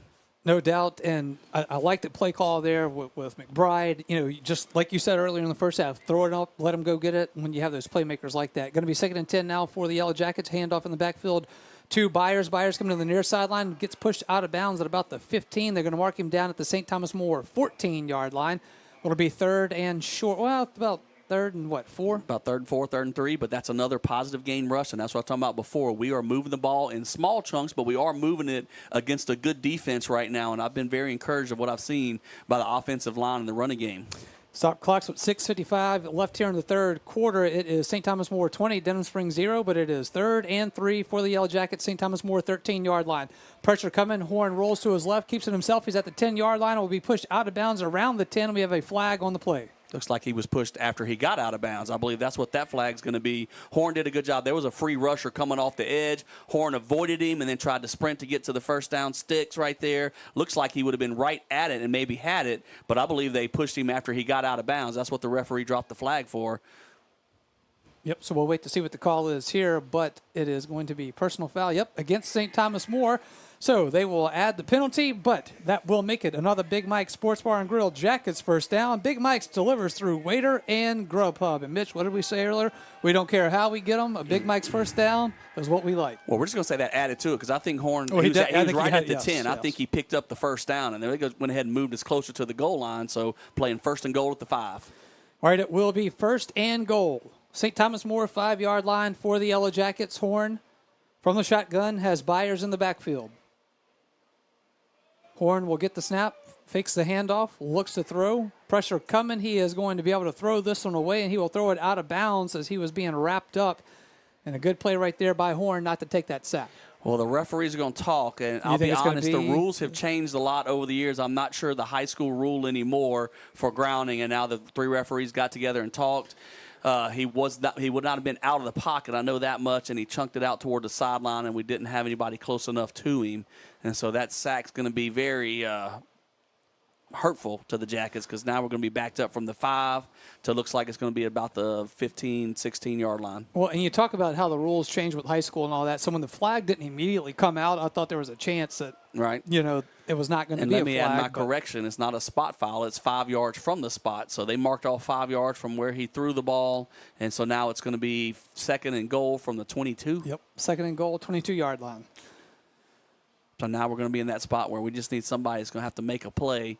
It's hard to get people open from 20 yards out, but you do have a chance to throw a ball and let your athlete go and fight another guy for the ball and come down with it. 2nd and goal, 22-yard line for the Yellow Jackets. Horn from the shotgun will hand it off in the backfield to Johnson. Johnson gets to the 20, on his feet at the 15, will barrel forward to about the 11, maybe the 12. Looks like they're going to spot him at the 12-yard line, but a nice run right there. R.J. Johnson now back in for the Yellow Jackets. Well, we've done a good job tonight when we've been in some 2nd and long situations of picking up about half the yards back on 2nd down to give us a chance to go for it or be more successful on the 3rd down. So that was a good 10-yard running play. So now we got it back down to the 12-yard line.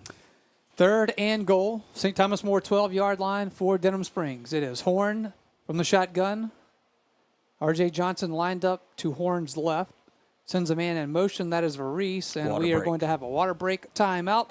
That makes it time for the Water Tree of Denham Springs hydration break. I am feeling energized, and I have more money in my pocket, Mitch. How'd you get that? Well, because I've been to the Water Tree where the first bottle for new customers is on the house. Well, that fits my budget. Hey, it fits mine too, so go check it out at the Water Tree, Railroad Avenue in the heart of Denham Springs. Back after this on Yellow Jackets football. Your local sporting goods store in Livingston Parish for over 40 years is Sporting Center.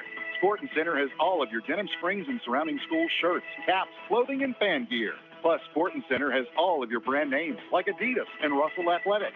And Sporting Center offers one-on-one customer service. Sporting Center does in-house monogramming, screen printing, and laser engraving. And they can handle all of your advertising, promotional, and sign shop needs. Sporting Center, 205 South Range in Denham Springs. And that will do it for the Water Tree of Denham Springs hydration break. We will have another one in the fourth quarter, but it now sits at 6 minutes left here in the third quarter, and it is St. Thomas More 20, Denham Springs 6. Going to be third and goal for the Yellow Jackets now from the 12-yard line, and kind of a free time out there right there for the Yellow Jackets. I say free, but, you know. It'll be Horn from the shotgun. Johnson out of the backfield. Horn looking to throw. Steps up. Directs some traffic. Throws it towards the end zone. Incomplete.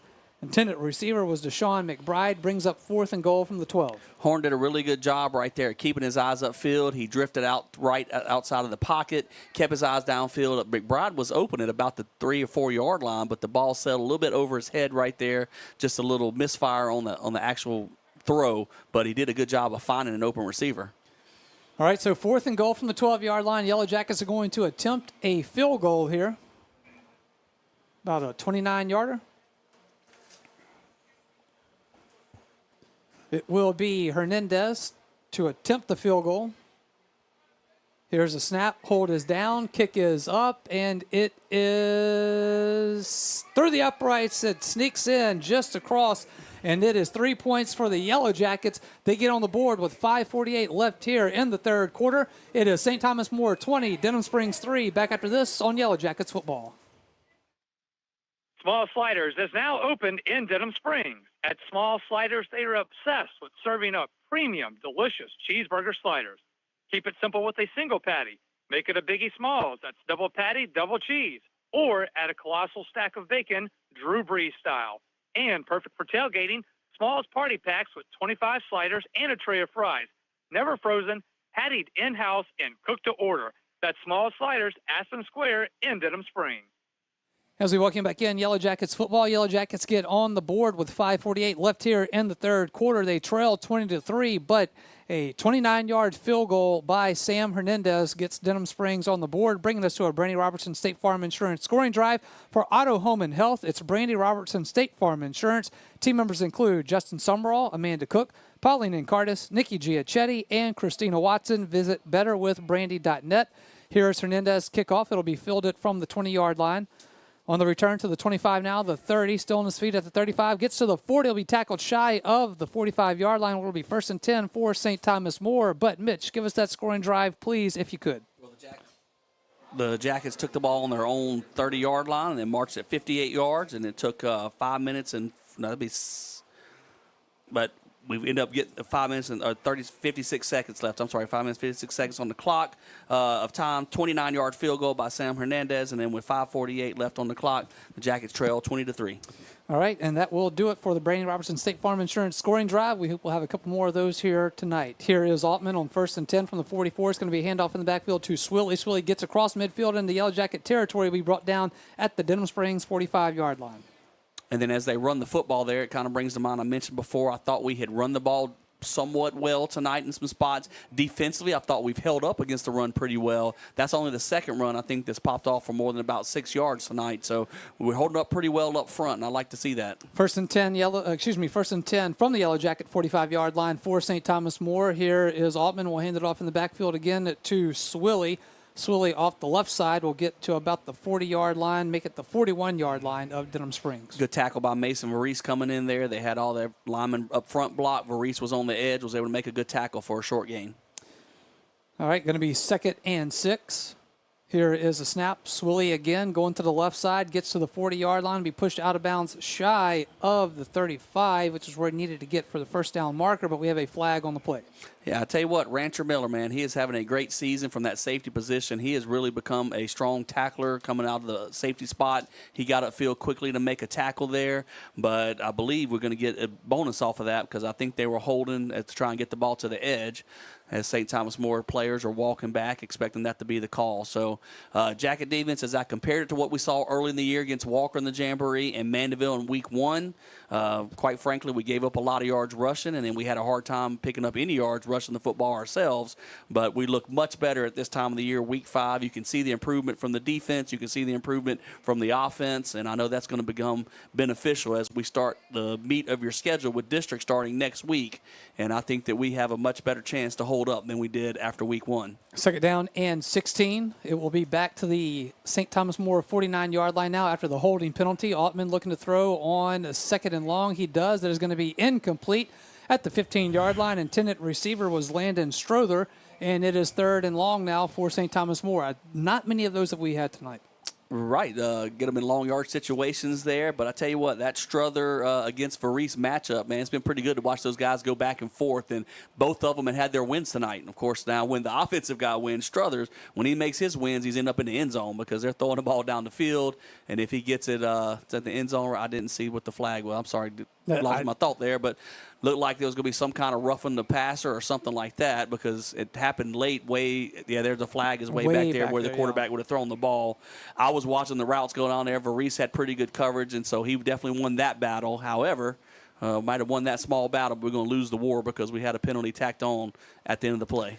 Yep, so that will make it 1st and 10 for St. Thomas More from the Denham Springs 36-yard line. 4:42 left here in the third quarter. They lead at 20-6. Here's a handoff in the backfield to St. Pierre, who goes right off the left side. He'll be tackled shy of the Yellow Jacket 30-yard line. It'll be second down. Trevor Lewis, one of our senior inside linebackers there, making a good stop. We've called his name out a couple times tonight, playing strong in the middle. Caden Davis, our senior nose guard, also doing his job holding up front. Going to be 2nd and 5, 31-yard line of Denham Springs for the Cougars. It will be Altman from the shotgun. Will bark a few last-second instructions to his offensive line. We'll await the snap now. Gets it, and the ball is going to be on the ground. Altman's going to have to fall on it as it was a bad handoff between Altman and Swilly in the backfield. Check that, St. Pierre in the backfield, and it is now third down for St. Thomas More. Just going to correct you slightly there, friend. I believe it was a bad snap. That ball was about on the turf when Altman tried to pick it up. So really more on the bad snap there. So we've shot ourselves in the foot with some penalties pre-snap. Well, they kind of shot themselves in the foot with that snap. Let's see if we can make them pay for it.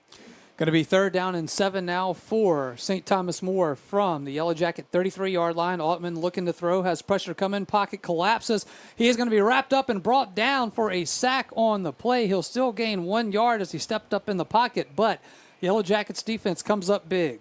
Good coverage in the secondary by the Jacket defense because the first option wasn't there, and then Caden Davis from that nose guard position really pushed the pocket well there, got to Altman, and Shaq Butler was also there to help finish him off. But St. Thomas More ain't done yet. We got to stay on our toes because they're going for it. 4th down and 6 from the Denham Springs 32-yard line for St. Thomas More. Altman will check the sideline.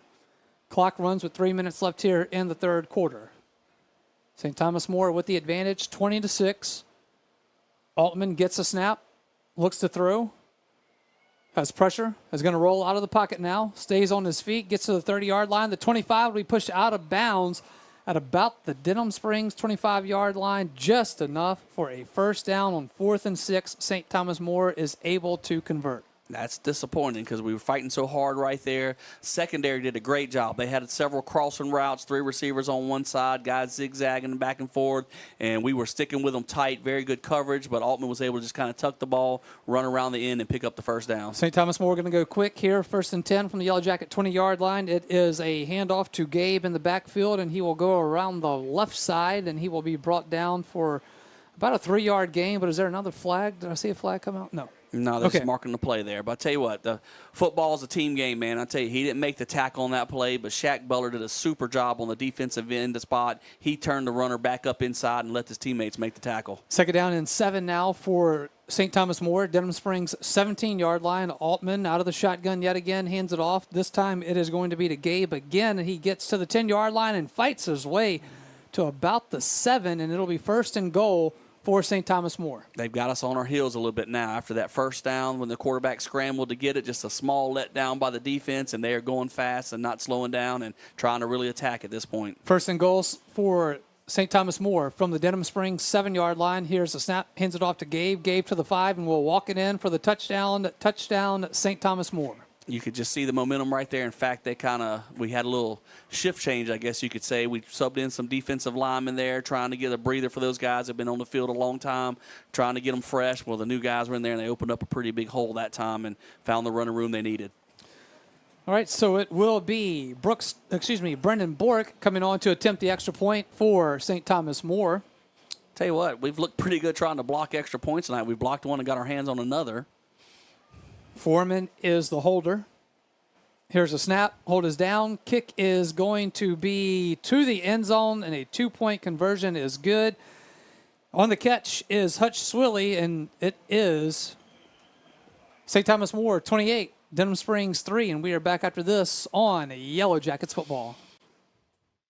Your local authorized Steel Outdoor Power Equipment dealer is C&M Outdoor Power Equipment. C&M Outdoor Power has been satisfying Livingston Parish customers since 1965. Known for their quality outdoor steel equipment and tools, C&M Outdoor Power will expertly service everything they sell, and C&M is here to answer all of your questions. Locally owned and operated by Travis Murray and his family, your local steel dealer is C&M Outdoor Power Equipment Sales and Service, corner of Florida Boulevard and Cuban Road in Denham Springs.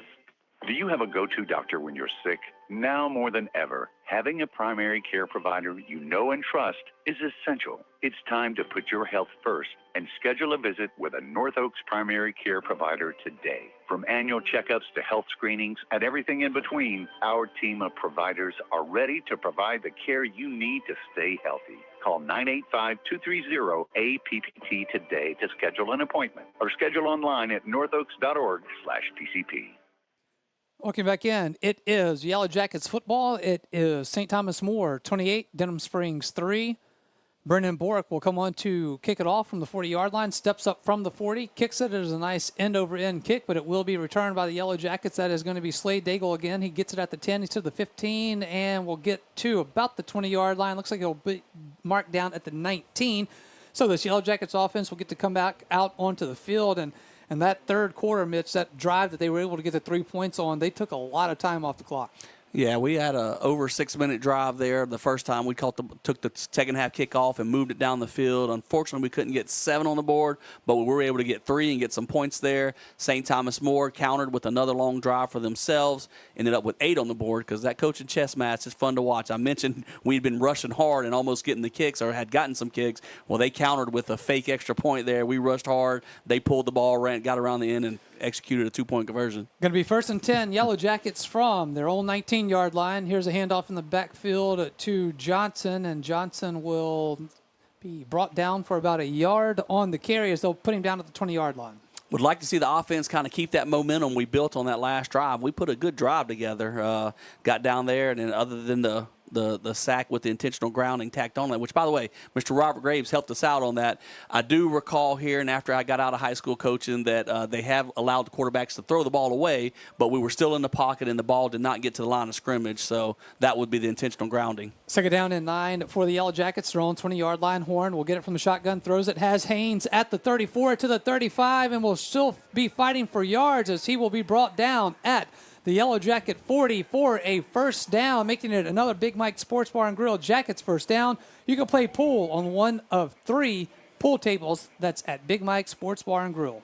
Good shot in there by Jerry Horn. Did a nice job, a little quick play fake, and then found Tylen Haynes getting right up the seam right there with a quick shot, and then leave it up high for a safety to get there, threw it on a line, and a good throw and catch right there. Tylen Haynes with the catch, and a nice throw by Jerry Horn. 1st and 10 for the Yellow Jackets, their own 40-yard line. Horn will step back out of the shotgun, looks to throw, throws it downfield, looking for Deshaun McBride, goes up. It is going to be incomplete right about the 20-yard line of St. Thomas More, and it is going to be a flag, and it looks like Yellow Jackets may have been able to get a pass interference penalty here. And then Jerry Horn is showing us right now what we, knew that he could do. We saw it last season as he played quarterback for us a good bit as a sophomore, and right now he is leading us down the field through it with his arm.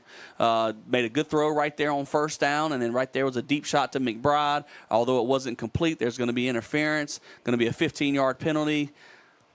Come on, guys. They all moving upfield like it's on TV in the NFL. That's right. It's Yes, not a they're spot going- foul. yeah, It's going to be correct. 15. Yes. They're going to have to back up about 20 yards from where they're standing. But Horn made a great completion earlier to McBride, showed a good arm. And then once again, right there, he took the deep shot to McBride with another great throw. Without the interference, I think we would have completed that.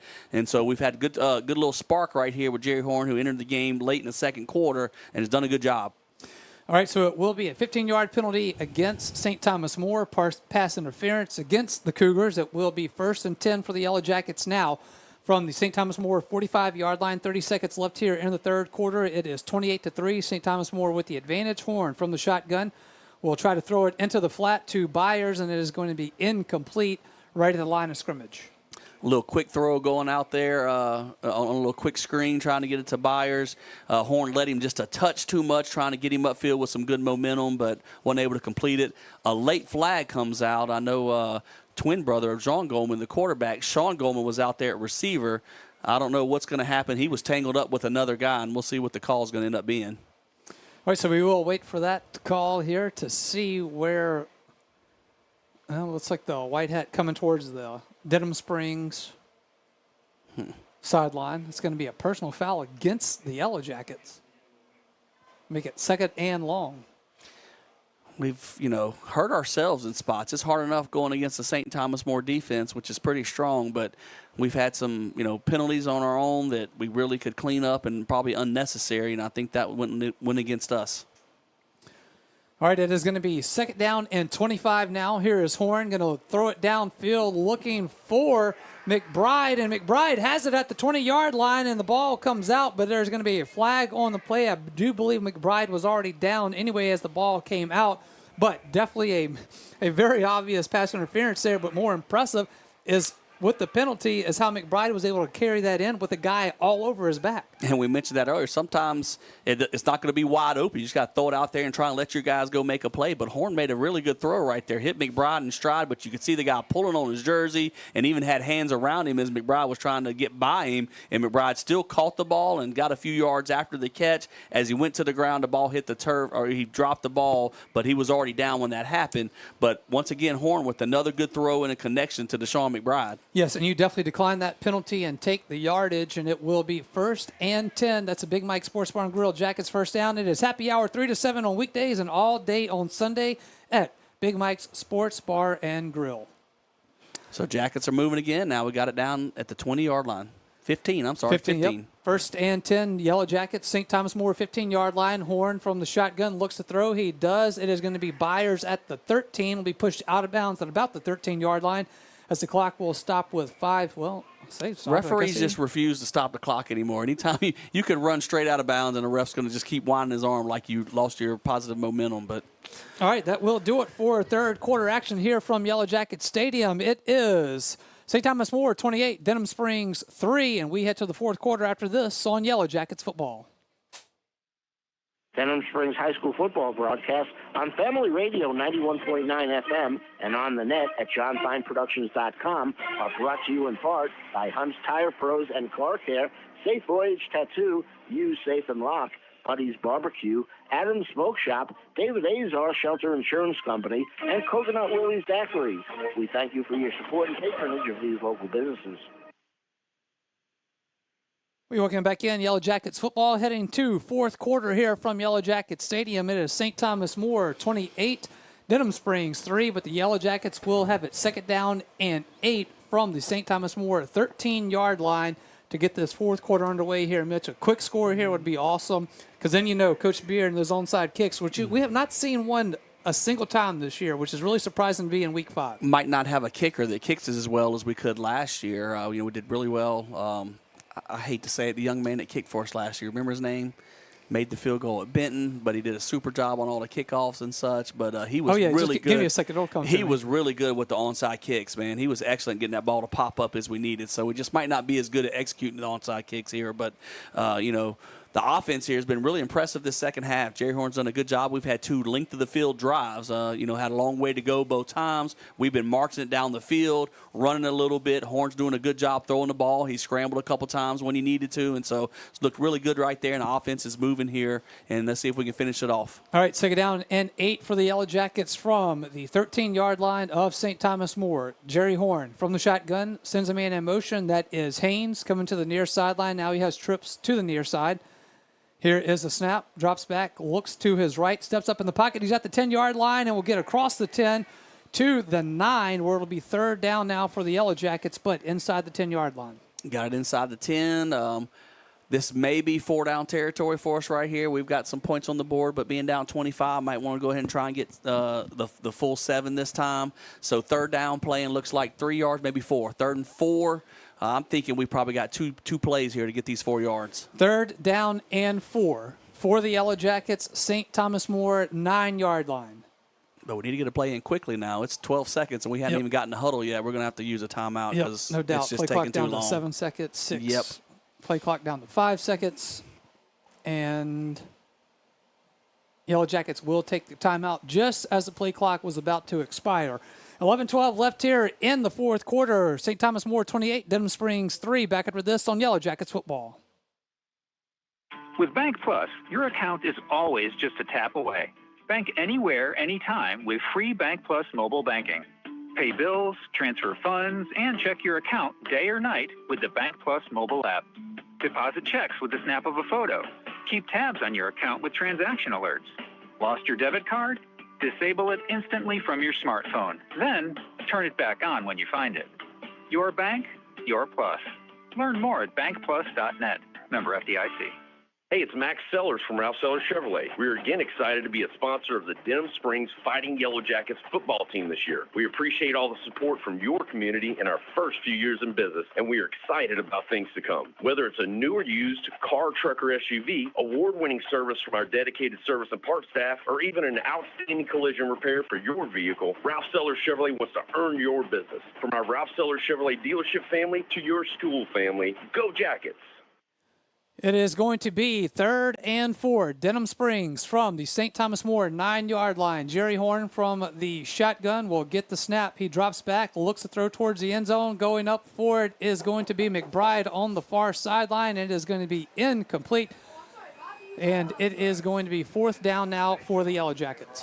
All right, just kind of went with a quick fade out there to McBride, trying to throw it up to him, let him go up high and catch it right there, but a good job by the defender to knock it away.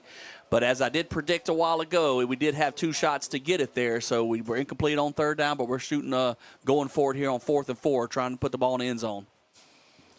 All right, it will be 4th and 4 for Denham Springs from the St. Thomas More 9-yard line. Just underway here, 4th quarter action from Yellow Jacket Stadium. It is St. Thomas More 28, Denham Springs 3. Yellow Jackets trying to convert right here. They need 4 yards to pick it up. Here's Horn, fakes the handoff to Johnson, has pressure coming, throws it. It is going to be Puffer at the 5-yard line, and the ball is going to hit the turf, and it is going to be incomplete. We've got a flag on the play, so let's wait and see what this one is about here. There is a flag. I So looked down. will I was this be looking enough up. for a- We tried a little counter, a little bootleg action right there. We had Puffer slipping out in the flats. Horn got it out to him, but Peyton David came in with a big hit. Senior defensive back. He kind of was covering the outside flats and came back in to pick up Puffer as soon as he caught it. Flags there where the hit was made. I mean, I don't know if you have a targeting call or something like that. But that's where the hit was made. So we'll see what the refs are going to call. Yeah, I'm curious on this one because I believe a St. Thomas More player's helmet came off, and the rule is, and I think in high school as well, that you have to quit on the play, and he did not. So I believe that's what it may be. But we'll see. They called dead ball unsportsmanlike. It was just going to be a dead ball. So it was a good hit, good clean hit. Like I said, the targeting rules on high school aren't the same as college, but going to be a dead ball foul and back them up. But then we failed on the 1st down. Yep, going to be 1st down for St. Thomas More. They'll have it 1st and 10 after this quick timeout on Yellow Jackets football. Count on it at Smith Accounting Services. Randy Smith and his staff have decades of accounting experience, with Randy along with Mickey McMorris and a terrific staff. Smith Accounting Services can handle all of your accounting needs: personal taxes, computerized payroll services, corporate income tax, business taxes, bookkeeping. And when their quality work is done, you can count on Randy Smith to reminisce about Yellow Jackets athletics. Smith Accounting Services, 277 East Railroad, Denham Springs. 1st and 10 for St. Thomas More. They will start this drive from their own 4-yard line. Here is Altman. Will hand it off in the backfield. Going to be wrapped up for a loss on the play, and that is going to be Hutch Swilly. And it's going to be 2nd down now for St. Thomas More. Good job by the Jacket defensive front right there. First of all, we had Jonas Clark setting the edge, turning back into Caden Davis coming up through the middle of the defense right there, and we pinned them back for a loss. Going to be 2nd down and 11. It is going to be Swilly again trying to find some room on the far sideline, and he is going to pick up about a yard or so, but it's going to be 3rd down now for St. Thomas More. So they seem pretty content right now deep in their own territory to kind of try to give themselves a little breathing room. Well, they were backed up and trying to, like you said, trying to get it out from the shadow of their own end zone and a run on 1st down, which lost yards. That time they tried the edge. Rancher Miller did a good job coming up, make a tackle. Kai Dwaron was there to help finish it off as well. And so the Jackets have a chance to make them punt from out of their own end zone right here. We don't want to let them eke it out anymore with a 1st down on this play. Going to be 3rd down and 7 for St. Thomas More from their own 7-yard line. Sam Altman will work it from the shotgun as usual. And we've got It's a rare feat. They had to call a timeout because of the clock was running down. St. Thomas More will take a timeout. Their first of the half. It is 28-3. St. Thomas More with the advantage. 9:49 left in the 4th quarter. Back after this on Yellow Jackets football. Fire and Water, Cleanup and Restoration. Serve Pro of Livingston. The #1 choice in cleanup and restoration is Serve Pro of Livingston. Whether it's water damage, fire damage, mold, storm, or construction issues, let the highly trained professionals at Serve Pro of Livingston clean and restore your property and make it like it never happened. Serve Pro of Livingston is prepared for just about anything and is open 24/7, so Serve Pro is faster to any disaster. Serve Pro of Livingston, Florida Boulevard, Denham Springs. Soon to be at the old Albertsons. Fire and Water, Cleanup and Restoration. Serve Pro of Livingston. Denham Springs High School football broadcast on Family Radio 91.9 FM and on the net at johnfineproductions.com are brought to you in part by BJ Pawn & Gun, Mr. Gaddy's Pizza, Liberty Auto Sales, Cypress Pharmacy, Burning Lotus Tattoo of Denham Springs, and Rustic Home Outlet and Mattress Express Outlet. We thank you for your support and patronage of these local businesses. It is going to be 3rd and 7 for St. Thomas More at their own 7-yard line. 28-3, St. Thomas More with the lead. Here is Altman from the shotgun, drops back, looks to throw. He fires it. It is going to be caught on the far sideline at the 19, but they're going to say no. They're going to say incomplete.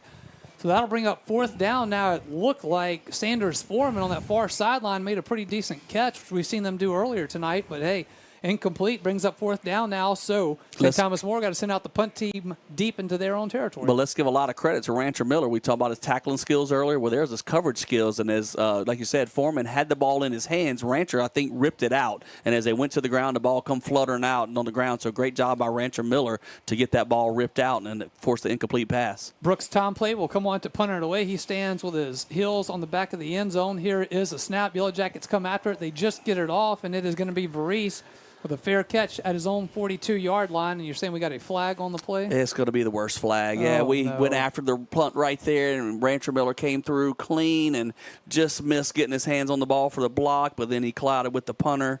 So I got a bad feeling that's going to bring a 1st down. Yep, let's see. It is against Denham Springs. It is roughing the passer, and it is 1st down for St. Thomas More. You yeah, we came out of, I didn't call it beforehand. No, I'm saying like you knew what the flag was. Yeah, we went after it, and Rancher came through there, and he was just about a half step off from getting that blocked. And but as the punt got away, he collided with the punter.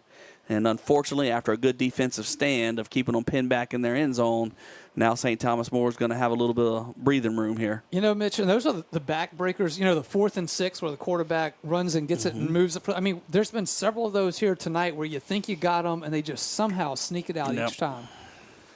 I like the effort going after it, though. We're trying to make something happen. 1st and 10 for St. Thomas More. It'll be at their own 22-yard line. Here is Hutch Swilly out of the backfield to the 25. The 30 has some room at the 35. Stays on his feet at the 40 and will get to his own 41-yard line.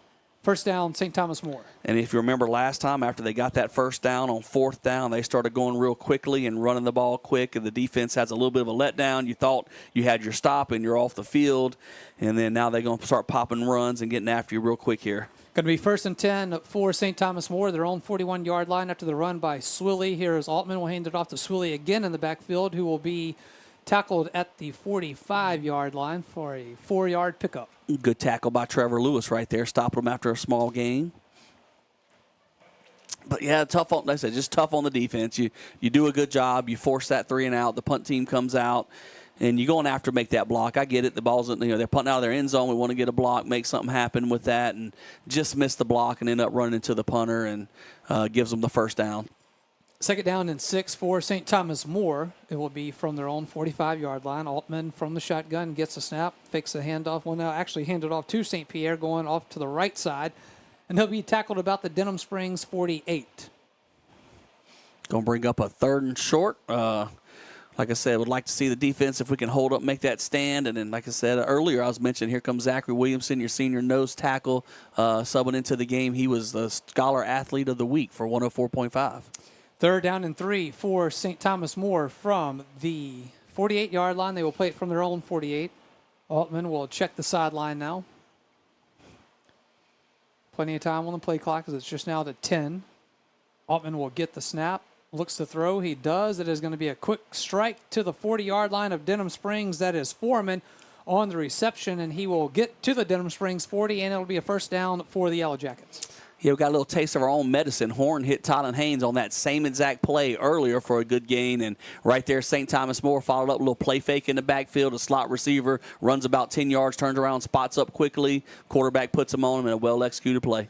1st and 10, St. Thomas More, Denham Springs 40-yard line. Altman looking to throw. He is going to be wrapped up as well. Still will escape the pressure now. He is going to throw it downfield. They're going to find an open receiver. Nope. Then the ball comes out at the 20-yard line, incomplete. Intended receiver was Foreman again, but, man, Altman just continued to spin out of the pocket, just collapsing on him, and how he was able to get out of that's beyond me. But great play right there by Altman, and almost just luckily finds Foreman downfield. Nonetheless, it ends up hitting the turf, and it's 2nd down. Going to give a lot of credit to our junior defensive lineman, Jaden Kent. He was the one in the backfield right there. Looked like we had Altman wrapped up. Altman was able to spin out and avoid the sack, and then threw the ball down the field and where it fell incomplete. But a good job by Jaden Kent to really break up the timing on that play. 7:24 left in the 4th quarter. St. Thomas More 28, Denham Springs 3. 2nd and 10 for the Cougars from the Jacket 40-yard line. Here's a handoff in the backfield, going to be brought down for a loss on the play. On the carry for St. Thomas More is Charlie St. Pierre. Tell you what, I'm not sure what happened on that play, but I know we had 4 defensive linemen, or 3 linemen and a linebacker in the backfield very quickly. We soared through the, just kind of streamed through the front right there, the St. Thomas More offensive line, and got back there and had a sack for a loss on the running play, tackle for a loss. So great job of that defensive front who's still out there fighting. Like I said, he's got a few subs in right now, got some tired guys. So Zachary Williamson doing a good job, Jaden Kent, they're getting in the backfield and causing havoc. 3rd down, 14 now for St. Thomas More after the loss on the previous play. Altman looking to throw. He does. Fires at middle of the field. It is going to be incomplete at the Yellow Jacket 25-yard line. And it is going to be 4th down for St. Thomas More. Another battle between Struther, the receiver from St. Thomas More, and Mason Varese, our senior cornerback. And Varese won that one, did a great job on the pass breakup. Right there, step for step with him, got his right arm in there to knock the ball away on a pass deflection. And so, like I said, they've kind of going back and forth, a little win for the offense and a win for the defense in that battle between Varese and Struther tonight. Will be 4th and 14 now. Sends out the punt team for St. Thomas More. It is Brooks Tomplay to punt it away, and it will be Varese back to receive. Varese stands back around his 10-yard line. He is going to fair catch this one at the 10, and the ball is on the ground, I believe. Hopefully it is going to be recovered by Varese, and it is going to be first down for the Yellow Jackets. They'll have it 1st and 10 after this quick timeout on Yellow Jackets football. Just as your local State Farm agent combines good neighbor service with surprisingly great rates, you can combine your home and auto. And guess what you'll get? That's right, good neighbor service with surprisingly great rates. State Farm's Brandy Robertson is your go-to agent in Denham Springs for the service you deserve at the price you want. Try combining home and auto today. Brandy Robertson will help you mix and match things perfectly. Visit betterwithbrandy.net for your surprisingly great rate. Brandy Robertson, State Farm Insurance. Like a good neighbor, State Farm is there. Individual green and very customer. All applicants subject to State Farm underwriting requirements. Going to be 1st and 10 for Denham Springs. They'll start this drive with their own 11-yard line. Here is Horn from the shotgun. Looks to throw quick, and he does, and it is going to be incomplete. Yep, incomplete. Intended receiver was Peyton Puffer. Yeah, Horn's still in there at quarterback. He's kind of He took over late in the second quarter, and he's done a good job tonight. And we've moved the ball well when he's been in the game, and going to have to move it a long way right now. We're 89 yards away from the end zone, but I like what we've been doing here this second half. Horn's giving us a spark on offense, and let's see if we can put another long drive together and finish up with points. Going to be second down and 10 for Denham Springs from their own 11-yard line as Horn will work it from the shotgun, gets a snap, turns around, will hand it off to Johnson. Johnson will get off to the 15, now to the 20, trying to get north, and he will get pushed out of bounds at about the 27-yard line, and that'll be a first down for the Yellow Jackets, making a Big Mike Sports Bar and Grill Jackets first down. Big Mike's family-owned, children-friendly, and incredible food, locally owned by our good friend Big Mike O'Neill.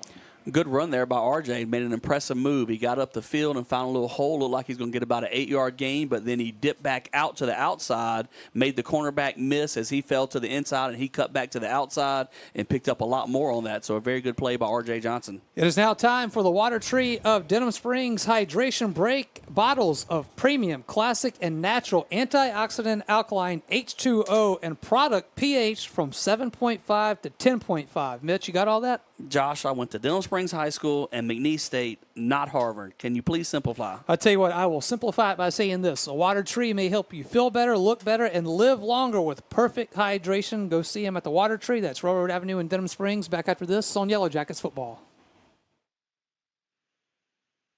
Von Roten Eye Clinic is your full-service eye care specialist. Dr. Hunter Bond and Dr. Chris Roten and their staff expertly handle all of your eye care needs. A former Jackets football player, Dr. Hunter Bond is proud to serve the Denham Springs community that gave so much to him. You can visit Von Roten Eye Clinic at 222 Veterans Boulevard in Denham Springs or call 791-2020. That's Von Roten Eye Clinic in Denham Springs with locations in Hammond and Ames. We're walking back in. Yellow Jackets football, 1st and 10. Denham Springs, it will be from their own 29-yard line. And we've got a flag on the play, far sideline. That was a man in motion. I unfortunately have said it too many times tonight on that play specifically. The 5th time that Tylen Haynes has gone in motion and someone on the offensive line has moved. And that's just got to get cleaned up. You can't be real successful when you go from 1st and 10 to 1st and 15 so many times just on your own. Yeah, and that'll be something I actually will have. I'm making a note to ask Coach Beard about that. Like, what was it about that play that kept causing the movement? Because I'm curious. It's the similar motion. Haynes just goes in motion in the backfield, like from one receiver spot going across to the left. Someone's flinching on the offensive line. Not sure what's happening there. Makes it 1st and 15 for the Yellow Jackets from their own 24-yard line after the 5-yard penalty. Horn will send Byers in motion now. Here is a snap. Will step up in the pocket, going to keep it himself, looking for a block from Johnson. Gets to the 30-yard line and will be pushed out of bounds at his own 34-yard line. So Jerry Horn right there having to do some work with his feet here tonight. And he's looked pretty good. I know the ankle's been a little tender the last few weeks, but he looks to be in pretty good shape tonight. Looks back to be in good shape, but the one positive we've had when we've gotten those 1st and 15s, we generally chop off a good piece of that to get back in a manageable down and distance. So a good 10-yard scramble right there by Jerry Horn to pick up some yards, and now we play in 2nd and 5. Will be 2nd down and 5 for the Yellow Jackets from their own 34-yard line. Horn from the shotgun yet again has Byers in the backfield. Here is a snap. Looks to throw, has time, throws it. It is going to be incomplete at the 45-yard line. Intended receiver was Tylen Haynes, and it is now 3rd down for Denham Springs. Yeah, Horn had a lot of time right there. Good job by the offensive lineman holding up and giving Horn time to scan the field. Looking across, he started on the left, came back to the right, tried to find Haynes crossing over the field. Throw was a little bit high, and we got fortunate that St. Thomas More wasn't able to come up with the pick in that spot.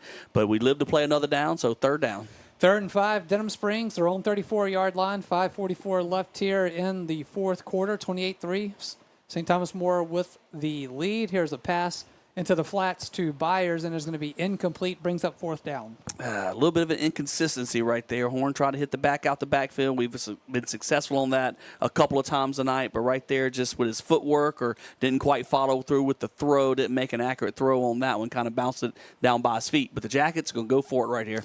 Yep, going to go for it on 4th and 5 from their own 34-yard line. Horn, empty backfield, 5 receiver set, 3 out to the far side, 2 to the near. Here is the snap, going to be a quick throw to Bishop in the middle of the field. It is going to be incomplete at the 40-yard line.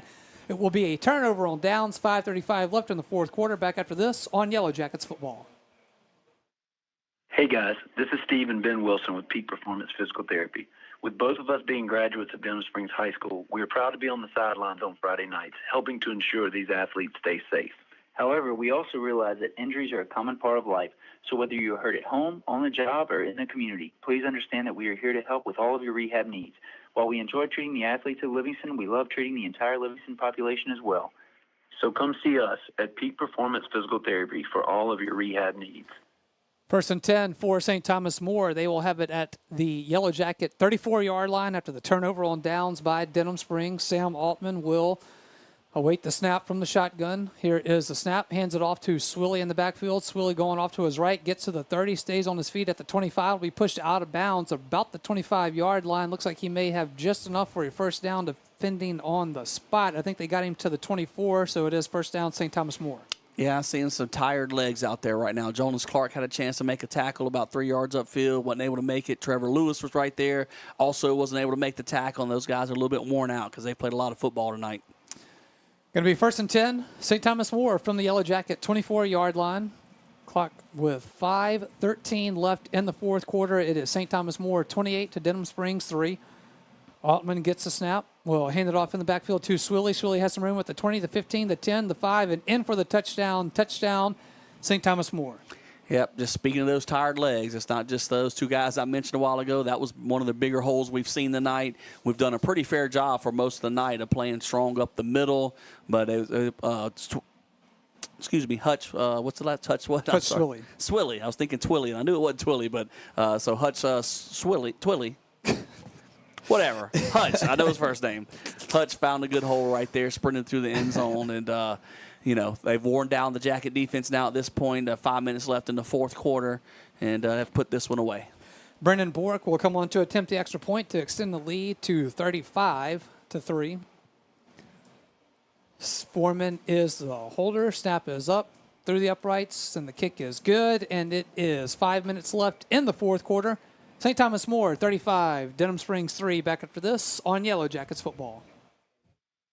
If your saving for retirement approach involves the phrase, "I'll get around to it someday," Edward Jones can help. When it comes to meeting your goals, time can be on your side, and there's no better time than now to get started toward your retirement goals. Edward Jones Financial Advisors Scott Landry and Sims White can help. Stop by their office at 179 Del Orleans. That's Scott Landry and Sims White at Edward Jones, 179 Del Orleans, right across from the post office. Edward Jones, making sense of investing, member SIPC. Denham Springs High School football broadcast on Family Radio 91.9 FM and on the net at johnfineproductions.com are brought to you in part by Brendan Rishu with Smart Move Real Estate, KOA Campground, the law office of IBL Graham, Brian Ross, owner, OK Computers and Auto Sales, Dr. Chip Bankston and Baton Rouge Orthopedic Clinic, and Dentistry. We thank you for your support and patronage of these local businesses. As we welcome back in Yellow Jackets football, it is going to be St. Thomas More kicking off to the Yellow Jackets as it is 5 minutes left here in the fourth quarter from Yellow Jacket Stadium. St. Thomas More 35, Denham Springs 3, and it will be Brendan Bork to kick it off for St. Thomas More. Ball is teed up at the 40-yard line. Bork will step up, kick this one away, end over end kick, field it by Daigle at the 5 to the 10. Trying to make some room, cut up field at the 15. Still on his feet. Will be tackled right at the 16-yard line. So it'll be first and 10 now for the Yellow Jackets with 4:50 left here in the fourth quarter. Yeah, you get a little bit of that late in the game. You got one team that's excited. They're winning 35-3. Their guys are flying down the field on their kickoff coverage. And then you got a team that's down 35-3 that are trying their best, but at the same time, not as quite as motivated. You're a little bit disappointed you're down 35-3, and then the other guys get down the field quicker, pin you back at the 15-yard line, and then put you a long way away from the end zone. Will be first and 10 for Denham Springs. They will start this drive from their own 12-yard line. That'll be another interesting stat. Field position that the Yellow Jackets had to start tonight. It is going to be Goldman checking back in at quarterback. He is going to roll, throws it downfield, incomplete. Intended receiver was Peyton Puffer right about the 30-yard line. Going to be second down now for the Yellow Jackets. So now we see John Goldman checking back in at quarterback for the Yellow Jackets. We knew that we would see both guys, but I will say that Jerry Horn did provide a nice spark for the Yellow Jackets early in this game. I definitely thought he did. I thought he did a good job coming in tonight and moving the offense and getting us up and down the field a little bit right there. Made some big passes, showed a great arm on some deep passes to Sean McBride right there. But Coach have decided right here try and get Goldman back in the game for one last drive tonight and see if he can kind of get a little confidence after the interception he threw earlier. Got a flag on the play. Goldman was working from the shotgun, sent Tylen Haynes in motion, and that's just the I would just take that one and put it in the bag until next week. You're right. At this point in the game, let's try not go in motion anymore, because for whatever reason, when Haynes goes in motion, some lineman moves somewhere, and I don't think it's the same guy every time, but it's just been somebody flinching up front. And so now it's been two different quarterbacks that it's happened to, so it's definitely not a quarterback issue. 2nd and 15 now for the Yellow Jackets. Make it 2nd and 12 officially. Goldman steps back, looking to throw. Rolls in the pocket, has pressure coming. He escapes that one now, is going to throw it downfield, and he hits the referee in the head. My goodness.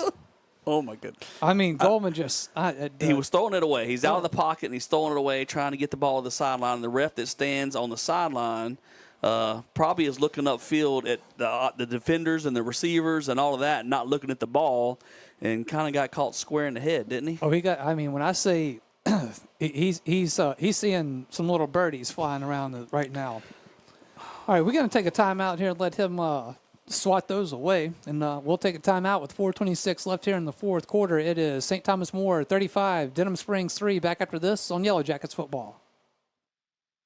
Remember, local and loco when you think of Maria's Mexican Restaurant. Local in that the Abarca family is from Denham Springs and has been serving great Mexican food at Maria's for almost 40 years. Loco means crazy, and you'd be crazy at Maria's. Fajitas, tacos, burritos, quesadillas, enchiladas, my amigos, it's all great at Maria's. So be local and don't be loco by eating at Denham Springs High School graduate David Taco Abarca's Maria's Mexican Restaurant, Florida Boulevard, 1/2 mile east of James Drug Store. Count on it at Smith Accounting Services. Ready? Staff of decades of accounting experience with Randy along with Mickey McMorris and a terrific staff. Smith Accounting Services can handle all of your accounting needs. Personal taxes, computerized payroll services, corporate income tax, business taxes, bookkeeping. And when their quality work is done, you can count on Randy Smith to reminisce about Yellow Jackets athletics. Smith Accounting Services, 277 East Railroad, Denham Springs. Going to be 3rd down for the Yellow Jackets now after, let's see, it's going to be 3rd and 15 after the penalty before. It is going to be Goldman looking to throw. He does. It is Goldman to Goldman. Nope, he's going to actually drop it, unable to catch that one. So it is going to be 4th down now for the Yellow Jackets. Can I make a request that we save some of those birdies that the referee on the sideline was seeing, and let's give them to the U.S. team in the Ryder Cup? Oh, my gosh. Goodness. Why did you have to talk about that? I had just about forgotten. I had forgotten it. John Rahm eagling, 3 of the last. The putts by Rahm and Hovland on the last holes today. My goodness. I usually like John Rahm, but, when you're going against USA, sorry, all bets are off. They might have saved us some sleep because we don't have to wake up and watch it anymore, huh? Going to be 4th down and 15 now for the Yellow Jackets. It will be Trenton Harrison to punt this one away. Here is a snap. Here's the punt. Will be fielded at the Yellow Jacket 35-yard line. That is going to be to the 28-yard line. On the return is Stroller for St. Thomas More, and the Cougars will have it 1st and 10 inside Yellow Jackets territory. Yep, another short field. You mentioned a while ago, man, field position has just been the killer tonight. I know St. Thomas More has driven the ball a couple of times, but, man, they've had the ball on our side of midfield with their starting position so many times tonight, and we keep starting at our 20-yard line or worse, and so that's been a big story as well. All right, so it's going to be 1st and 10 for St. Thomas More. They will start this drive at the Yellow Jacket 29-yard line. 4:07 left in the fourth quarter. It is St. Thomas More 35, Yellow Jackets 3. We got a new quarterback here. That is going to be for St. Thomas More. 1 second, let me get a number here for you. It's not the one I was expecting to see. That's going to be Cole Bergeron, just a sophomore. Yep. Hopefully they're just trying to run the ball a little bit here and work the clock. Got a new group of players out there. Looks like their JV lineup in there right now. And, hopefully we keep out the end zone and keep them from putting 40 up on us.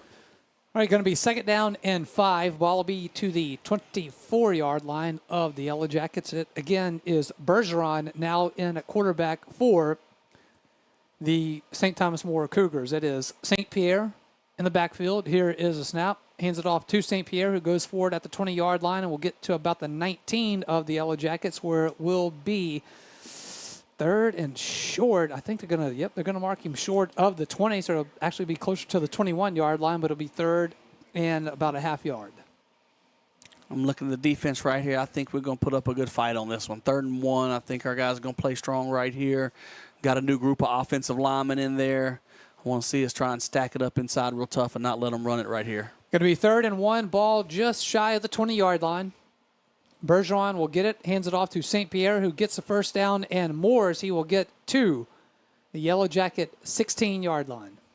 Well, I say we did stack it up kind of tough, but, man, running back hit the hole hard right there and was driving his feet and did a good job of pushing the pile forward for about a 4-yard gain. And so with 2:35 left on the clock, St. Thomas More has finally slowed it down a little bit and letting some clock run. I just say that not that they've done anything wrong, but that's their offense. They go fast. They get it and go fast, and all night long, man, you don't have a lot of time to rest and catch your breath on defense.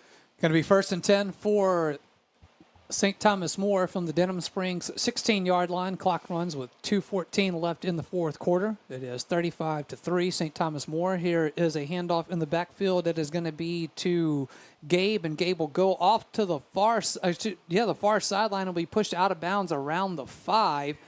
It'll be 1st and goal for St. Thomas More. All right, we'll talk a little current events right here, a little football-related topic here with 2 minutes and 2 seconds left on the clock. Do you think they're going to try and take a knee here and end the game, 1st down? Because I say current events, because last week, Brian Kelly, I think we had to kick off to Arkansas and let them throw a Hail Mary when we could have just milked the clock the rest of the time. We kind of didn't milk it all the way down. Well, and not to get too far, away from this game, but I was surprised that Arkansas didn't just let us score quick, and then they would have got the ball back. Kind of an odd fin. Yes, yeah, it was. I tell you, I was scared to death. If Arkansas would have got the ball back with any time more than 30 seconds left, I'd have been scared they'd have gotten in the end zone and gone for 2 and beaten us. That's right, yes. 1st and goal for St. Thomas More. It will be Bergeron, as you said, Mitch. You were just wanting to say, what do you think they're going to do there? Well, I don't have to answer the question because I know he took the knee. Bergeron takes the knee, and the clock runs down with 1:20. Yeah, so, going to be a big one tomorrow for LSU. It's Just don't know what to expect. You don't know about Ole Miss. Like, you don't know what you get there. But then LSU, I tell you what I do expect from LSU. I expect the offense to score and put up some points. I like what we got on offense. Defensively, who knows? That's scary. Maybe we can win a 52-48 game like St. Thomas More won the state championship last year, 52-48. Here's Bergeron on a 2nd and goal from the 10-yard line. He will drop back and take a knee back to the 15, and they will snap the ball one more time, and that'll do it here from Yellow Jacket Stadium. But all in all, I just tell you what, I didn't know what to expect coming in tonight. We started the year rough in the Jamboree. Walker kind of put it to us a little bit. Mandeville definitely put it to us in week 1. We've got 3 wins in a row, admittedly not against the best competition in the world, so what we're going to see tonight, but I don't think this is a true measuring stick either. St. Thomas More is just really good. We've rolled out the number of state championships they've won, how good of a team they are. They're one of the best programs in the state no matter where you are, no matter what class you're in, and so how we're going to respond to that, I kind of thought we put up a good fight and played strong in some areas, so we're going to see next week when we get to district play. Got Live coming in on Thursday. I think we got a good shot at that one. On 3rd and goal, it will be the final knee for St. Thomas More, and that will send us to the Ralph Seller Chevrolet postgame show, brought to you by Ralph Seller Chevrolet just over the Amite River in Baton Rouge. It is Ralph Seller Chevrolet located at 15015 Florida Boulevard and is open for your automotive needs. Ready to serve you at a Chevrolet location familiar to you for over 40 years. The parts manager at Ralph Seller Chevrolet is Jim McChristian, a proud supporter of the Denham Springs Yellow Jackets. Come visit Ralph Sellers Chevrolet. 35-3, the final here from Yellow Jacket Stadium. That puts Denham Springs at 3-2 on the season. St. Thomas More improves to 5-0. When we come back, John Fine will join me here in the booth as we will recap how it all played out on the Ralph Seller Chevrolet postgame show. Back after this. Your locally owned full-service dry cleaner in Denham Springs is Quick and Handy Cleaners. Quick and Handy Cleaners can expertly handle all of your dry cleaning needs with friendly Livingston Parish hometown service. Quick and Handy Cleaners, family owned and operated by Scooter and Kay Keene, and serving Livingston Parish for 50 years. Quick and Handy Cleaners at 397 East Railroad with locations in Walker and Watson. And Handy Cleaners. Your local sporting goods store in Livingston Parish for over 40 years is Sporting Center. Sporting Center has all of your Denham Springs and surrounding school shirts, caps, clothing, and fan gear. Plus, Sporting Center has all of your brand names like Adidas and Russell Athletic. And Sporting Center offers one-on-one customer service.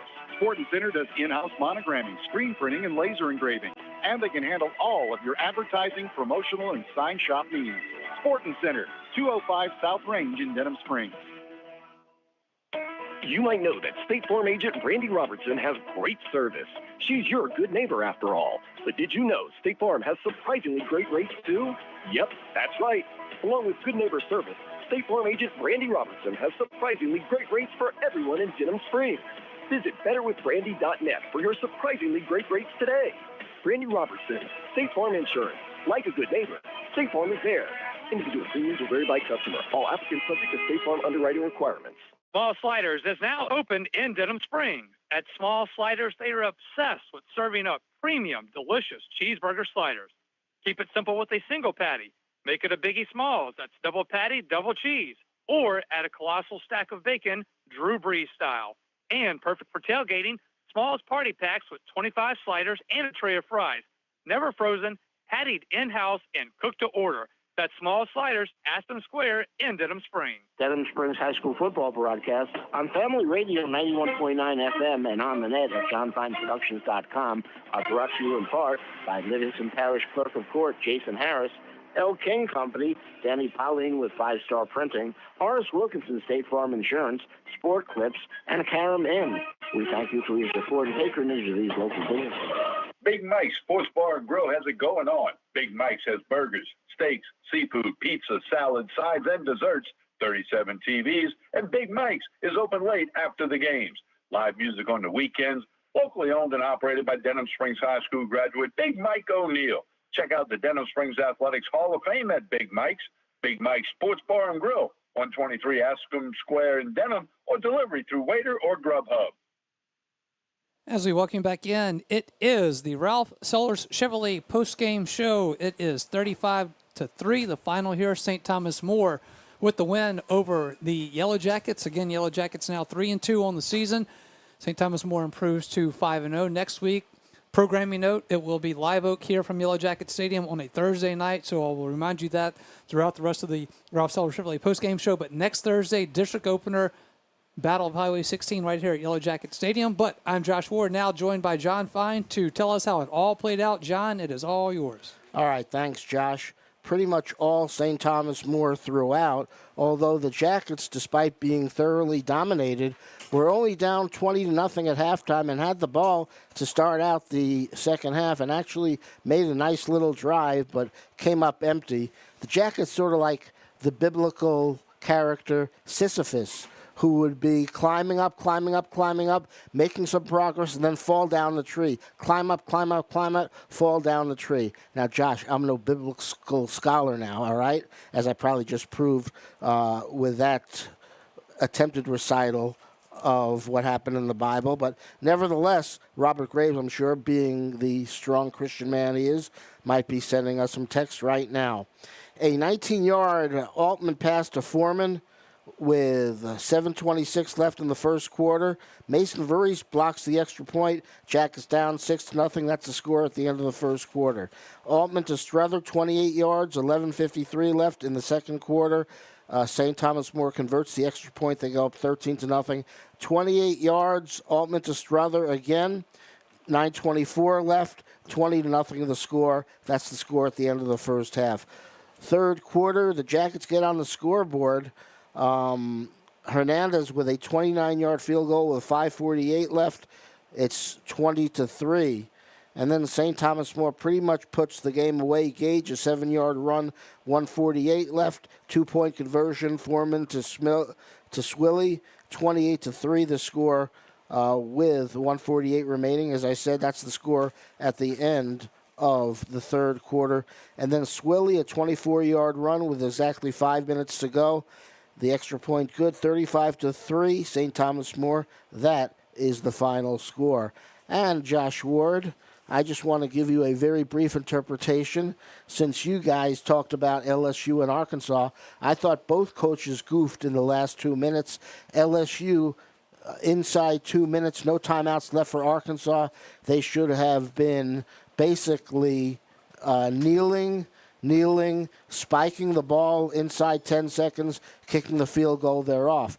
But in all fairness to Brian Kelly, he said after the game, the LSU coach said that LSU was instructed not to score a touchdown. So they were not going to score a touchdown. They were going to run their offense, but they were not going to be scoring a touchdown. As far as Arkansas is concerned, they should have let LSU score the touchdown right away, but it's all moot if you take Kelly at face value. Then it would have been, how can Arkansas let LSU score a touchdown if LSU's instructed not to score a touchdown? Unless Arkansas goes into the LSU backfield, takes the LSU running back, and runs into the end zone with them. Okay, a reverse push, if you will. But that's enough. Kick me off the air. I'm done, Josh. Yeah, this coaching clinic brought to you by John Fine and Small Sliders Cheeseburgers. Go get some. John, appreciate that. We will take a timeout. When we come back, I will be joined by Mitch Ayers. We'll kind of look a little further into this one and start looking to a short week of preparation for the Yellow Jackets, again, as they will be on a Thursday night next week against Live Oak to open District 5-5A play.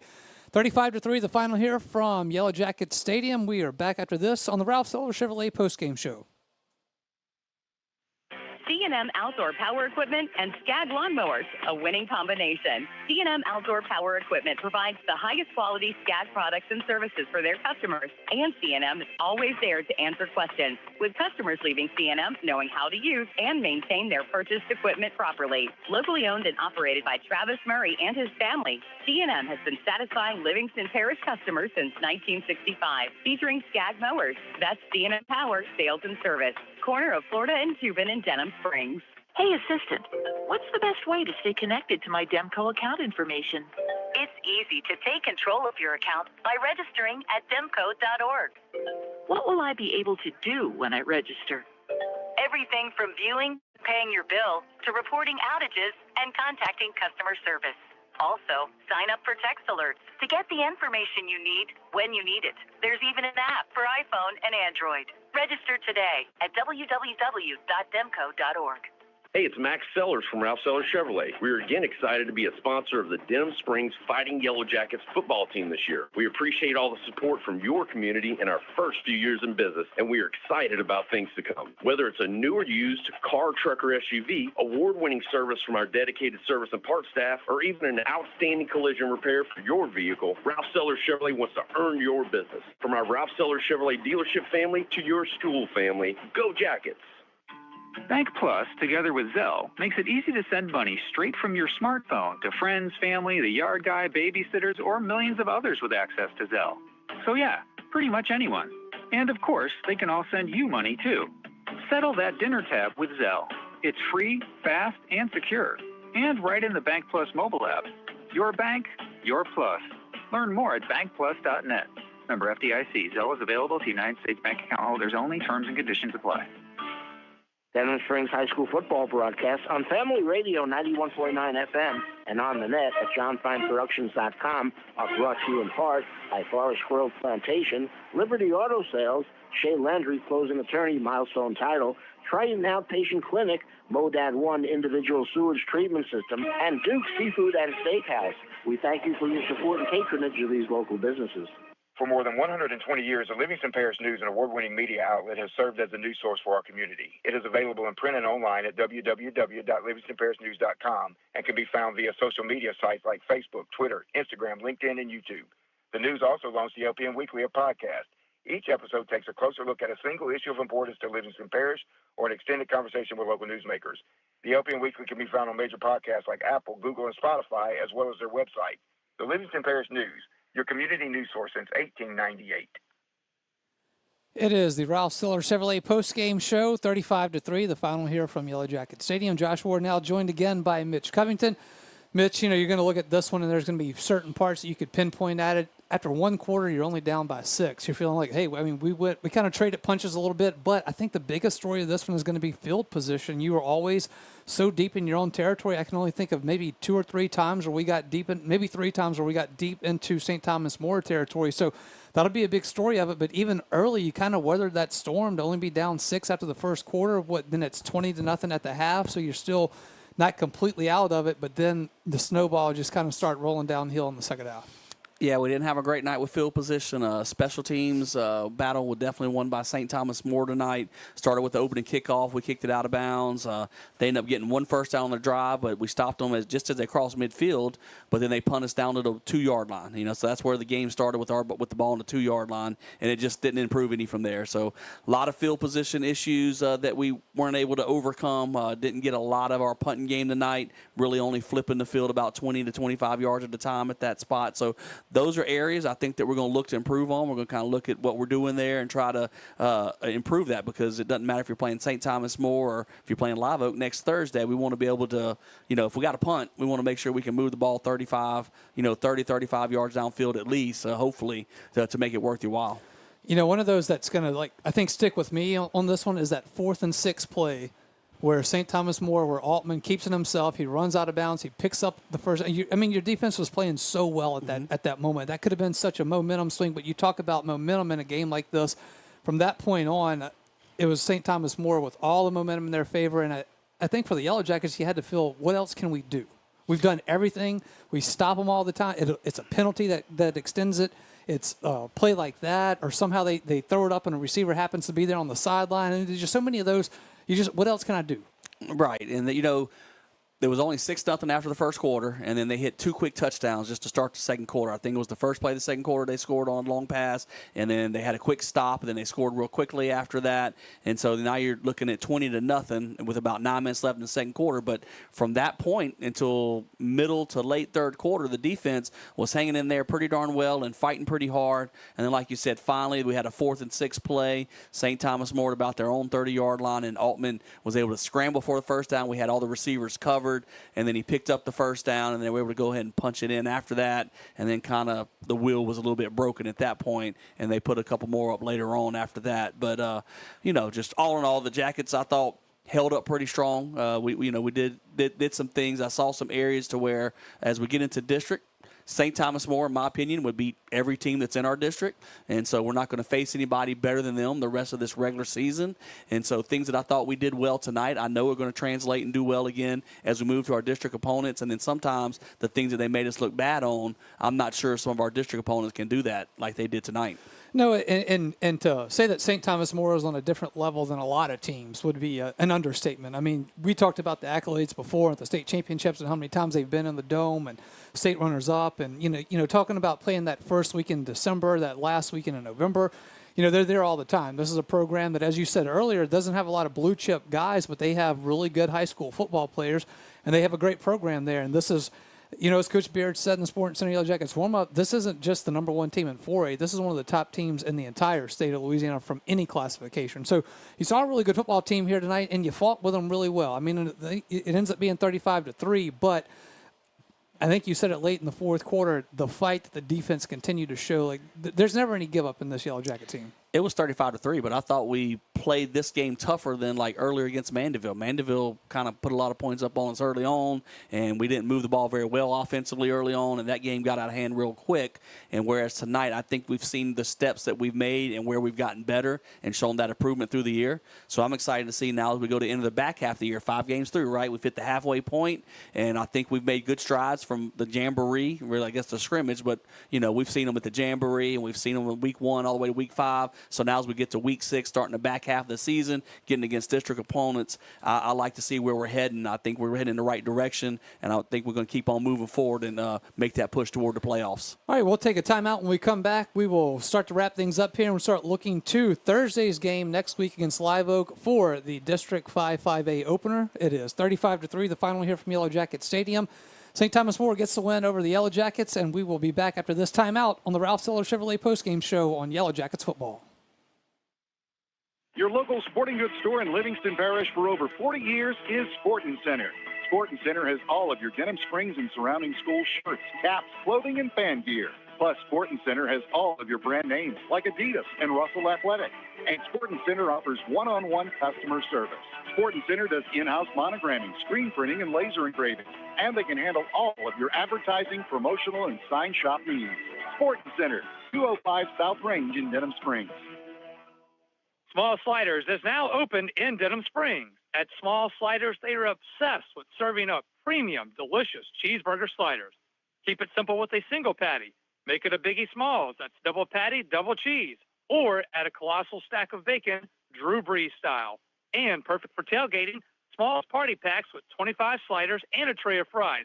Never frozen, pattied in-house, and cooked to order. That's Small Sliders, Aspen Square in Denham Springs. Demco wants to give you the knowledge to get power smart. Simple tips that can help you conserve energy and save money. Sealing air leaks around windows and doors is a good start. Smart thermostats and improved insulation are great ways to make a bigger difference. There are many more ways to save energy and money. So when you're ready to make a big-time power move, download our free do-it-yourself energy audit checklist at demco.org. Big Mike's Sports Bar and Grill has it going on. Big Mike's has burgers, steaks, seafood, pizza, salad, sides, and desserts, 37 TVs, and Big Mike's is open late after the games. Live music on the weekends, locally owned and operated by Denham Springs High School graduate Big Mike O'Neill. Check out the Denham Springs Athletics Hall of Fame at Big Mike's. Big Mike's Sports Bar and Grill, 123 Aspen Square in Denham, or delivery through Waiter or Grubhub. As we welcome back in to the Ralph Siller Chevrolet postgame show, 35-3, the final here at Yellow Jacket Stadium.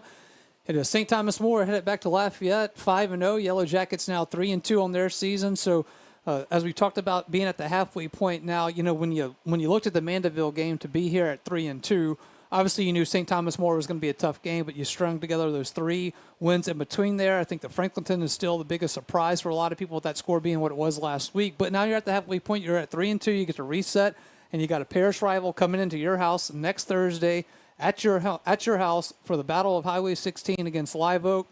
So you know the juices are going to be flowing for that one.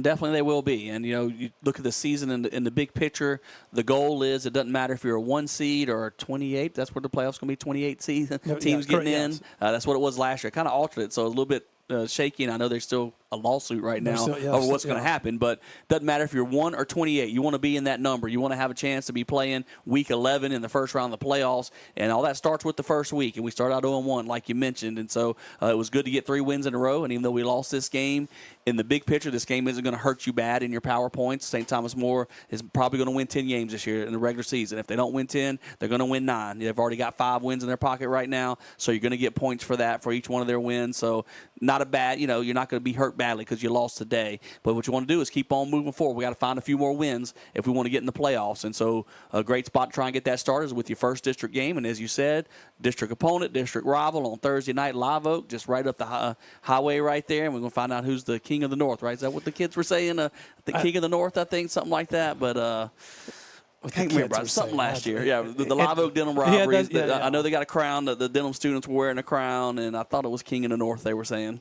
I mean, that would make sense. I mean, north of here. They were north of us. Yeah, something like that. But well, anyway, just beat them next week, and we don't have to worry about it. We'll keep those crowns. I want to see all our students wearing the crowns again. I want to keep them. I don't want to make sure we have to take them. Don't want to take them off. Well, when you start looking at the district, Mitch, a little bit, you know, you've had some. It's been a weird season for teams in Denham's district.